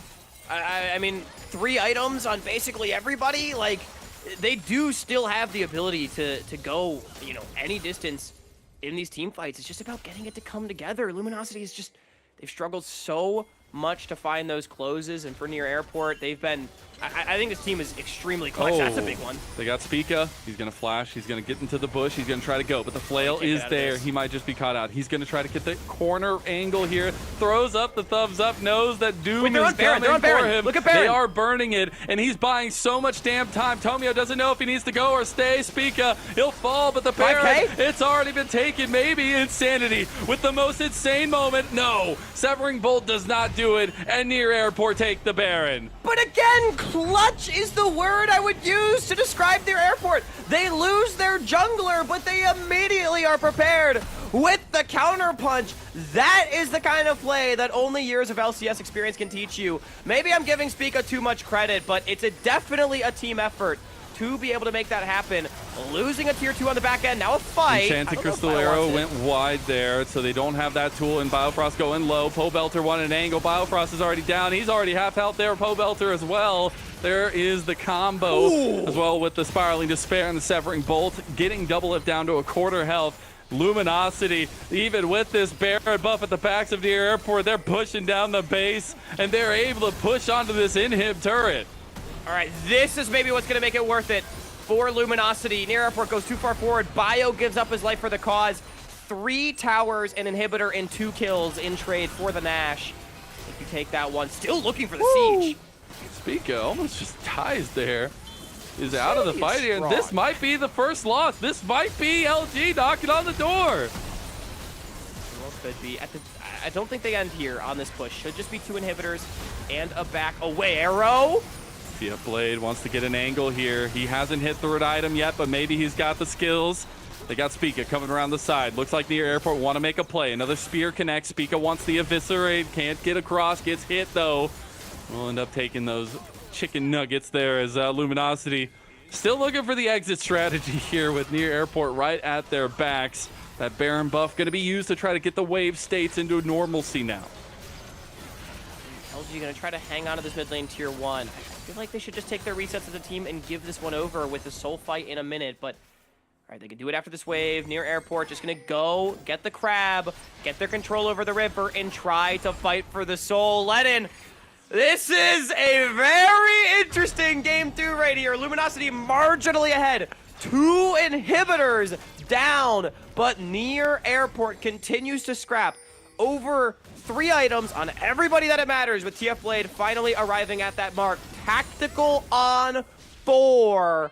Critical summoners available for basically everybody. Just no flashes on the junglers. Will it be enough? Like we've seen this time and time again. Will Legends bleed is the biggest question on everybody's mind. We'll see if they can take them down here. They are set up for success. They are point and present into the move to the Dragon Pit. Would be a massive undertaking, but this Baron buff is helping get Prio in mid lane for Near Airport. Tomio maybe stepping forward, always looking for that drift angle, always looking for double lift or Spica. They will just get the push here to counteract the Baron buff and move down to the Dragon. I mean, Luminosity is doing a great job. They're not rushing this play. They know that the only way they lose is if Near Airport is able to enter the river for free. Zazel tactical everybody trying to control the space, but Near Airport's done a great job dodging a lot of the poke. Pobelter. Oh, there's the engaged Biofrost. Maybe he's taken out. Remember, he's the one that has the engaged potential on Near Airport. TF Blade losing half his health. Some of the poke, some of the scaling really being shown here. Almost gets sniped by Tactical, and the Dragon will go over to LG. Yeah, really nicely done. Great patience. Luminosity showing their mettle in that fight as TF Blade is the one that gets chunked out. They tried their best to enter. Bio understanding he's the only one that can face check, but the Leona alone was sort of one of the concerns I had about their composition in the draft. Doesn't end up being enough, and LG able to take us to a potential 7th Dragon situation.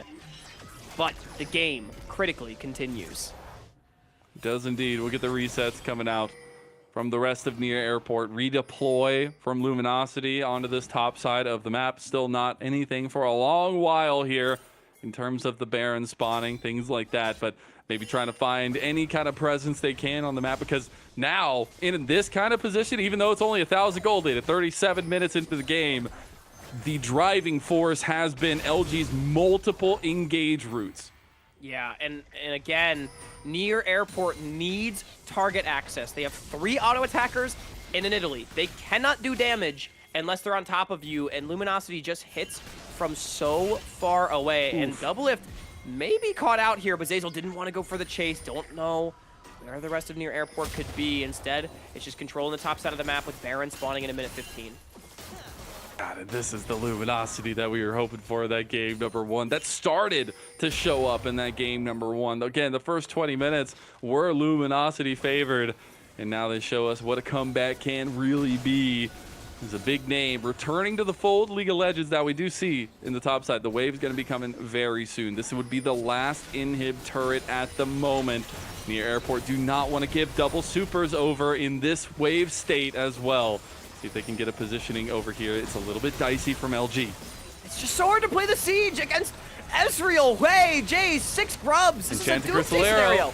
Pobelter going for it, misses the Fate Seal, gets CC'd, 100-0. Shutdown goes the way of Fake God. And now Near Airport, without a key piece to the puzzle, will have to defend yet again. And Tactical spamming the taunt right there. It was Pobelter selling out, trying to turn the game around, understanding that the situation is dire. You cannot just get poked out onto your towers, but he's not able to find it. Both Summoners off the Ezreal burned to stay alive, and now Luminosity has an angle to end. Pobelter dead for 35. All right, we'll see one more push, though. Near Airport looking for it. TF Blade looking for some sort of impact in this game. 3 items in, but unfortunately they have a Hui, and he just can't exist with the low range there. They need to clear the waves. They are losing their 3rd inhib now, so double supers will be spawning. LG on the cusp of it. They thought they couldn't lose. They thought they would lose, and now LG about to give it to them, as now the re-engage from Zeyzal. He's got 2 in the Magnet Storm as well. They're smacking down the last turret. They're looking to make the Legends bleed, and now goes the last.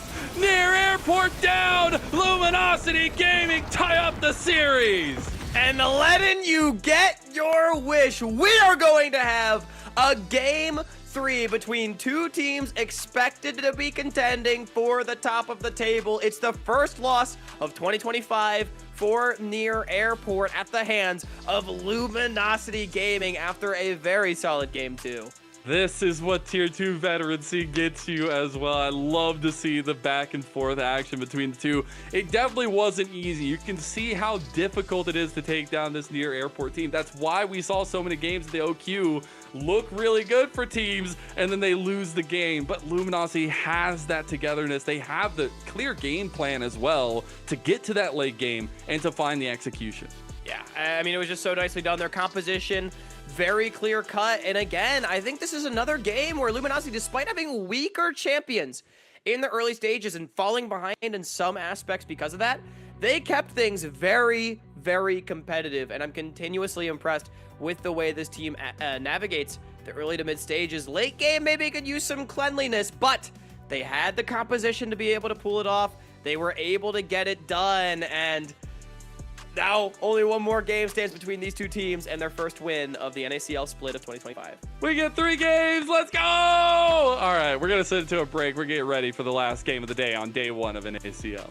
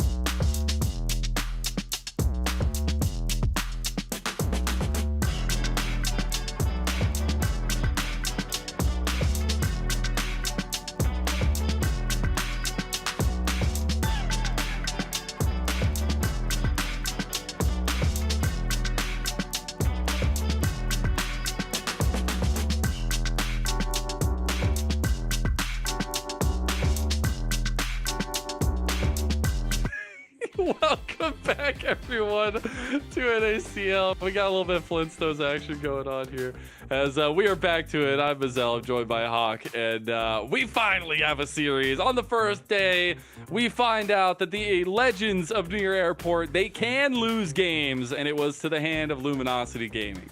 Gods can bleed, apparently, which I think most people saw coming, and At I'm some glad we get to point. see it in this first series. Yeah, like, surely they would have lost, and I feel like they're more vulnerable earliest in the season, right? True. That's probably true, especially because they're going to be ramping up as we go on. I feel like the more time you give to these veterans, the worse it gets. But this is the luminosity I really want to see. Again, the cohesion of Zazel and Tomio constantly setting up their carries and looking at this space utilization that they had in a lot of these fights. That's what made it so hard for Near Airport to navigate the team fights, and it was really nice to see. Yeah, I mean, once the long-range damage came online, it just was impossible for target access to really come through for NA. And, you know, as we start talking about draft for Game 3, right, full Fearless again, you know, TF Blade doesn't play some of the meta top laners, things like the Rumble that we saw get banned out last game, opts for the Vayne, and I'm gonna be honest, Mazel, I was not impressed. You know, things didn't go well for TF Blade. I'll just say that much right there. It was just definitely. hard. It was well, hard I mean, to do it's just much. impossible to do anything, right? So you Right. just feel invisible, and it definitely felt rough in a lot of these situations because they just didn't have the range damage to keep up with LG's composition. But that's what I really like about LG is they. Like when I put these players on a piece of paper in front of me, when I see Insanity and Zazel put together, like I know compositions are gonna be good. Yeah, I absolutely agree. I feel like especially Insanity is someone that we've always seen can kind of play anything. I think that's going to be a huge boon as we go deeper in to this best of 3. And I talked about it briefly in our last game. Spica, I think, still had a really good game on the Nidalee, 99 rated with our little FIFA ranking on Salty Runback, right? But one of the only other players, we had 3 total, that was rated 99 OVR, was Insanity because of his flexibility and his mechanical prowess. Every single time we see him play in Tier 2, it feels like he just kind of runs everybody over the last 3 years or so, and that trend didn't really continue in Game 1, but I think it was a much better look on the way in Game 2. Yeah, I do wonder if we get a change up into the style that Spica is going to be representing, because right now he's played the Nefiri and the Nidalee, 2 very carry-centric champions, which I think Spica obviously deserves, but you wonder what happens if they do change that up and how they approach that, because right now it just felt like a very stalwart composition from LG that they executed very well. They knew their win conditions from the very beginning. That's what we talked so much about in the game itself, and then they went on to execute it, which obviously are 2 big parts to the puzzle, but if you're able to do both those, especially against a team like Near Airport, it feels really damn good.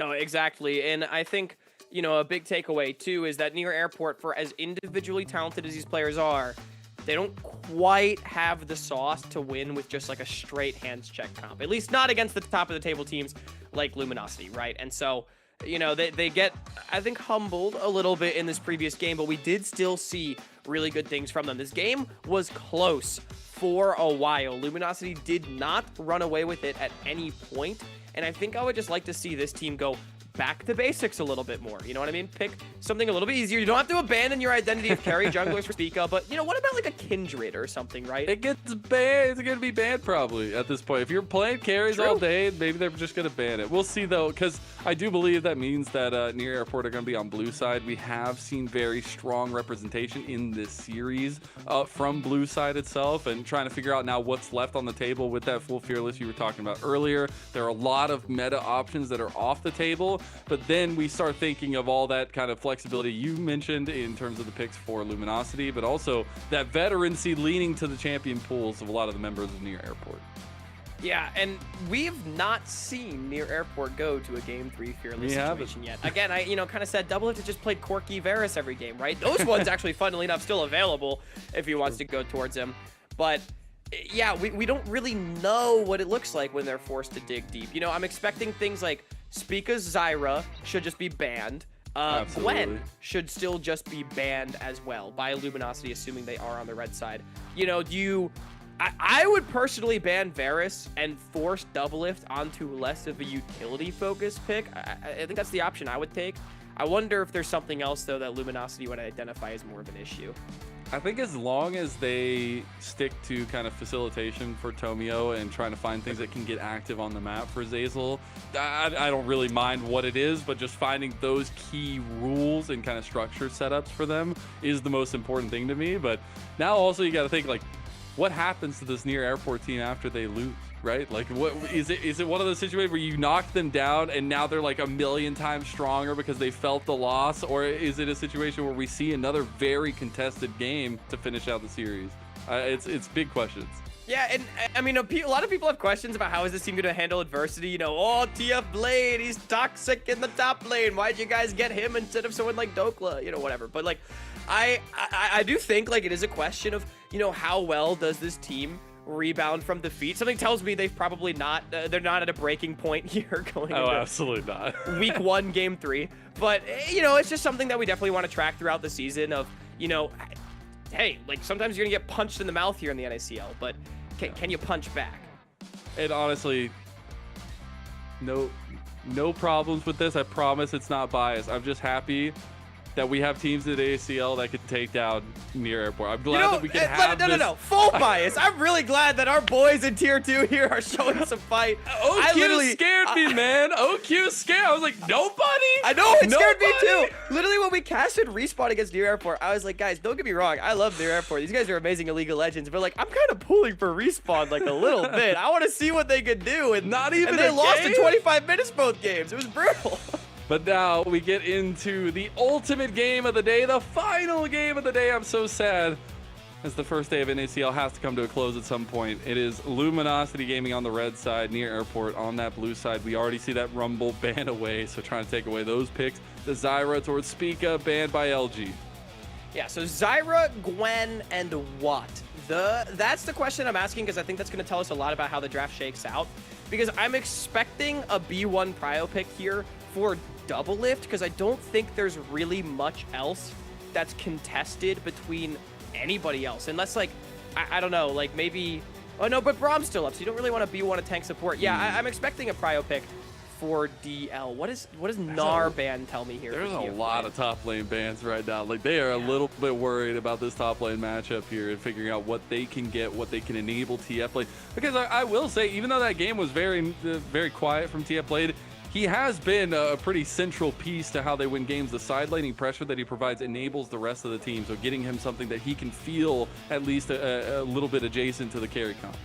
There's that Varus ban. So they are going to force Doublelift onto more, or rather less, of a utility-focused pick. It's not going to be like the Jhin and the Ashe that we've seen so far. And, I mean, a big part of their game for Near Airport has been, you know, bio on primary engage, and then Doublelift of all people, I feel like, kind of being the follow-up initiation.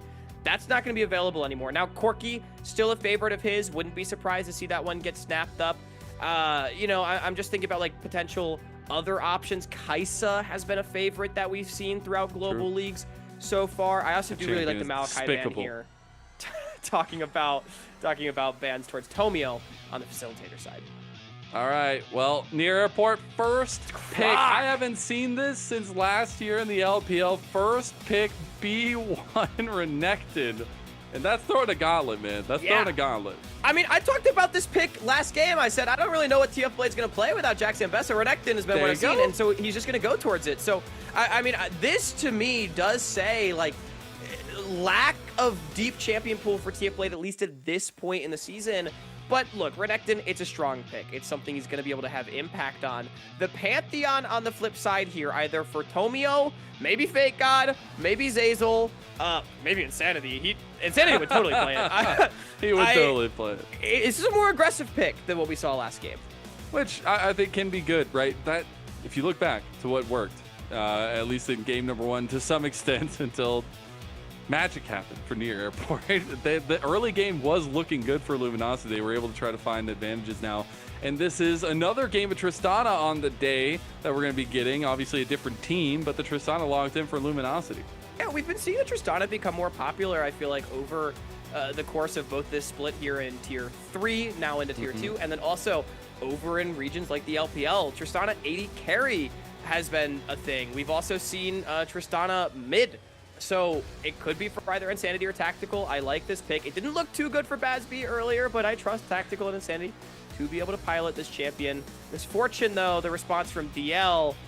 If I'm being honest, I know it sounds funny to call Misfortune utility carry, but I feel like it's a lot about zone control, right? Yeah. It kind of fits the It's about wombo combo. Yeah. Click also, on. if you think about it, really the only like point and click right now viable tank support is Nautilus open on the table because you already had like the Leona, the Renata gone. So it's more difficult for Luminosity to find that shutdown on the bullet time. So right now it looks like near Nautilus airport. ban Braum. That's Yeah, what I would honestly, do. something like that. I mean, go ahead and take a lot of this wombo combo setup for near airport. Yeah, I would pick Nautilus right here, ban Braum if I'm Zazel. No, don't tell me we're gonna get Cho'Gath. The Shirelius Cho'Gath that is terrorized. Let's go! Oh, I love it. I mean, I will say this is such an insanity-coded pick. It and is. Victor cannot force it out of lane. That's what makes it so diabolical. And the immobile carry core on the side of near airport Oh are my going to God. have this Void Monster bearing down on them. Insanity has always been one of my favorite players in the league, not only for his approach. He's like the relaxed, chill guy, nothing's ever wrong, but he could smash your mouth in. But he's also takes things really personally. He wants to grow. He wants to be a better player. And I know he learned a lot from that Shopify Rebellion time, but he hasn't lost his sauce, man. This guy is a literal chef. I don't know how many times we've made content around it, but he is an absolute menace when it comes to what he can pick out. And so I'm actually wondering now, too, do you go R5 for Zazel here as Could still be Luminosity different, Gaming? flexibility. I think that's the move, because likely still a top laner to be picked right here for Fake God, and those are not getting focused out in the bans. Ivern ban is also really interesting to me, because that signals that NA thinks it's Zazel playing the Pantheon, which is, I mean, a realistic scenario. I mean, to be not fair, we could understand also Darius see Cho'Gath not go to Insanity after That's all true. this. But, I think it is. I think it is. I think it is. We see the Darius lock away, though, now, as well as that Lilia ban from Darius Luminosity. oh, I guess Darius Jungle? Is that Yeah. still a thing? Absolutely. Yeah, Absolutely. Yeah. And with the way this peak has been playing, I don't know, man, that's just like right up his wheelhouse right now to Yeah. take something to carry. But Kindred is still up and available. I'm looking at Wukong here, I think, for Yeah. Spica. It's a little bit less carry-oriented, but it still definitely is more of a carry-oriented jungle than something like Xin Zhao, and it does a lot of good setup for the AoE of the Misfortune, of the Victor. It's also a dive buddy to go with this Renekton that I think you really want in this sort of composition. Fake God with his tech. Oh, let's go. Oh, we are getting Let's treated go! today! There's no Fearless over way! everything. Fearless over everything. Fearless wins. I can't put up a contest anymore. It wins. It wins. Look at this composition from Luminosity. What the hell? And I love it. For those that don't know, Fake God, oh no, I guess it's Jenkins that has that dog in was, him, right? yeah. But Fake God is also a purveyor of this pick. This is a chef composition. Pantheon, Cho'Gath, Warwick, they want to run at these immobile carries on the other side. It is the Kindred that we talked about for Spica, and Alistar to try to play goaltender as well. But Fake God has decided that he wants to put the only rookie in this match, TF Blade, into the dirt. Hey, they're all rookies, all right? They've never played in okay, ACL okay. before. But I'm so excited. I'm glad Tarek? Spica. Hey, What? Tristana Tarek bot. You love that all in, and you win. Like, you get the Yeah. resets, you have the Cosmic Radiance. Luminosity, I might have just stolen my heart. I might have to Yeah. figure out how to write love letters to an organization. I don't know. I mean, it's 4 melee in a Tristana against triple backline, and we're gonna see who wins. I mean, there's Oh. the Tarek pick. I love Tarek is one of the champions that I feel like is always really broken if you can pick him in the right conditions, which is against the tank support, so you don't just get blasted in lane, and with a big old meatball composition against slow AoE damage, an ulti-reliant composition like near airport here. And look, I gotta say, it's a lot of comfort for the side of near airport. We saw that Renekton It is. B1. Pobelter has been a huge menace on the Victor throughout OQs, but I think Luminosity is really cooked. They gotta be able to execute on it though. They gotta be able to I like the execute. comp. It's so hard to kill Yeah. everyone on this team. It's so difficult, but you do have to think about the respect given to Near Airport as a team. I was trying to draw on my screen a beard on Tarek so that we could have Zazel in his natural form with a beard. Unfortunately, Tarek is clean shaven, but Luminosity have nonetheless put the chef's hats on. They have cooked, and we're waiting to see if this dish is edible or if it's a little demonstrous. We will see Near Airport battle for their lives here this first series. The comeback potentially for Luminosity Gaming as they finally made Near Airport lose a single game in 2025. Can they make it double? I mean, Mazel, let's give a quick shout out to coaches as well. Deos, reigning CLOL champion, coach Absolutely. of Luminosity Gaming, empowering his players to go for this style of draft. I mean, at the very least, it's going to be a treat to watch. And one other thing I want to talk about is Tomio on the Pantheon, the most aggressive pick we've seen from him so far this series. And he can go to any lane and get a kill. Tarek, Cho'Gath, Warwick all have phenomenal follow-up to the CC and damage that Pantheon does provide. So I think a lot of responsibility on Near Airport to not succumb to that gank pressure. They've been good about that so far this series. We've not really seen too much early game gank action really from either side, but yeah, definitely their work cut out for them this game. Spica on the Kindred as well, not really the same ability to his name. He's gonna try to trade camps for kills. I tried to. We saw a little bit of the warding there by Fake God. We have seen traditionally Warwick try to be a little bit aggressive at that level 1 into the enemy jungle as well, which because you have such good dueling strength at that level 1. I'm just happy. Yes, we have a crazy comp from LG, but it's insanity on the Cho'Gath, man. Right back to what we knew him for here at NACL. Right back to the cooking. I mean, this is the guy that's played Zac mid on the LCS stage last year. He played, I think he was the Udyr mid guy, right? Back in 23. I mean, we know that Insanity can go for these kind of picks. We talked about the value he could provide in Fearless, and I'm so glad we get to see it. Unfortunately, though, in the bottom side of the map, Tristana, little low ranged in the early stages of the game, can be difficult to fight for that push, so they do get forced off. On the Near Airport side of things, though, I know we talked a little bit about Double Lift not having much of like carry impact as much on this team, but I do think he's set up to maybe quiet that down a little bit on this one, because if you have a great performance on the Misfortune here and carry the game in that regard and have those big setups for the bullet time, I mean, that is what your composition is kind of centered around. Yes, there's a lot of skirmishing power, scaling there for Pobelter as well, but Double Lift is going to be like kind of that centerpiece for them to find in team fights. I agree, and I think a lot of responsibility on his shoulders, not just in the team fights, but in this early game, being the sole lane with push. Pobelter and TF Blade, they ain't getting pushed this game.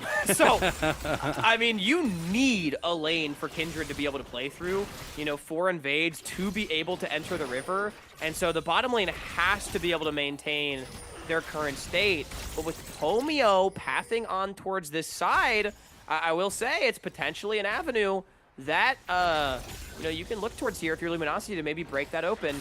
I think we were seeing into the future a little bit. Yeah, I'm so confused right now. I don't think Tomio's that far behind. I don't think he's all the way up at the enemy red side right now, but he might be soon.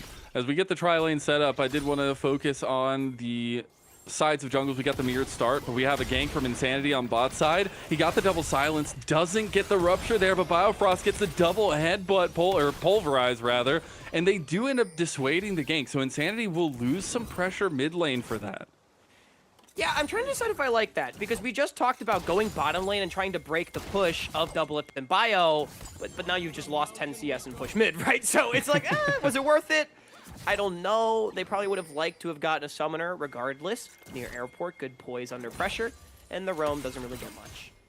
Yeah, I think it's a good look at least to start it up, but if you're going to keep going for those looks, you got to find something with them, because you don't want to just give Pobelter a free stacking lane. Again, we go back to all those conversations we've had, and Pobelter has been a massive pillar for them to kind of build around, not only in game, but outside of game as well. Now we have Dragon coming up in about 30 seconds. We have Grubs coming up in about 1 minute and 20 seconds. See where these teams want to position on the map and what's going to be more important in this pivotal game. Sanity getting poked out pretty hard too. Out of mana here on the Cho'Gath. Wants to base and TP back at some point. As Tomio's in the area, and Zazel maybe can look for a play here with Pobelter harassing under tower, but it feels difficult without mana on Insanity. Does definitely. I mean, he'll get to the point where he can be just constantly impactful. But right now we actually see the redeploy from a lot of near airport towards the bot side for Spica as well. And hovering around this mid lane, trying to use this push that they have in this solo lane. Yeah, I mean, Dragon Prio from both teams makes sense. It's 4 melee on the side of Luminosity, and then not really much side laning on near airport, so I don't think either team cares too much about the grubs. Again, a lot about team fighting in this one. And, I mean, that's where the Dragon stacking can really come into play, forcing the enemy team to fight before they want to, but neither team starting that one up just yet. We're going to continue to see, just a slow, calculated early game. Tomio, though, about to hit level 6 and a few camps here. And we mentioned earlier, this Pantheon can go anywhere and find a kill if the setup is good. So that's going to be a big question. Where does that first ultimate go for the jungler of Luminosity? The Grubby Tubbies are live. I wonder what we're learning on this episode. I don't think we're going to get to watch it anytime soon, honestly, though. They'll have a good time on the show. It's like, shows keep going when you're not watching them. We do see the robo from LG. What do you think the grubs talk about when they're all just like sitting there in the pit hanging out? Honestly, it's probably all gibberish. They're just like minions. I think for some reason I picture them as Sims. Like, it's like a language, but you just have absolutely no idea what they're saying. I could see the Sims angle as well. Interestingly though, it's actually Tomio playing the Sims this game. Spica instead. He's a Civ 4 enjoyer going for the dragon. I don't know why that was. I was going to say, I have no idea how that ties in, but I'm here for it. I just thought of a video game. They introduced dragons in Civ 4. Don't go check it out. Don't what go about, check our information. like Monster Hunter? Yeah, there you go. That's more reference. I like it. All right. If I'm going to be a mainstay on the NSO broadcast, I got to be lighter on my feet here, right? So. You'll get there. Don't look at the smite, by the way. It definitely didn't get down to 20 health for Spica. Don't worry about it. No stress. He will also get the RNG of the mark and bot side, so at least he gets his first one. We actually can't see the stacks on the Kindred right now behind the score bug. I think he has 2, because I feel like he got the first crab as well. I don't think so. He's got at least one. He's got at least one. We'll see. And now he gets to go clear from all the way bot to top. We're, again, getting really no interactions early. And it's so funny how we've developed, right? Like, game 1 was LG pushing early, punching early, ends up losing a couple of those pivotal team fights, losing the game. Game 2 was all about late game. Scale and stack, and NA couldn't do it. LG ended up winning because of that. And now we have a game where we're probably going to be sitting here for the next, 25 minutes.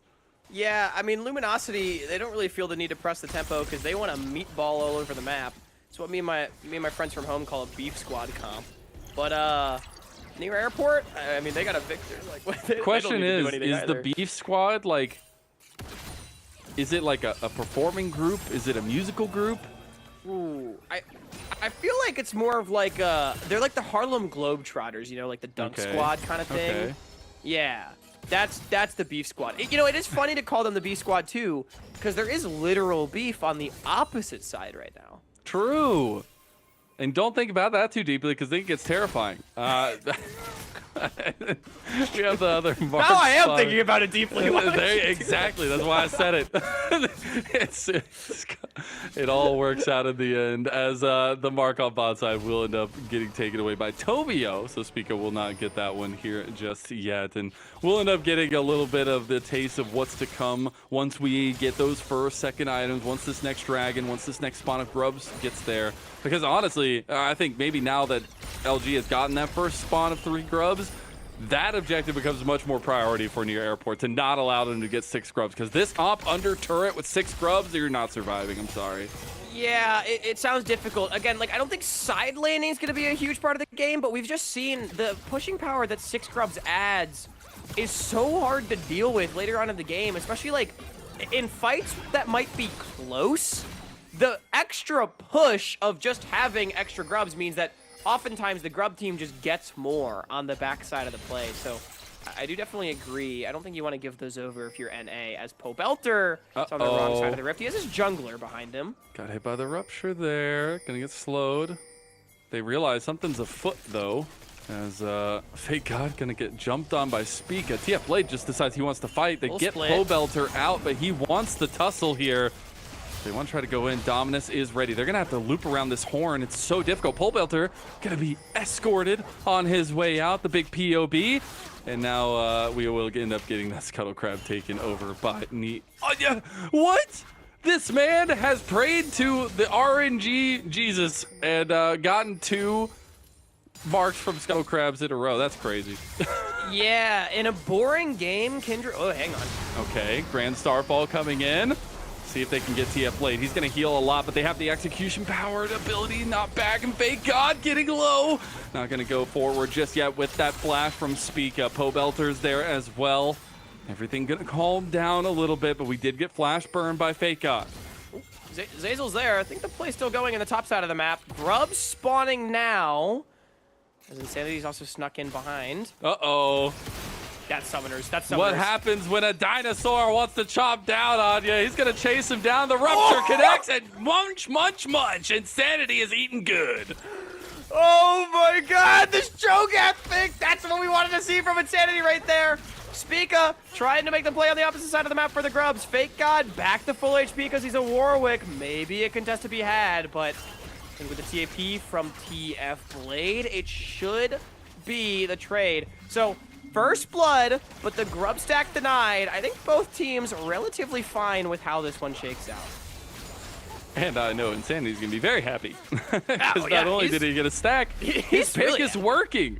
Like, the thing is, the proactivity from near airport, I still feel like is needed. Yes, we talked about some of the scaling aspects for them, but once these team fights start coming up, I want to see them active and fighting because I don't want to even imagine a Warwick and a Cho'Gath and a Taric in the late game with all these items and all this scaling, and you see a little pinch of it right here. Yeah, I mean, this is just double. Even with the flash, Insanity able to hit those ruptures. The slow after so debilitating. As we went into the replay, they TP'd onto him into the bottom side, but Insanity was able to thwart any sort of collapse. So, you gotta watch those googly eyes, man. And with his googly eyes and his bot push, that's going to allow Luminosity to start the Drake. He's got like 8 googly eyes on that skin. Wait, he's got a lot of eyes. Is that the build? I thought the build was Shirelia's. Am I out of the loop here? Like, you are the weakest link. Oh no, Fake God. Wait, no, he's a Warwick. He's healing. He's going. Spica can't get there to save him. Oh my God! What is happening? Fake God, thumbs up. You're a Chad. Salute. Spica tried to get there to save his top laner. Oh my and executed God. a tower. And then TF Blade dies to Warwick. Who put 2016 Renegade in the NACL? Oh my God. That was one of the craziest plays I've ever seen in my life. Brother for brother there. He was like, I'm saving you, I'm dying. Tomio's killing people with tactical in mid lane. His double lift has fallen. The alpaca thumbs up. Not able to get the turret, but LG, they're 2,000 gold up. And that's Feet of Warfare. Oh my God. I sorry, I need a replay of that top lane play. That was like one of the worst things I've ever seen. It's beautiful. But regardless, you mentioned 2,500 gold up now for Luminosity. This is the biggest lead we have seen in the early game from either team so far. We talk about gank setup, double lift, contest the mid wave, Bio's not there, and a great collapse, great confidence, I think, from Tomio to identify that there is a play on the DL under the tower. Once again, getting punished for having no summoners, much like game number 1 on that Jhin pick. And it puts Tactical on the board. Still keeping up a little bit. The lead shrunk by about 500 after that play. The first items going to enable a little bit of safety, at least on the side of near airport. But you do have the Rift Herald that's going to be coming up soon. We have the Dragon split, so that's less of a priority now that time is going to be of the essence for that one. We are getting closer and closer, though, to second items for LG. And yes, I think obviously the scaling is more items, more items, more items, but 2 items there feels really good for the team fights. Oh, yeah, it absolutely does. And especially as we're moving towards these mid-game fights when I don't think near airport is going to have the damage in their composition to burn through this LG frontline quite yet. And so it should allow LG to really take over the map. They want to be able to open things up. Bottom lane tier 1's taking a big chunk. Mid lane tier 1's taking a big chunk. If they can knock those ones down, play for this dragon in 2.5 minutes, they'll find themselves in a great spot. Ooh, knock up on Tomio here. They got the stun CC'd there too, and TP's coming in. Tomio gonna get taken down. Pobelter takes that kill, and that's a nice little one-up for near airport. Wait, tactical? Oh, whoa, whoa, whoa! A little bit of hate and a little bit of love. Tactical solo bolo on a double lift. This is why Tactical replaced him on TL, able to find it in the mid lane. It is flash blown, but able to get the mid lane tier 1 on the back end. Tactical making a huge play in the mid lane as double lift. 3-0 on the Misfortune. He is getting put down right now. We can take another look at this play, though, where near airport at least gets themselves on the board. It's LG. We talk about them wanting to open up the map, trying to contest vision to do so, but it's near airport with the collapse and the teleport onto Tomio. Opts not to blow the flash, I think, is the right play there from the Luminosity jungler, recognizing that, the engage potential onto somebody like Pobelter or Doublet is just more valuable at this dragon in a minute and a half. And unfortunately for Double Lift, he just doesn't get to play the game at this point. Everybody can just engage on him. He's never going to have time to put a bullet time down. So now you're relying on the likes of Spica, TF Blade, and Pobelter to really be that damage profile for you. And you're losing control of the map steadily and steadily again as another 2.5k lead had been developed. But on top of that, we're going to have the Rift Herald take by Tomio. He's fully left to his own devices here. And that is going to be some pressure that can be deployed later on into these side lanes. No, and I mean, with the mid lane tier 1 being down, it's just so much pressure on the mid wave now for Luminosity that can't be matched by NA. Okay, do they get Insanity here? He's gonna flash away, he's locked down. Chaos Storm is doing work. They get the kill over, and it will go to Spica. So he has the mark there, he has the pick in the side lane, but they are losing their top lane for it. And that's at least 3 marks. It could be 4. I would assume it's 4 for Spica, so that's a big pickup. But we're in an extended cross map right now. Remember, 3 grubs for Luminosity as well, so we'll be at least a tier 2. Yeah, with that Rift Herald charge as well. They're just going to leave it for that second one. They don't want to overextend too much as TF Blade was getting out of the base. We'll still have Pobelter in the side lane with Spica. They should be able to take down another outer turret as we're going to take a look back at this one on bot lane. Yeah, I mean, just clinical stuff right now. Near airport knows they need to make a cross map because they are losing, and getting a kill onto one of their big carries is huge. You need your damage to be able to keep up with this bulky front line. So Spica picking one up. He's been the carry for near airport for so much of their run in amateur so far in 2025, and he'll need to continue to be, as it's a pretty nice skin. Hi, Misfortune. Yeah. Bye, Misfortune. All right, we're into the dragon setup because this will be second dragon for Luminosity Gaming. Near airport's on reset. Yep, they bring over Tactical. Dragon number 2 will be secured by LG. They'll be stacking their way up to that Ocean Soul. Another Ocean Soul, by the way. Interesting how that one keeps shaping out. I'm going to be honest. Ocean Soul with this composition, though? Oh, it's doomed. That feels like a problem for near airport if it comes through. We have a play on the bottom side, though. Insanity yet again going to be the target. Run away, dinosaur, run away. The meteor is coming for you. Oh, no. Oh, my goodness. There's another dinosaur there. What does he do? This is like a herbivore versus a carnivore, although Insanity is surrounded by 4 carnivores, and one of them named Double Lift will take the kill. I like how Insanity walked up and just tried to bite Double Lift's head off before dying. Like, why not? You know, it's not a short cooldown. He dies for it. He couldn't get his googly eyes focused in. Yeah. Insanity ends up going down. I got to give a lot of credit near airport. I think they've cross-mapped so well this series. Their reactive gameplay, really strong. But Luminosity on the proactive side of things, they've still extended their lead. Gold lead has only grown to about 3K, but now having taken 4 turrets after having 0 just a few short minutes ago is a really big expansion of their map pressure. Azazel doing a great job placing wards in the enemy jungle as well as TF Blade goes for the teleport, sells out for this one. And Insanity, he may be strong, level 13 show, but that's a 1v4. Yeah, not gonna happen, unfortunately. But hey, bought a lot of time. They didn't really do much with it, but they bought time. And that can happen later, and that'll be really impactful. But which is DL's literally on the board. essence. True, you're not wrong. Getting closer and closer to that second item. Unfortunately, though, everybody else on the other side almost has 2 items already.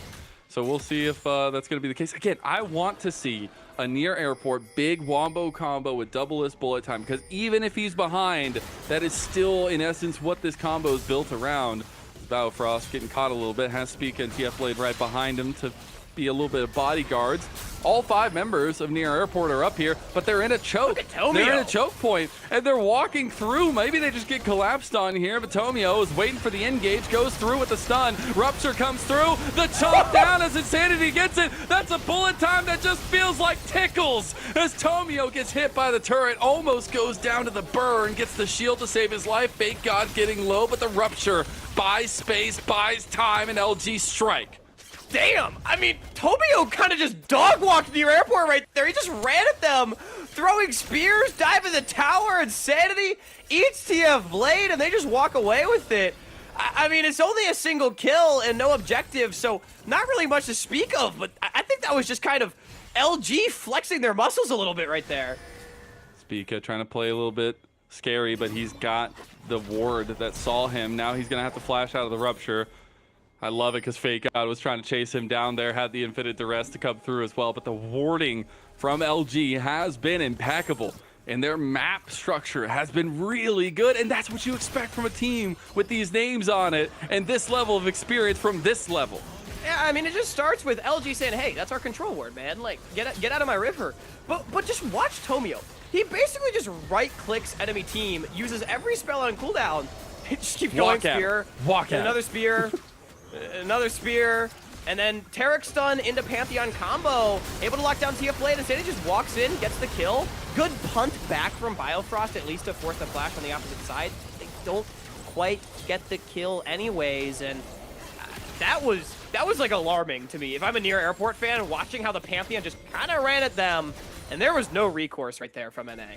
I know Zazel's only 0-0-1, but I think he earned MVP off that fight alone for me. Like, he did so much work with the stun, with the Cosmic Radiance, and that's, like, this pick is providing so much undercurrent to LG, and it's also in the hands of one of the most experienced on the team, but also a natural born leader in this space. So I love to see him have the reins and see if he can get that horse to giddy up. We got Fake on the side lane here, looking for an inhib turret. No response coming out from NA.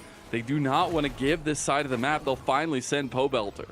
Yeah, I mean, Near Airport just choosing to drop waves in order to get control over this river, but I mean, they're gonna have to reset anyways before the play, so it just feels like sort of lost farm.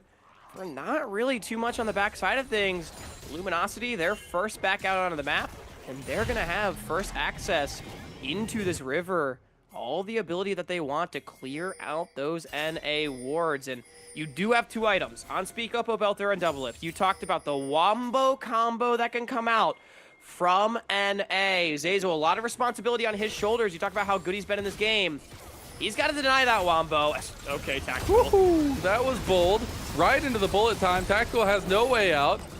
Wound up getting a decent chunk of the Biofrost there, and that was the Unbreakable Will. Tactical should be able to heal up a decent amount with Zazel there. Still going to have mid lane push priority. They are getting TF Blade's vision here, and they know where he is. LG will first move over to the Dragon Pit.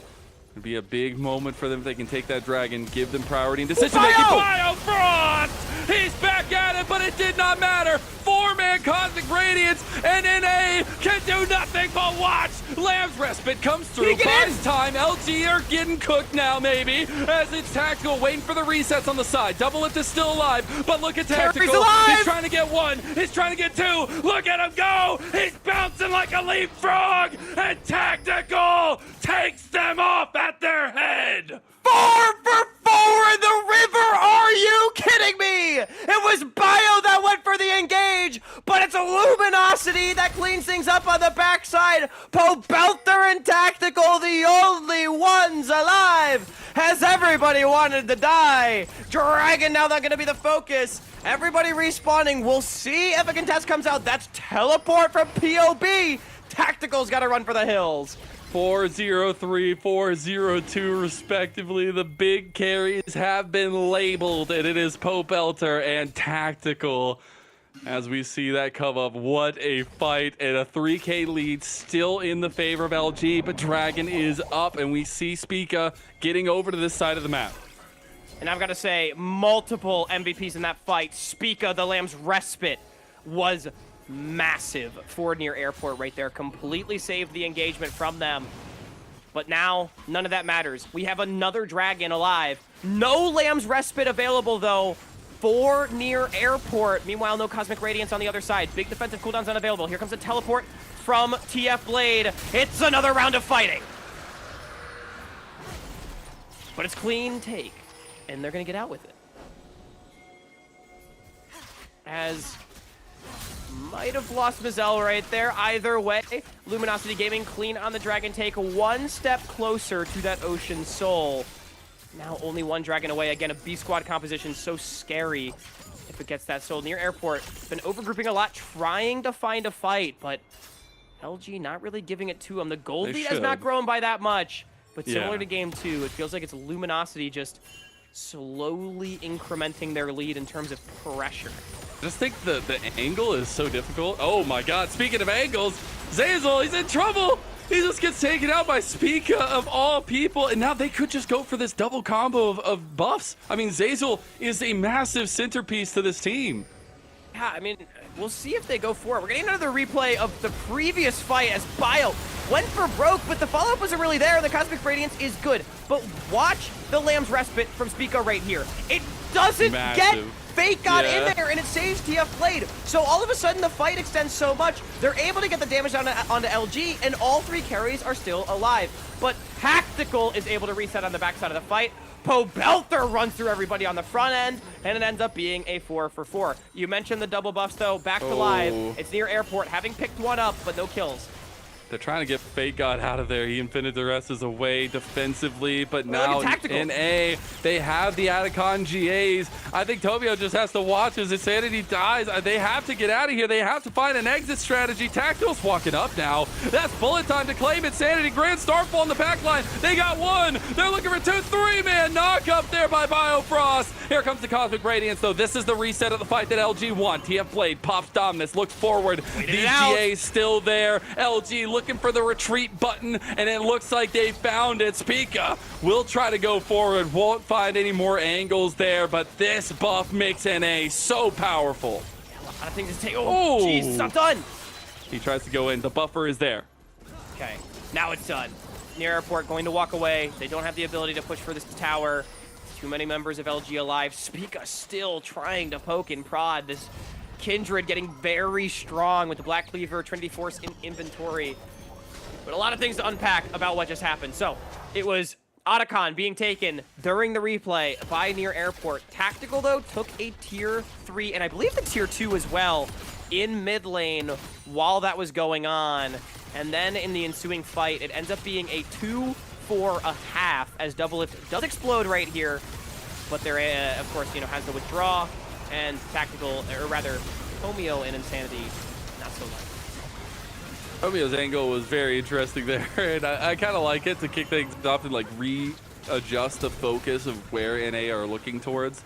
But this series of plays in the end was just really thoughtful from NA, especially with these GAs available to them. They can just be that much more aggressive. And now we have a Randuin's, by the way, completed 3rd item for Spica, and we'll be getting the 3rd items for pretty much everybody here soon. Yeah, and those 3rd item spikes, again, I think they're bigger for near airport because as the damage dealers, they have to be able to shred, right? The more you can make Luminosity rely on the Cosmic Radiance, the better. Now, they're not on those item spikes yet for anybody except for Pobelter, so this feels ambitious. They're going to try to force the hand. Fake God trying to stop Bio from going back over the wall. They just want to see what tools they could get. Tomio going in for an engage there. It's going to shield away a lot of the reprisal damage from NA. Double Lift getting that back started. NA will back away. Thought LG might look for the stragglers here and see if they can pick anybody off. They look like they are. They didn't have vision, though, of the backers, so they will not continue forward. And it will just be a reset from near airport. Yeah, a bit of a wishy-washy call right there from NA. They still had the Otacon. I think that was the call to start the Baron, but it didn't really feel like they knew what step 2 was in the plan. Didn't think they would get that far. End up just sort of disengaging. No harm, no foul either way. But Soul Dragon in 35. Yeah. You've got 4 items on Tactical right now to the 3 of basically everybody on near airport. So much responsibility in this Tristana's pocket, but triple carries on NA will shred this fight if given the opportunity. It's NA, first into the river. Should have this push here. Biofrost gonna be around the side right now, though. Spica, a big target in this, as he's starting to gain a little bit of traction on this Kindred, but we go back to those previous fights, and it's definitely Pobelter and Tactical we're looking at. They're doing Baron. It's already getting low. They have Fake God and Tactical on it. They do it pretty fast. They don't know. NA will just give this one away. They take the Dragon, which is a denial of the soul and very, very important, but they'll give that big purple worm right over to Luminosity. Should get the mid lane tier 1 as well. So it's a calculated trade, but I mean, Luminosity, very happy with this one. Look at this, they're not resetting Lennon. They have a wave in top lane. Fake God being sent to escort, and near airport does not have an idea that this is going on at the moment. Resets coming out from the bottom lane only, but now they see Tactical. Now the resets come out. Are they going to be able to hit this tower? Okay, it doesn't look like that's the case. LG tried to go up tempo, but doesn't really end up happening. Spiga achieved another mark. I don't know how many he's at, but he's at a decent amount now as well. And honestly, this kind of stuff makes me giddy, Hawk. I love to see the thought process being displayed straight on screen, right? Like a lot of the times we've seen teams, if they're getting a fast play pulled on them, they'll back away, they'll play the defensive nature, they'll set losses. But in this situation, Luminosity, we're looking for the aggressive play on the other side of things. And that's what you need against a team like Near Airport. Yeah, and I mean, they are going to need to stay in this game, too, because I do want to say, oh, no, Tomio. Oh, my God, he's completely caught now as well. All 4 members collapsing onto him. Insanity's trying to save the day. They might be able to, but no, he goes down. Pobelter goes unstoppable. Ooh. He will get the 3-man rupture, and the rest of LG back away after losing a main form of engage for them, and now they need to defend a tier 2 in mid. Belter 506 on the Victor. We talked about how much of a menace this guy was, and OQ's on the pick. And I was just about to say, I think the later this game goes, the triple carries of Near Airport will be able to outscale this game and the tankiness of Luminosity. So, you know, getting picks like that, prolonging this game, maybe that's the call to take the Dragon as well, right? As, look, we can survive a Baron play. We just need to not lose the soul to keep things close. As Tomio is way too far ahead of the team right now. Didn't have push in mid. Yeah, unfortunately, a little bit disconnected from Zayzl and Insanity there. Honestly, they're lucky it didn't get worse than that, but they do make it out alive with a decent amount. And NA will have pushed their pressure, but that's about it. Now, though, is the big conversation, because we have finally hit 3 items for Double Lift. It feels like he's finally a part of the game. But does he have an angle for ultimates? I don't think so. Yeah, it's been tough, I think, for Double Lift. He definitely feels like the least important in the team fights when compared with his Victor and Kindred, unfortunately. But the thing is, though, right, is he's at least strong enough that Luminosity can't ignore him. They do still need to deal with the threat, which does allow, you know, more space potentially for Spica and Pobelter to carry, or, you know, vice versa. So level 16 Spica, that Lamb's Respite is going to be very, very, very big. And, I mean, looking at the top of the screen, look at the gold lead for Luminosity. Only 2.6 thousand. That is stagnated for the last 15 minutes or so as Near Airport routinely hanging around in this series and this game. As has been the case all series long. Definitely more contested than our first series, that's for sure. But what we expect, right? Like LG, even if it's a new name, even if it's a new org coming back in, it is still a team of very realized tier 2 veterans and even championship holders of tier 2. And trying to find where the bending and breaking between these two teams was going to be was what we're coming out here today to try to realize. And it's been really nice to see, you know, NA losing a very contentious series. We actually have some competition for Near Airport, and it's not just a run. Yeah, and I mean, that is definitely something I think we'll come to expect. NACL, it feels like it's always more competitive than people are expecting on their power rankings. Insanity, that's a tanky dinosaur, so it should be fine. We do maybe try to find the engaged. Oh, God. That explosive charge does a lot of damage. By the way, production has told me that we have 6,000 people watching our first day of games today. So welcome, everybody. Hope you're enjoying some of the full fearless action here as we have Near Airport being pushed to the limit by Luminosity Gaming, one of the favorites in the entire tournament. And now being pushed out of their own side of the jungle is Near Airport. LG's comp, man, they cooked, but it's looking scary. And I mean, I love this. Again, just walking forward, advancing their vision line, because Soul Dragon in 30 seconds, Bio's reset getting delayed by that much means that Near Airport is going to be very late getting into this river. There is a world where Luminosity could just burn this thing before the LCS vets have a chance to face check. Roll over mid is the Fake fight God for was now. looking for it. He wanted the angle. Biofrost got out of base at the perfect time to stop him from finding the wraparound. Now NA will just push his all 5 going out this mid lane, trying to get some separation from LG in this fight. TF Blade goes in. That's massive. The Dominus is down. He was not able to get the pick, and the flash is gone from this Renekton. Insanity lands one big rupture. It's the signal of the engage. It's the signaling of the cannons. Tomio was the one to signal that first shot. Biofrost hits that unbreakable, but he's getting low. Rupture hits. Tomio wants to go for the execution, but this Chaos Storm, it's hitting as now Spica goes on the side, and now Fake God, he has to be the front line. Tomio's lost over half his health, but the double smite action from this chomp from Insanity and Tomio's smite maybe just allows them to take this Ocean Dragon. Now we get reset for the fight on the west and east sides. I don't know, does he have the angle? He's seen on vision. He wants to get the infinite duress. Dragon down to 3,000. TF Blade getting hit on the side. Lands respite onto the Dragon. The bullet time over top of it all. Cosmic Radiance is in. The Dragon secured by Spica. Infinite duress on the side. Resets from Tactical. Tactical sits double lift down in his chair as Spica and Poe Belter, the only remaining members of Near Airport, but they're not going to be remaining anytime soon. Near Airport can bleed and Near Airport can lose. Poe Belter, the last member of them. Poe Belter gonna be forced to run, but I don't think he's gonna be able to save the game. It's Tactical pushing in mid. It was Spica that found the smite, but it's Luminosity Gaming. They're gonna be the ones to find the series, Lennon. No wave yet. Wait, I don't think they can end. Tactical doing dances on their corpses here in that one. As the shutdown finally comes through, the inhib is the payment for LG and this Baron. But that has to be a nail in the coffin. I mean, you would think, but the soul was denied. Near Airport will, at the very least, get one last shot to defend this game. I thought it was over when 4 members got wiped for nothing, but the wave was not in position for Luminosity, and Poe Belter was able to lead Fake God and Insanity on enough of a wild goose chase to delay the end of the game. Near Airport will get another fight, but as you mentioned, the gold lead has exploded in favor of LG. Tactical is full build. As we can take another look, I love this combo to start things off from the airport right here.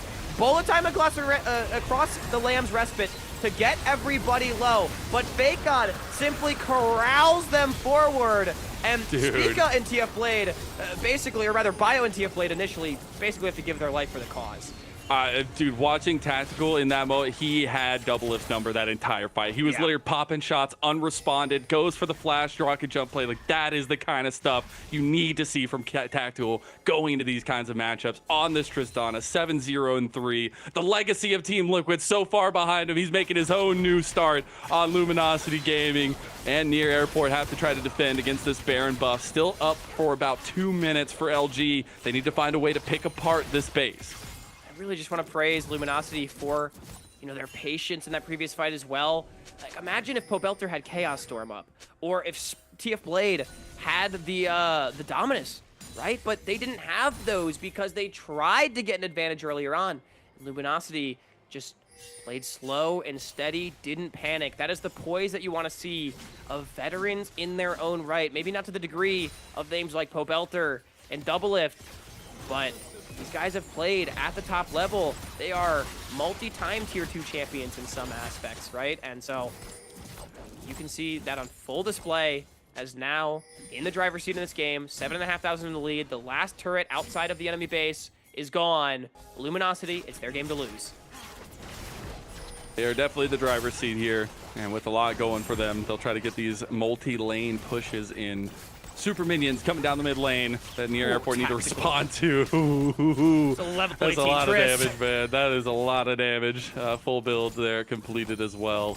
We'll see if this push can be it. Baron still up for about 38 seconds. Turret gone. Insanity looking at the angle. Doesn't hit the rupture. They just want the inhib and back away. Potentially transition this up towards top side. Spica trying to layer in some damage.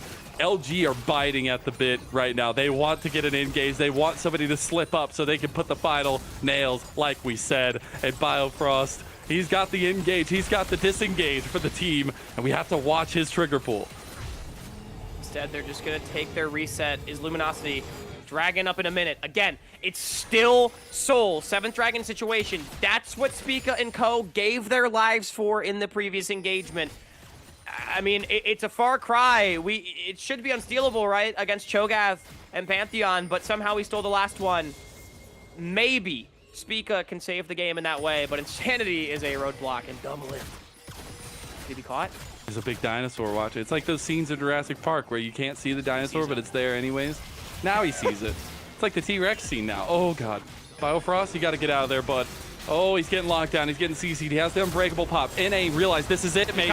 The bullet time coming. Look at the infinite threat. Thank God! Thank God found the back line, and I don't think NA can give. I don't think they can do anything. Lamb's respite is there, but what saving grace will it be? Devastation hits Near Airport, and they'll be booking their tickets on that plane real damn soon. LG make their mark in their first series of NACL 2025. An expected favorite to take possibly an expected win, but not without being able to being forced to work for it. Near Airport, a great run, but at the end of the day, it is Luminosity that comes out on top. Oh my goodness, Luminosity Gaming, that's the kind of stuff you love. Get the comp, play it well, and win the game. The comeback from that game 1, oh, Yeah. It was a full Luminosity Gaming show, and I'm just here to happy to be here to be a part of it. I mean, what a series itself, and it was their way, it felt like a lot of the time. The direction that they provided, but also the compositional strength. I think we knew that this would be must-watch League of Legends this week. Luminosity against Near Airport, definitely, in my opinion, the marquee match of week 1, delivering in spades a 42-minute final game. And I gotta say, we talk about Luminosity, the bounce back from game 1, right? Their team fighting looked scattered. We had criticism about how they played the later stages of the game, and then the ability to lock in the end. I mean, Fake God on the flank. Unbelievable stuff. That is the kind of play that wins you a game. And of course, all credit to Tactical as well. I think just a tremendous game in general on the Tristana. I think he ended deathless. Yeah, I think you could take that Jin game and maybe ride off against Jin, against Double Lift Jin, but the Jin's other two games OP, in the series, yeah, that's what it is. The other 2 games in the series, Tactical was impeccable, and I really appreciated the growth, I guess, that we saw in series of Luminosity. I will say, yes, we're kind of memeing. It's like only the second time that Near Airport has lost through this entire year. They still show that they are a hell of a beast to deal with.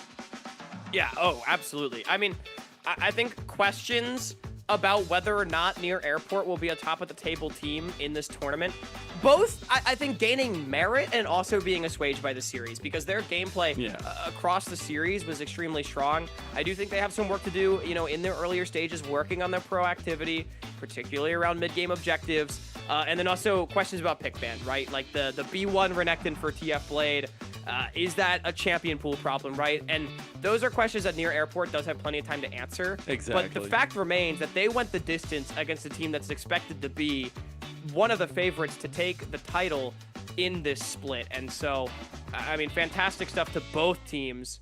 And I guess only time will tell whether or not those concerns are warranted. God, this series was a banger, man. It was so, from tactical leapfrogging over there in real life to a lot of the in-betweens that we saw, a lot of mechanical prowess as well. I think Pobelter had a lot to say in this game as well from the side of Near Airport.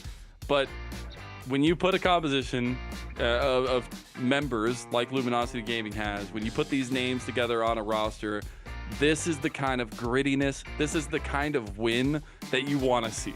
That you want to see them work for it, but they still get it in the end. Yeah, and I mean resilience as well being shown. I like the word grittiness that you use. Like, look at that fake gun! Oh my god! That I think I need. If Joshi is watching out here somewhere, he needs to screenshot that and do the Warwick Red Eyes image, just like what we have for Jenkins. 'Cause I think it's been earned with that play. Absolutely. I mean, hey. When you draft Warwick and Cho'Gath for your solo lanes, man, I love this composition, It's awesome. man. It's awesome. I love this like, composition. come on. Yeah, it ties it together so well. But you still need the execution to back that one up. And I'm just happy both teams got to show a large breadth of themselves today. A lot of season left and a lot of year left for both these teams. And I think this is a great starting point.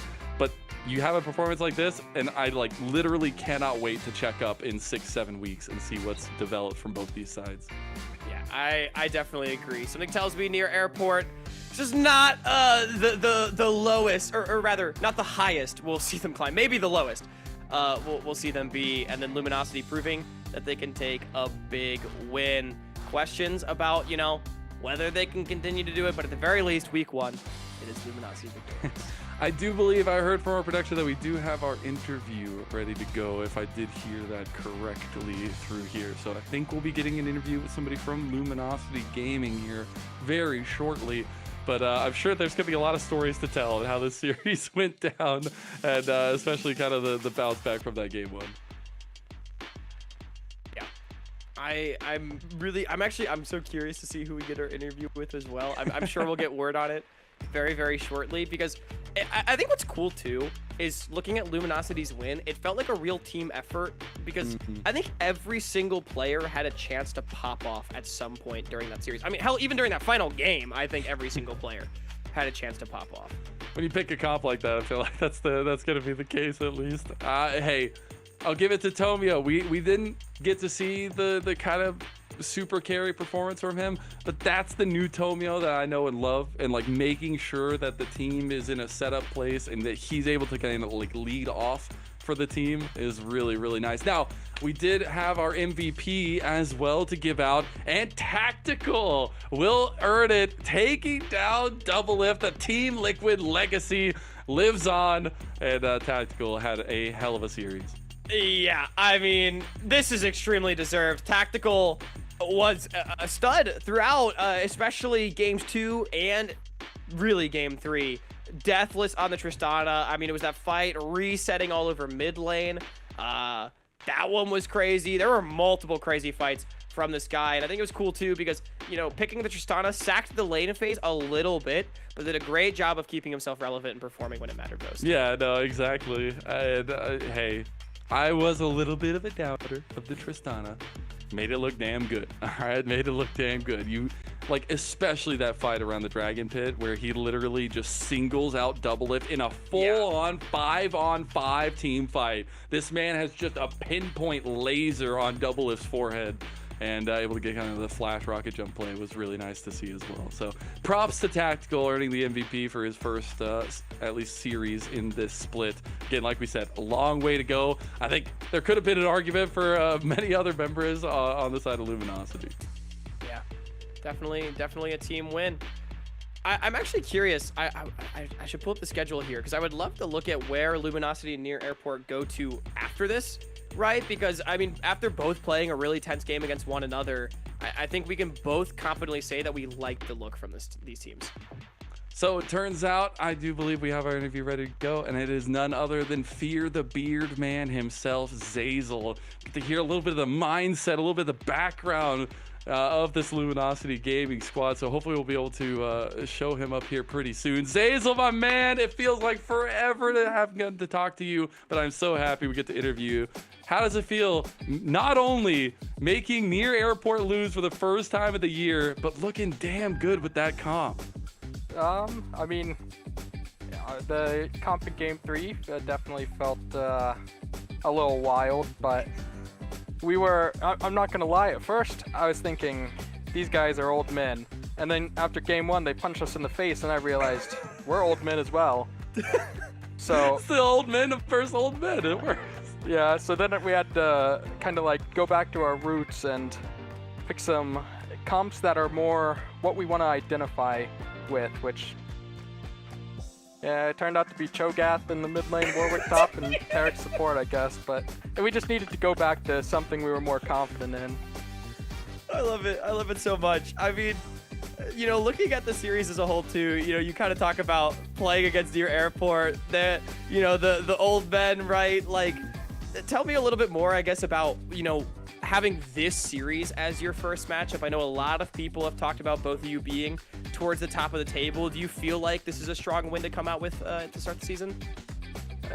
Yeah, I mean, I think that it's easy to underestimate them because they show all their bad moments, and you guys don't see the bad moments of teams like Dark Zero now and us, obviously, because we don't stream everything, but it's easy to judge them by their worst moments, but they've always been good players, and one thing they have really well is they've all played at the highest level in front of big crowds. They're streaming, they don't get nerves, and that's a big advantage, actually.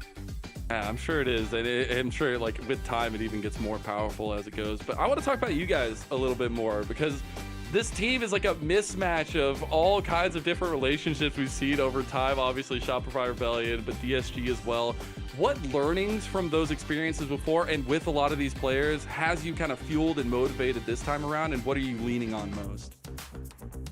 I think the motivation is definitely to try to promote again. I mean, we're all pretty good friends, and that's how we've managed to stick together through, you know, Shopify splits that we ended back-to-back 7th, and Yeah. that's not ideal. It's pretty hard. It's honestly really hard to stay friends with your teammates during moments like that, but we pulled it off. We're back together, and I think we're just looking to get over the, you know, the kind of stuff that I think prevented us from being good on Shopify, which honestly I think was a little bit of nerves, which we showcased today too. Yeah. And you know, you kind of touched on it at the end, but you know, opportunity to promote to the LTA now on the line. Do you guys feel in any way like you have you know, some sort of chip on your shoulder for this Luminosity team? You know, I know when the roster was announced, a lot of people, you know, said, oh, we've seen these guys before, yet you always perform at such a high level every time we see you here in the NACL. And you know, do you feel like you have something else that you want to say with your career in this split? I mean, the back-to-back 7th, all we got to do is beat the 8th place team if you think about it. So that just That's means my we're good enough man. to get right over the edge there and pull it out. But maybe we'll do a little bit better this time. But Dude, I appreciate it. you so much, I love Zaisley. You just made me grin from ear to ear. It is a pleasure to get to talk to you every time. Congratulations for taking down Near Airport for that first time in the split and taking home a dub in a hard-fought 3-game series. Thank I'm you. sure we'll get to talk to you soon. Thank you so much Alrighty. again to Zaizel. It's the first time I've gotten to talk to Zaizel. That was a great interview. I like how he's, after a tense 3-game series, like, ah, man, he's going to be stressed out, anything. Nah, Zaizel's just, Dude, he's I've never chill, seen that man. guy be less or That's more why than I chill. really wanted to draw a beard on my screen on Tart, but I realized nobody else would see that, and it would just be stuck on my screen forever. So, but it was a fear the beard moment for sure, and I love to hear kind of the cohesion. I think that's my biggest thing about this team is like it's a bunch of guys that have tried and been dealt pretty short hands, and finding a way to come back together and make something work and show this kind of performance where it only gets better from here is really reassuring to see.